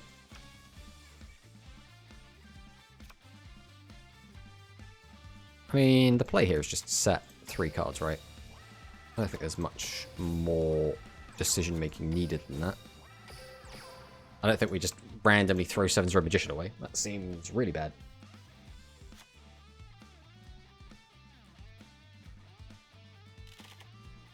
Our opponent hit us with the pass. Okay. Well, you know we're going to try and do stuff here.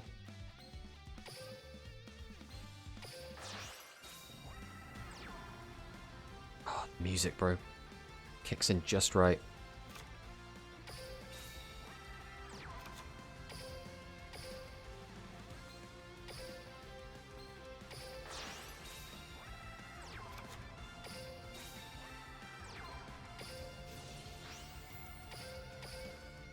And that's how you win a game, I guess. I wonder if our opponent bricked as hard as we did in our last game.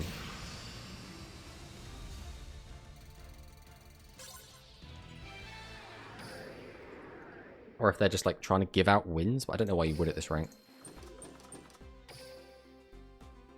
In the old KOG.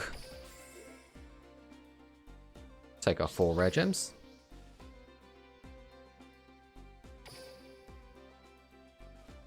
Searching for opponent. Matching successful. Right, we're going to get a real game now with the lightning bolt combo. Let's find out.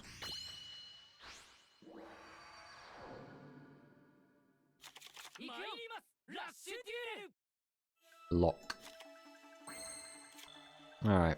Fire Golem. We have 2 boss monsters. We don't really want to sit here with both of them. So we're probably going to set Darkness Crested Hawk.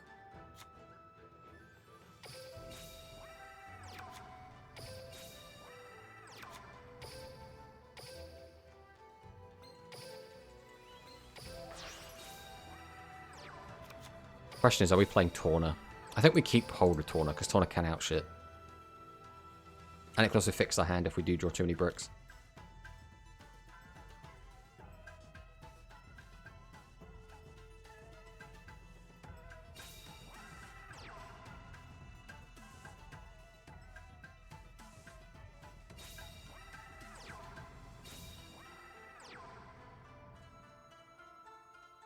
The old triple set pass. Okay, we can work with that. So we probably flip that up. We don't need to do that yet, though. We will first summon out Fire Golem. We'll tribute it to summon out our Torna. Activate Torna. We will pitch Doriado here, I think. We'll flip one of these up. If I flip this up, I can get a little bit more damage, but I don't need to. I think we will just go to battle, swing into it with this before passing. You could have got an extra 500 damage, but then it leaves our Darkness Crested Hawk exposed. It's got less attack than it does defense. This also keeps our opponent guessing. I mean, they've already seen the Trick Pigeons. So they probably know what we're on already. Okay, so we're doing the level 1 deck, which means this is going to be Diabolic King Beetle. Obviously, we were playing this deck yesterday, before it was cool.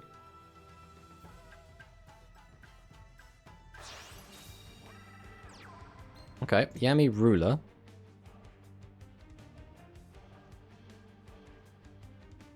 Interesting.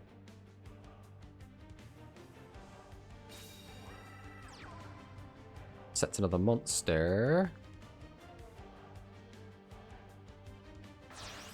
Tributes 2. Gets that Prima. Set. Tribute for King Beetle, maybe? Yes, read like a book.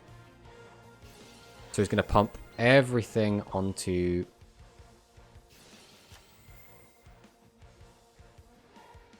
okay. You didn't want to use the effect, pay 1,000, get an extra 900 damage in? I respect it. You have left a light monster on the field. Torna, unfortunately, doesn't help with that. We also did not get a way to change his position. So we will summon this. Tribute out Torna. Activate Torna. Change this thing to defense. Activate his effect. Gain some attack. Change this to attack. Go to battle. We kill this. And we kill this. And then we pass.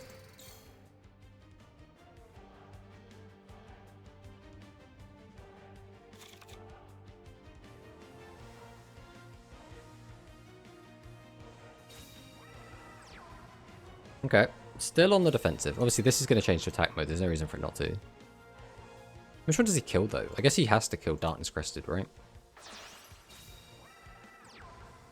Oh, he's going to kill both. Okay, so he's just playing all of the boss monsters.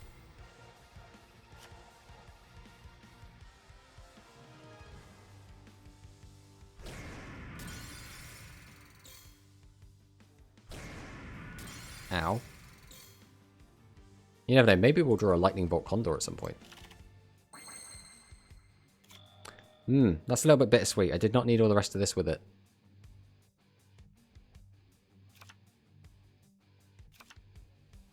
I can summon this, discard this, get in for 22. They're both darks. This reduces all dark, right? Same attributes on the graveyard to its crime. But that's just straight game, right? Normal summon. Tribute 1. Tribute 2. We'll take a look at the skill again quick. So, can be activated. One face-up monster on your opponent's field becomes light. We don't want that. And that gets this card to our hand. So we don't care about that. What we do care about is activating this. Discarding this. Normal summoning this.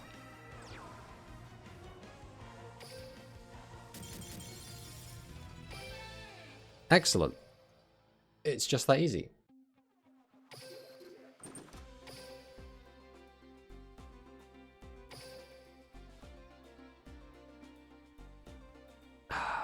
I am going to change this slightly. I do want to take one of the Crested Hawks out just because. I feel like we're going to brick on it eventually. It's going to annoy me.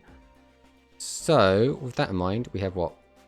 3 light, 6 light. We've got 6 dark.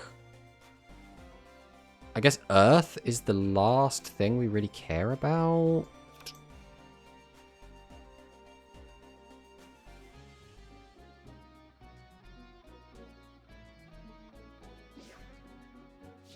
I guess we're putting a Strange Cat. None of the boss monsters that are fire or water are particularly good, so we shouldn't have to worry about those too much.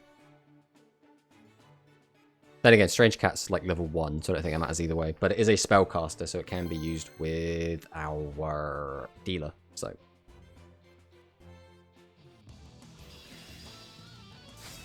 Roman Cassidy. Hey, it's our old friend Volt.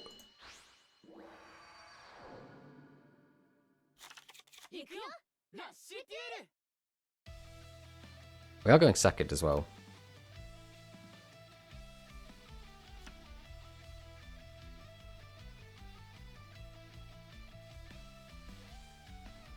This is a pretty good effect, to be honest. Cost just sending a card from top deck is really good. Okay, very basest. Got the Concert Costume Creator. Gets that back. Tribute both.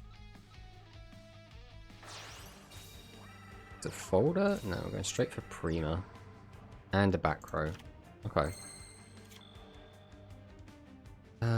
So I could summon that. Change. Summon, tribute both, get that out. Use its effect to get that back. Weaken both of them. I think that's probably the best thing I've got. We'll activate this. Change that to light. Summon this. Tribute 2.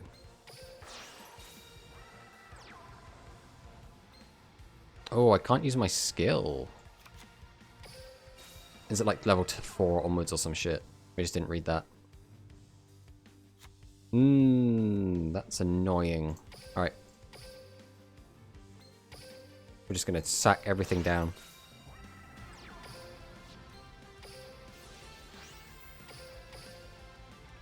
Let's get rid of this. This is the problem with all the little requirements on the skills, is I always forget little bits of it. I'm going to assume it's you can't use it on turn 2. It's going to be like turn 4 onwards or something.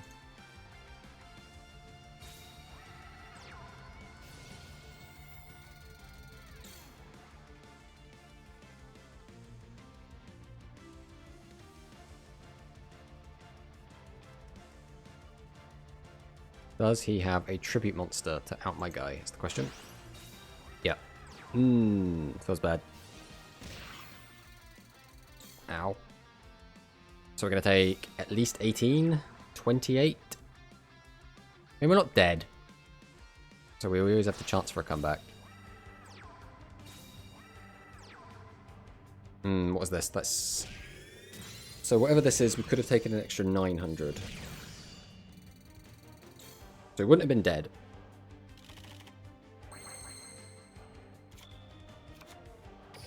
Right, we always recovery force.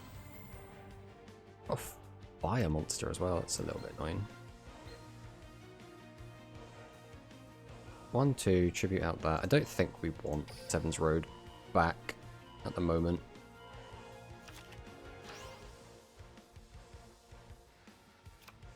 So a normal summon. Activate the effect. Pitch this. Still isn't what we need. We can summon this. Activate the effect. Change that.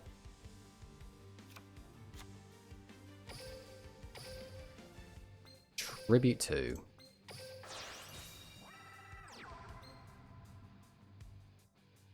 Oh, I can't use the skill because they're all already light. That's why. That's good to know, actually. That makes a lot of sense.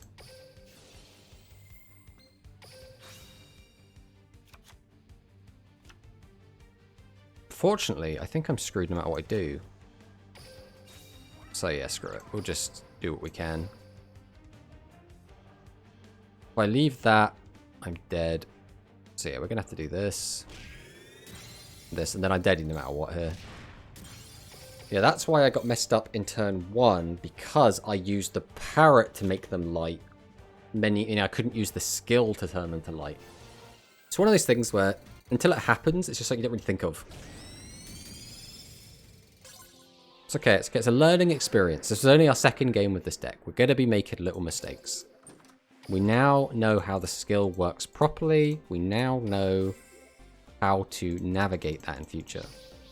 It's weird. I feel like when you draw the parrot, I'm like, oh yeah, I've got the parrot. I want to use the parrot to make something light. But both times we used the parrot there, it meant we couldn't use our skill and therefore was actually more detrimental.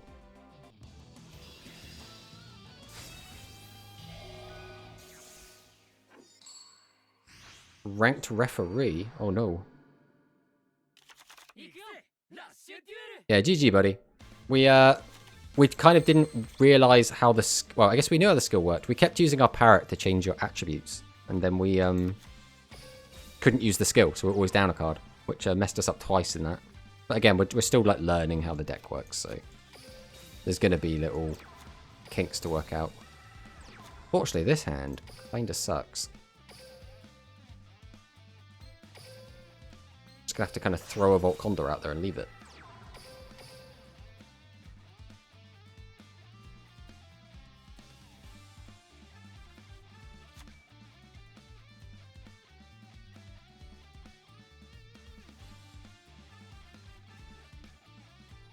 I think this is the main problem I don't like about the Volt Condor deck specifically, is that if you go first, like, what is your turn 1 play? Ideally, it's like set 3 pass, I guess. But if you don't have 3 monsters and your hand is full of these bricks, you have to basically summon one of them.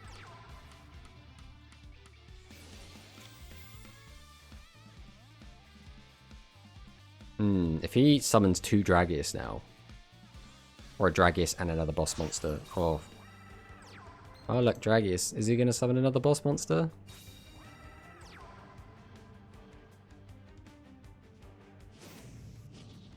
Oh, Resonance.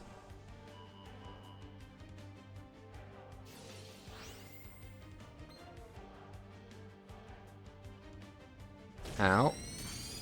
Not ideal. Taking a crap ton here. I mean, this is just the Dragius tax, right?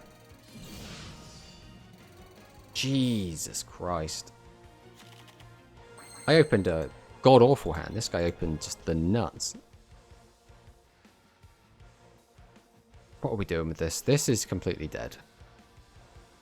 If we change that to defense, we can be over it.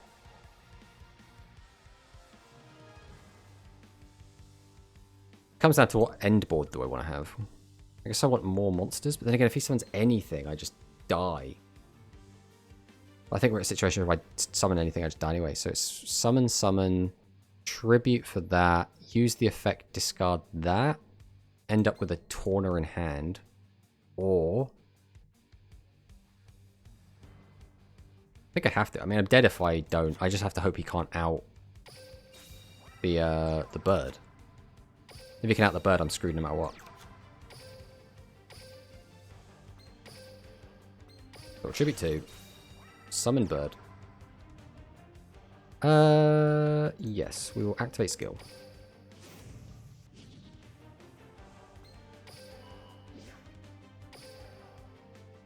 Take back parrot.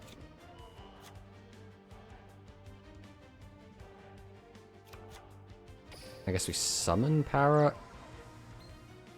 Activate its effect, because why not? Go ahead and activate Alt Condor.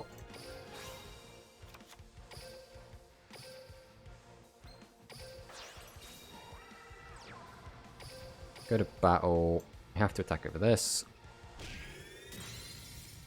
Then I actually think we have to kill this. If he's got anything else, we're screwed anyway. He probably does. He's probably going to summon another Dragius, and then we're just dead.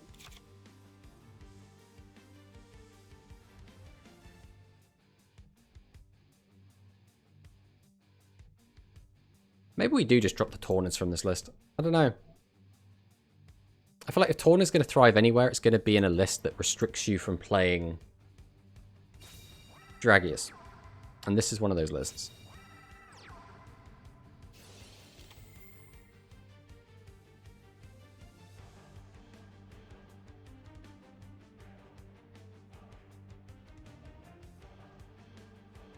It is good for getting at your opponent's life points. And it's good for changing monsters to defense. Yeah, that's game.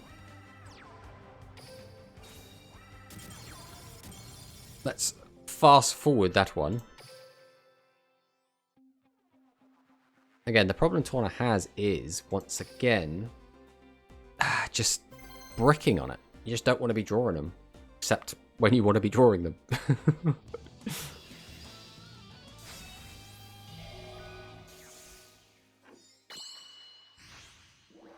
Alright, let's see what we get here. Because, I mean, that last game messed us up because our opening hand was so bad.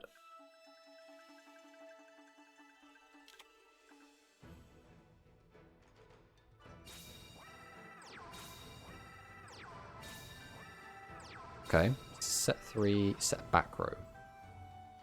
My guess would be that that's bonded bowing.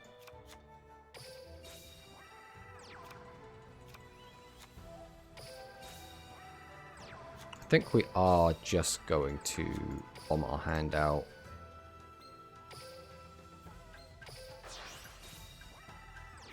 It's not like the strongest play we could make, but it empties our hand, makes it so we're not going to be keeping high-level monsters in our hand, so we can't, hopefully less likely to brick on the next turn. It outs all of this current shit that he's got. And since he is playing Gakuto, getting the 7s out of our hand as quickly as possible is probably for the best.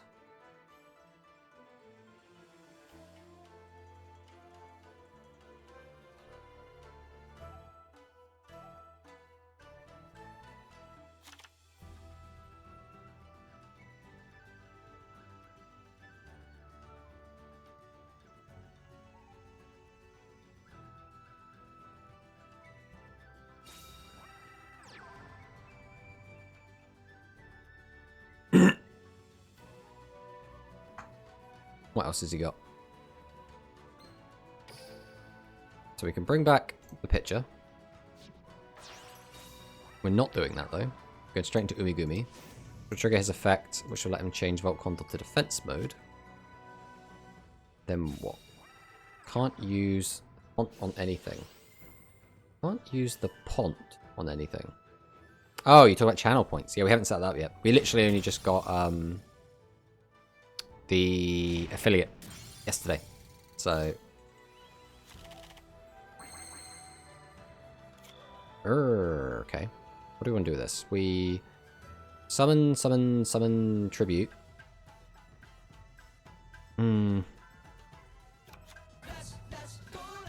Thank you for the follow, Ezito. We always summon these boys. We always, again, get this out of our hand.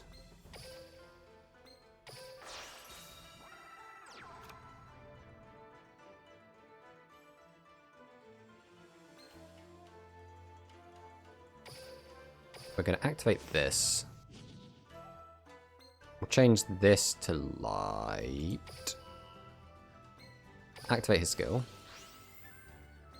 Gain the attack. Normal summon. We're then going to tribute over this. Go to battle. Try and attack into this. Get over this. And get over 15. There's nothing to spend points on. Yeah, like I said, we haven't sorted it out yet. Afternoon, lad. Hope the games are going well. The games have been doing pretty good. We've been experimenting with a lot of different decks. And trying to kind of work out what's good, what feels great, how to upgrade the decks a little bit. We've been having a little bit mixed success with some of them. Like, Psychic felt like either it popped off and it was like, oh, I'm beating my opponent so hard it's not even funny. Or it just fell over and didn't do anything. It's a very kind of glass cannon in that respect. Now we're trying out this kind of Winged Beast deck with our Darkness Crested Hawk and Volt Condor. So yeah, to answer your question, game's going alright. It's been pretty good today. I hope you've had a good day, buddy. Ooh, straight to defense. I'm not sure why you changed him to defense. It just took 400 less damage. But we'll take that. I can change you to defense if I want. I can summon out Volt Condor. I can... You're kind of the dead card in my hand. That's kind of annoying. We could summon, change that, get a card back, discard, summon that, use the effect. There's a lot of stuff we can do here.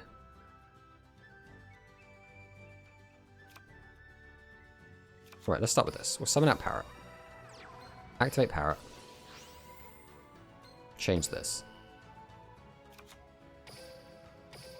We'll then tribute 1. Tribute 2. Summon out Volt Condor. Activate Volt Condor skill. Lightning Shift. Change this to light. So then let me get back another card to my hand. And we will take back, I guess, Parrot again. Sure, why not?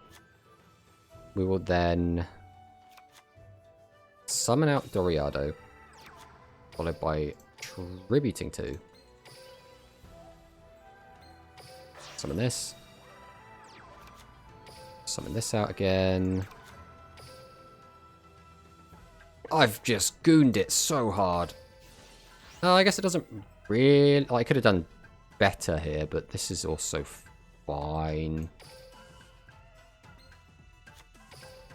It's because I was trying to reach out at the same time. Well, I'm not going to blame chat, but... it's been good. We went out 4ish walk playing Monster Hunter now. Yeah, you said you were enjoying that. I assume you're still enjoying that.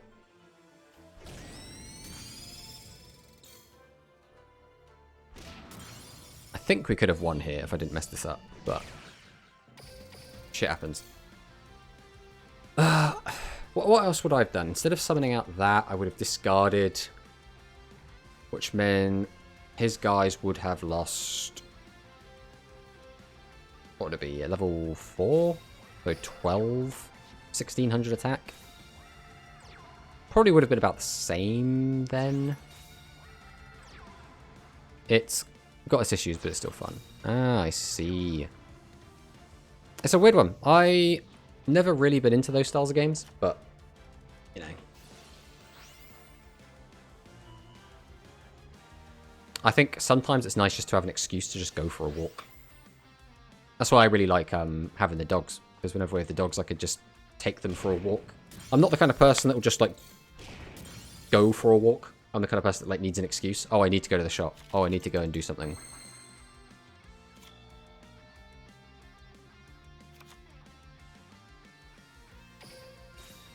Alright, summon, activate the effect, pitch the recovery force, take back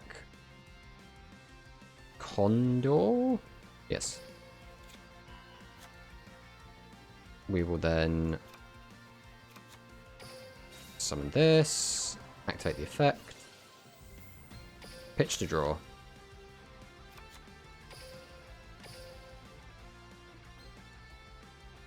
Repeat 1, repeat 2,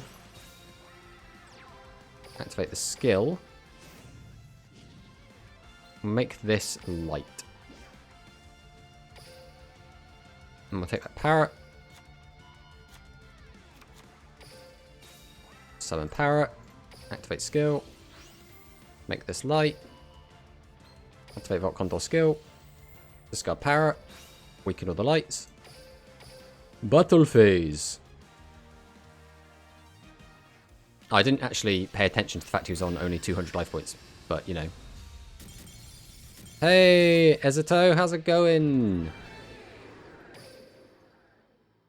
I like it when people start talking to me when I'm winning, because then I get to be like, yeah, I'm in a great mood. Mixing birds with spellcasters don't hurt the consistency. There's not enough birds to just build birds. So you kind of have to play the spellcasters, because the skill that goes with them limits you to only playing birds and spellcasters. Like we've got the lightning shift one, which is just like, can be activated. This skill can only be used if monsters with 1400 more attack in your deck are spellcasters and winged beasts. So what this does mean, since it's 1400 or more, is what we can actually put in is the Thunder the Thunder. The only problem with Thunder the Thunder is it's a light monster, and our light spaces are already a little bit competitive. Because obviously we like to have all the different attributes, because sometimes it comes up for Lightning Bolt Condor, and sometimes it comes up for Seven's Red Magician. But again, we don't necessarily need some of this stuff. Yeah. Being able to use the spellcasters is quite nice. I do kind of like having these in here. The only problem is they don't really work with either of our boss monsters, right? Because Thunder the Thunder reduces it by 300, and that means Lightning Bolt Condor can like crash without using its skill. So it's a little bit off. What I would like to try though is another recovery force. I kind of want to put the other pigeon back in, to be honest. Because that's why we're putting the recovery force in, because it works quite nicely with our bird. See if I can see it. I'm apparently blind today. There we go. I think we're going to try this out. I think this looks good.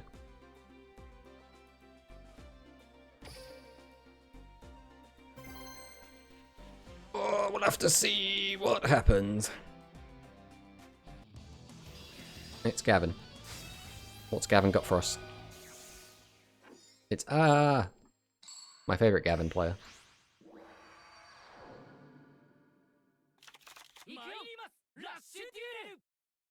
Alright. There's Pierce. Not very useful early, unfortunately. It's kind of a late game card. I think I don't really want to just summon Vault Condor. So we're going to set 3 and pass. That's the play.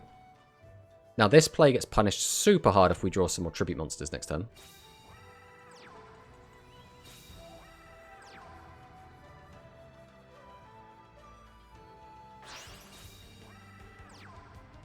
Yummy ruler. What's it gonna do?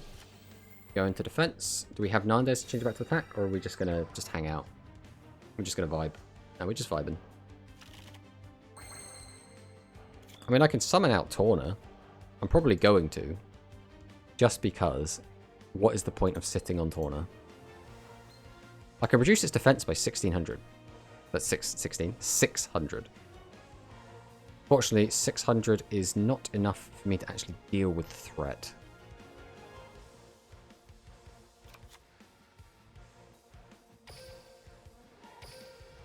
So we're going to tribute set.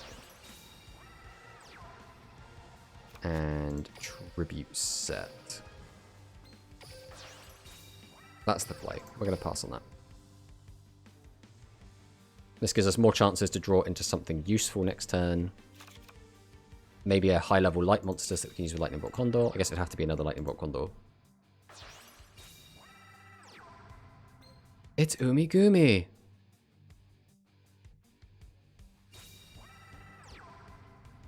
Okay, this is fine. Pierce.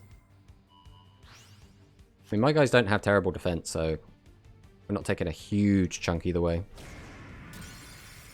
Interesting, he put Pierce on that and then attacked the tribute monster.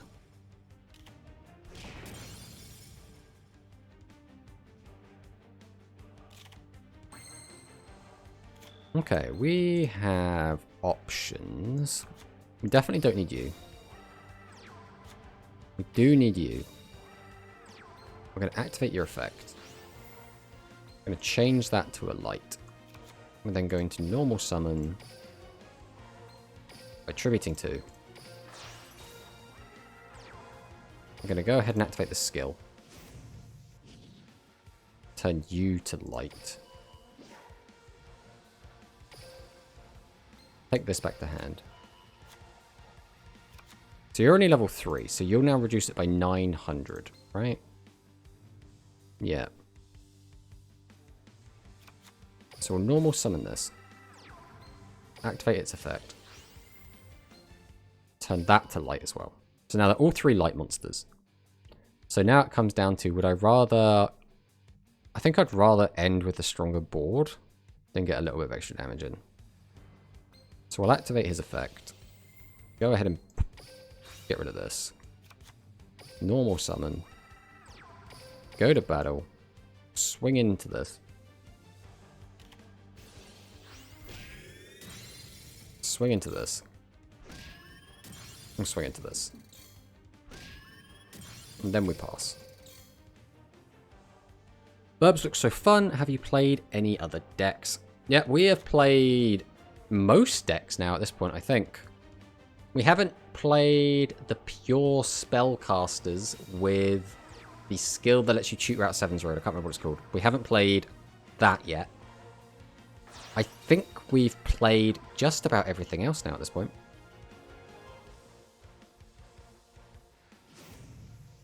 Dark Arts of Celerity. Okay, well there's Lightning Bolt Condor to defense mode. Is it? What else has he got? Okay, Rise Terror Secure's fine. That's not. So we're probably losing our entire board.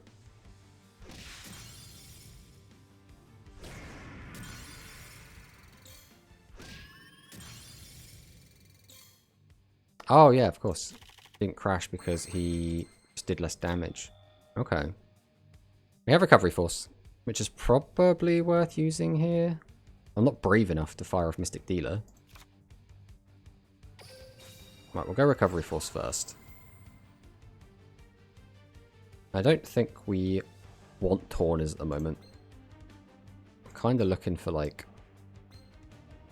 I guess I'd like to leave one of each element in the grave. We'll do that.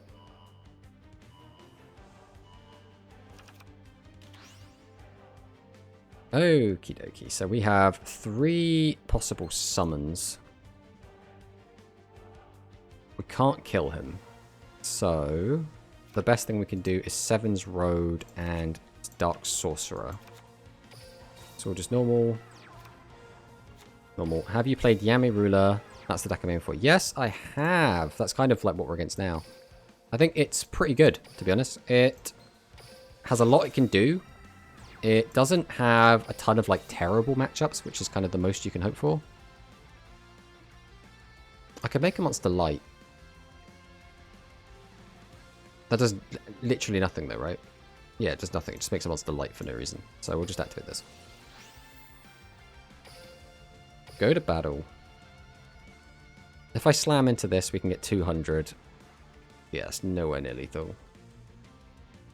So we have to just get rid of this boy. And I think we have to get rid of Rice Terrace because it's such an easy out to Seven's Road. Like, Thunder the Thunder is still not a bad out to it, but it's a little bit trickier. Chances are he's going to draw monsters anyway and just pop it that way, but...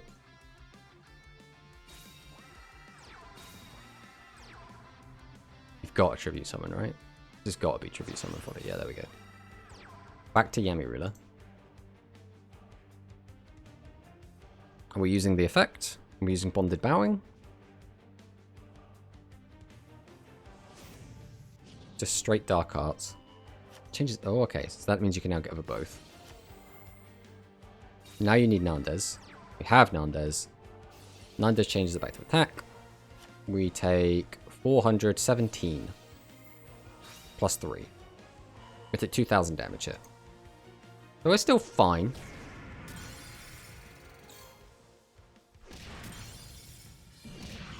Ow.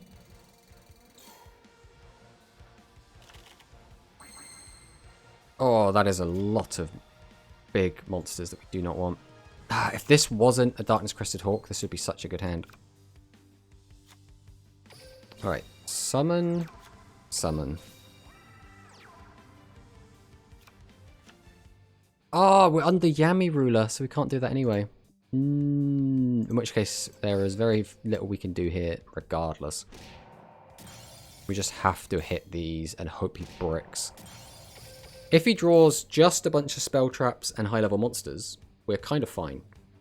If he draws anything else, we are dead. And the chances of him drawing anything else is quite high.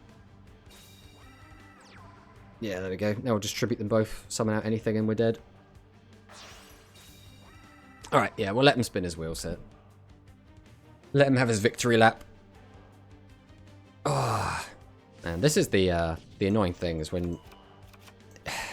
Even if we could have Tribute summoned out Lightning Bolt Condor, like... I don't think it changes anything, because we didn't have another normal summonable monster. If we did have another normal summonable monster, it would have been really good. But yeah, we drew out all of our bricks all at once. That's just the power of Yami Ruler and his Floodgate.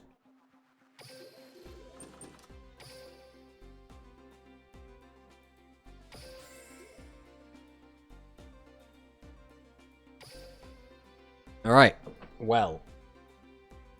Not the most exciting game. I suppose that wasn't a bad game, like, by any stretch. I've had much, much worse games than that.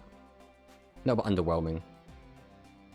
I think that's one of the things with Rush, is a lot of the time, the kind of deflating games are the ones where you just kind of draw a bunch of tribute monsters, and you're like, well, I can't do anything, I'll just do it. But, you know, shit happens at the end of the day.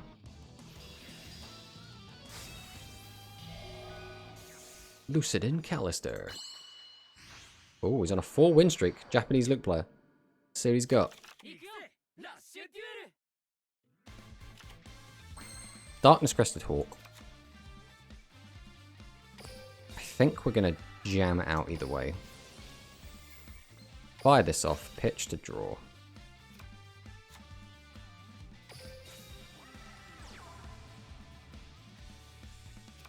Power isn't going to do too much for me.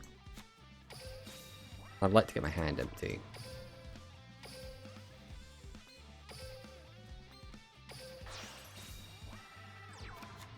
We'll set that because I don't want to have just it as my only attack position monster. It's too easy to out.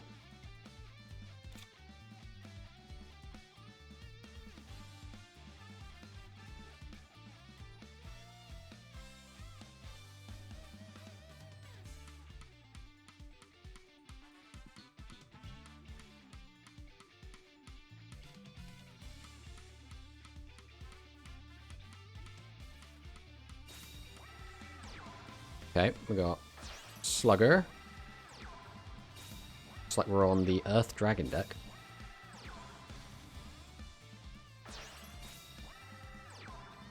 The nice thing about this board is it doesn't out 2300 butt.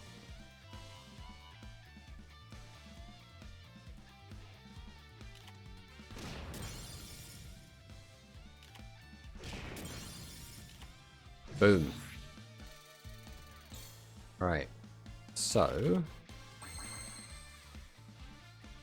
Oh my god, what is this hand? We've got to take the Tauners out, mate. got to take the Torners out.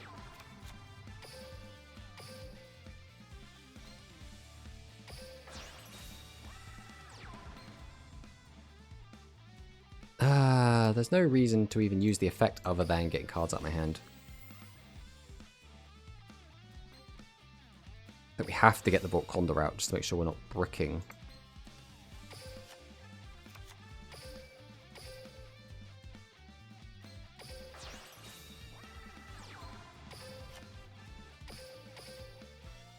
Then we're just going to kill both of these.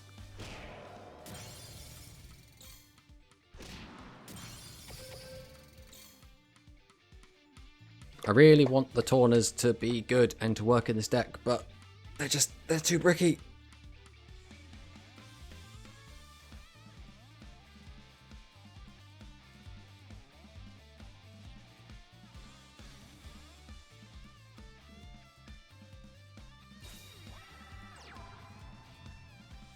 Okay, got Triad Drago. Needs another non-level 3. And he's good to go. There we go, there's an extra draw. Now this can be scary because, well, he's got 7 cards. So he could easily summon out 2 tribute monsters. If he summons like double Dragius, we are dead. That's not a Dragius. That works out for us. Okay, this could have been a lot worse.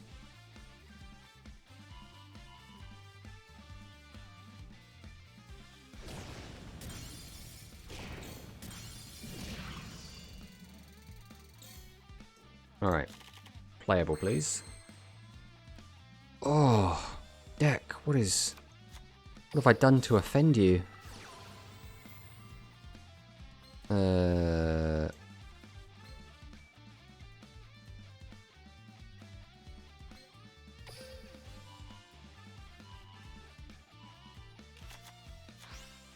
Deck! Brother in Christ, what are we doing here? Summon, tribute, use the effect. I mean, I guess that works. Don't we have to recovery force again, though? Let's give normal summonable monster. Thanks for the follow, Apocalypse. Stop it. Alright. We can maybe deal with that one. I'll activate. Bricking in a game where you can draw 5 every turn is quite tragedy. Yeah, unfortunately, it's...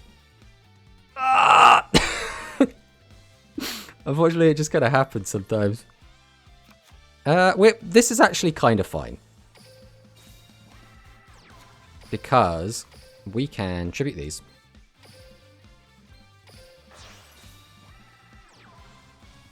Then we can activate our skill. We'll make this a light monster and add Parrot to hand.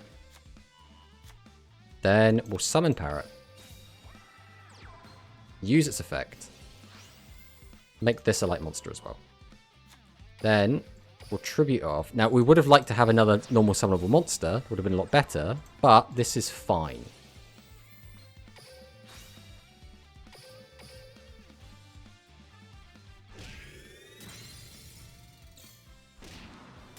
If we had drawn, for example, the other Parrot, we could have made this a light monster as well, gotten it down to 0, got in for an extra 12, but it would have been 4 less, so it would have only been an extra 800 damage. But we would have had a board of 3 monsters, which is more buffers between his monsters and our life points.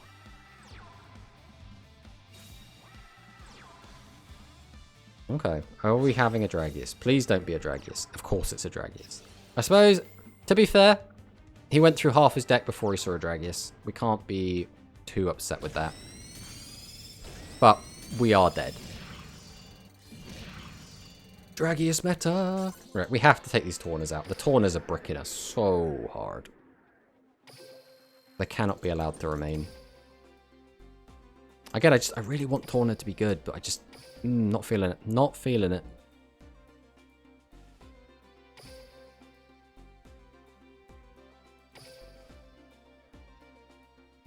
Get out of my deck. Right, let's take a quick look at... I guess it comes down to, do we care about having the winds in, because I don't think we need the winds. Like, I don't think we need to worry about Seven's Road Magician getting his effect off for maximum.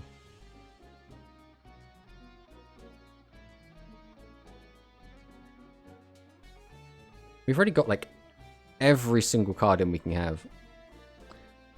Captain, I was liking Witch with Secure Rice since you can pitch extra copies to change position of opponent's monsters.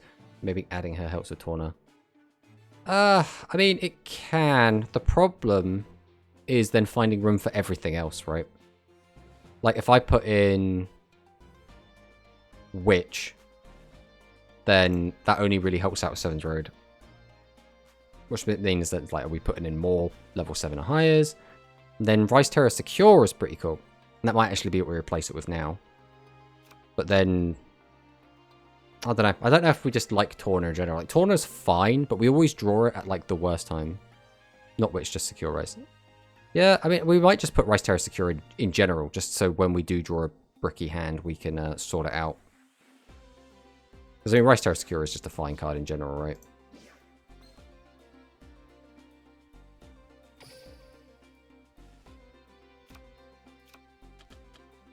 Either way, there's no harm in testing it. Another water monster's good. 1200 attack is decent.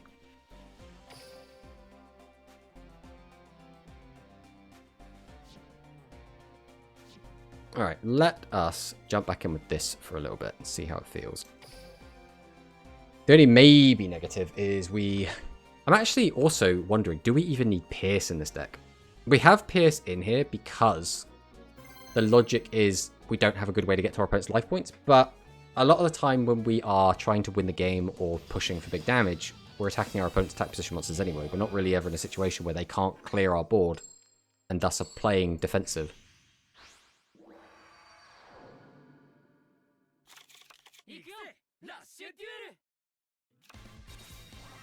What you got for us? Triple played so quickly, Jesus. Well, there's Rice Terror Secure. I'm tempted to just summon all of this out. Attack over as much of his board as we can. So I don't really want to just throw Bolt Condor into this, because it's just going to die. That's annoying. He had two 1000 defenders either way. And a 1200. Okay, he had quite a defensive lineup there. I wanted to get rid of all of them so that he didn't have the option to summon out 2 tribute monsters this turn. The shame Mystic Dealer doesn't have 100 more attack.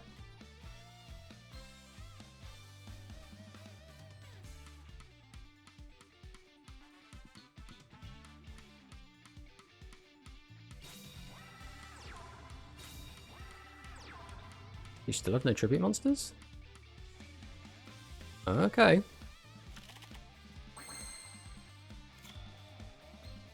Right, we'll go ahead and fire this off. We will just get rid of you.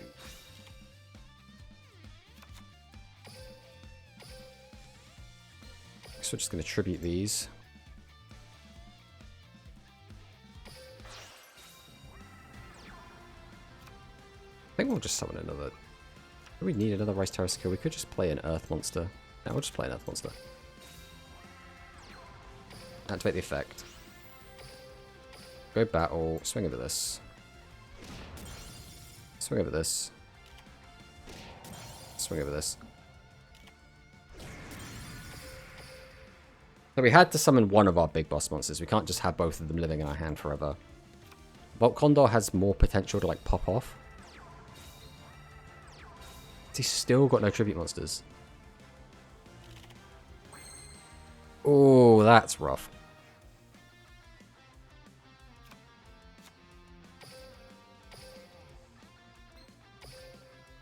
Alright, we gotta get some of these out.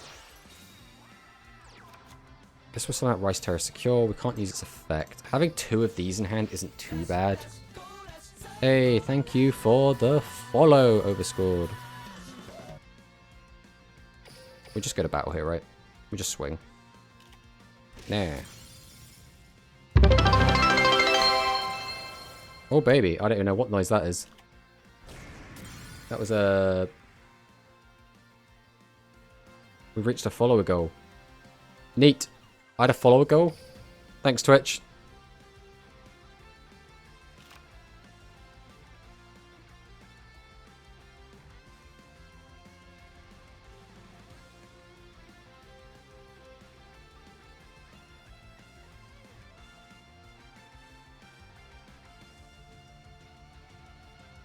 I'm just waiting for, like, Dragius to fly down and ruin my day. But it's not happened yet. Here we go. Is this double Dragius? Am I going to get double Dragius out of the game? There's one. And it's prismatic. Set. Don't summon another one, please. Don't do it. Go to battle phase. There we go. That's a good lad.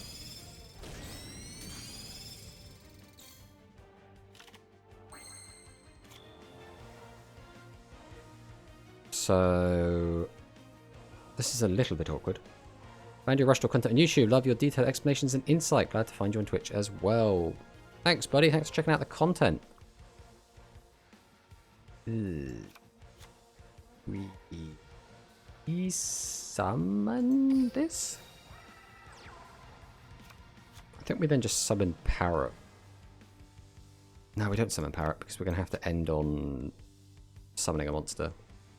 It's got to be Trick Pigeon. It has to be Trick Pigeon.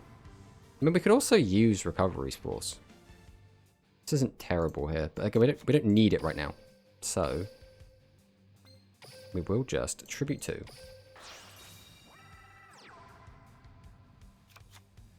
So we'll just summon the Parrot. Activate Volcondor effect. Go to the battle phase. Give them a cheeky stab. We'll see if these guys have low enough defense, which it looks like they do.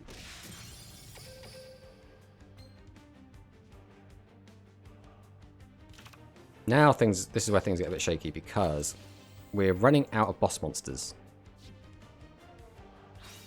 So he has to discard 3. He'll get a monster back from the graveyard. He could potentially tribute it. Oh. Yeah, this is pretty good. Tributes both. Summons that out. Summons that out. Gets the resonance, which is not lethal, but it's damn close. Losing the back row also kind of sucks, eh?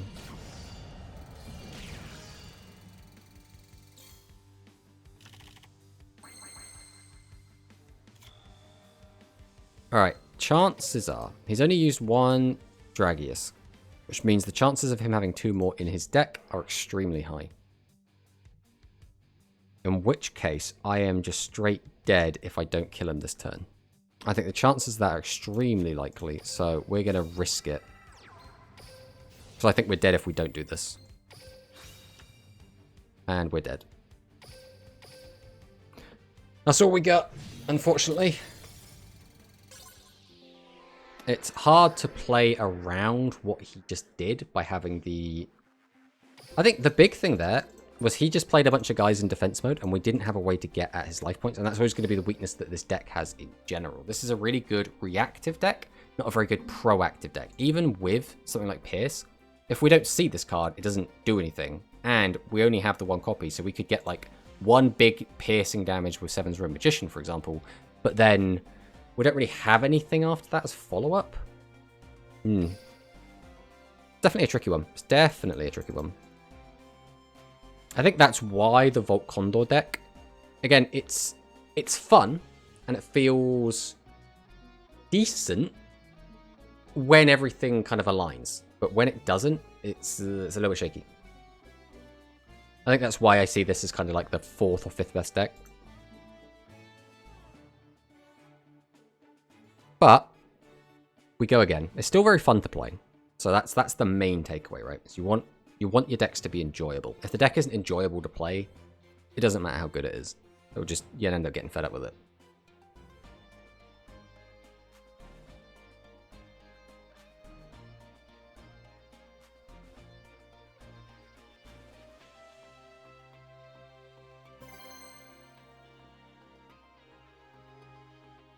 Alright. Let's see what we've got. Oh, Japanese euchre player on a win streak of 5. This guy might have just won his way into King Games. Let's see what he's got for us.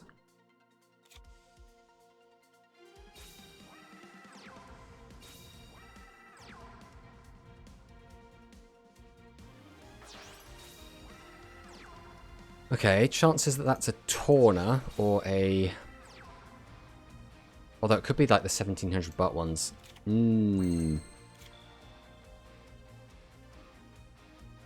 How do we approach this? If it's Torna, we want to attack over them. Or if it's Witches, we want to attack over them. If it's the 1700 baht one, we can't attack over them. And we now just put our guys in attack mode for no reason. I don't know anything about the future Rush duel decks and monsters, but I want to ask, these monsters in Duel Links are considered like a core 7-0 dynamic? Yes. Basically, all of the main characters' decks do get updated. I think we are just going to play defensive here. They all do get... We'll summon that Dark Sorcerer, that should be fine. They get additional support going forward, the other 700 baht ones. I knew it. So, when it comes to something like Dragius and Seven's Red Magician especially, those cards are fantastic all the way through Rush. They will be competitive just all the way until like the beginning of Go Rush, through the end of 7s. And then they fall off a little bit. They're still decent, they're just no longer like very top tier. And then when the 7's Wonder Fusion came out, again, Dragius and 7's Red Magician are back to being top tier again. So they've basically been top tier almost their entire lifespan. So just fantastic cards. Yami Ruler and Prima Katana, a little bit worse off. They do get more support, but they struggle to stay top tier for very long. But all of them, so all 4 of the boss monsters do get fusions. So when they do get their fusion support, all of those decks get a big boost and they all become very, very strong again. The only problem with fusions is well, I guess there's not really any problem with them. In Rush, you have to fuse from the field unless you're using specific ways to do it. So because of that, it can get a little bit annoying to tribute. You have to tribute out your high-level monsters and then fuse them off. Right, we need an extra card here. So we're going to throw all of these back in.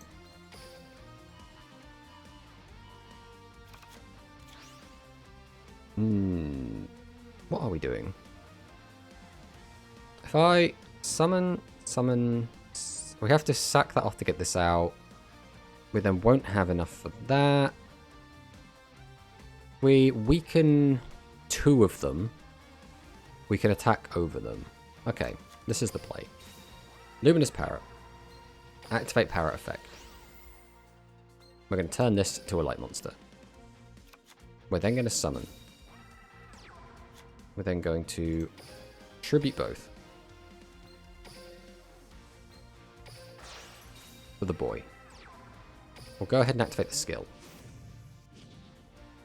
Turn one of these into light. We'll also use the effect to take back Parrot to our hand. We're then going to activate the effect. Discard Parrot to weaken those guys. Summon this out. I think then we just go straight to battle here. We'll just clear both of these. Unfortunately, it's not the best. That's the issue with this deck, I think, is it feels like I just spun so many wheels and didn't actually accomplish much. Like, it was fine. We got to, like, kill an extra dude and get some good damage in, but...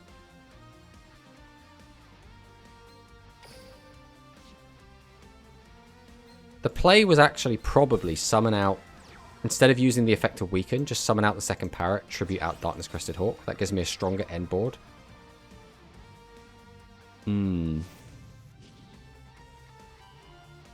Yeah, we are pretty boned here.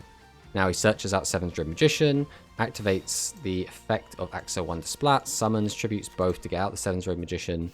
He's now got like a 3000 attack monster and a 3000 attack monster, and then we get completely caned.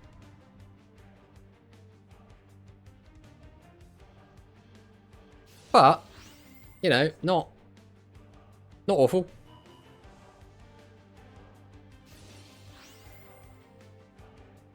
Now, if we had summoned out Darkness Crested Hawk, we would have had... Basically, we would have had an extra 900 life points. So... we would have lived on 200 life points. I don't think it would have mattered, because what do we do on 200 life points in that point? But... we did technically misplay. And it's important to always identify your misplays. Oh, alright, well... I think that was a good 5 hours of streaming, and I think it might be time to go and get some food. So, I think that's going to be it for me after this horrific loss streak on this deck. Ugh, that's gross. We'll probably have another crack at this tomorrow. I think the plan is we will be streaming again tomorrow around the same time. So, I'm looking forward to that.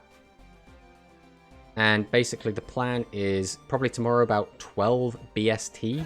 So wherever that is compared to you guys. Thank you for the follow, Radizin. I like that. But yeah, thanks for watching, and I hope that people come back again tomorrow.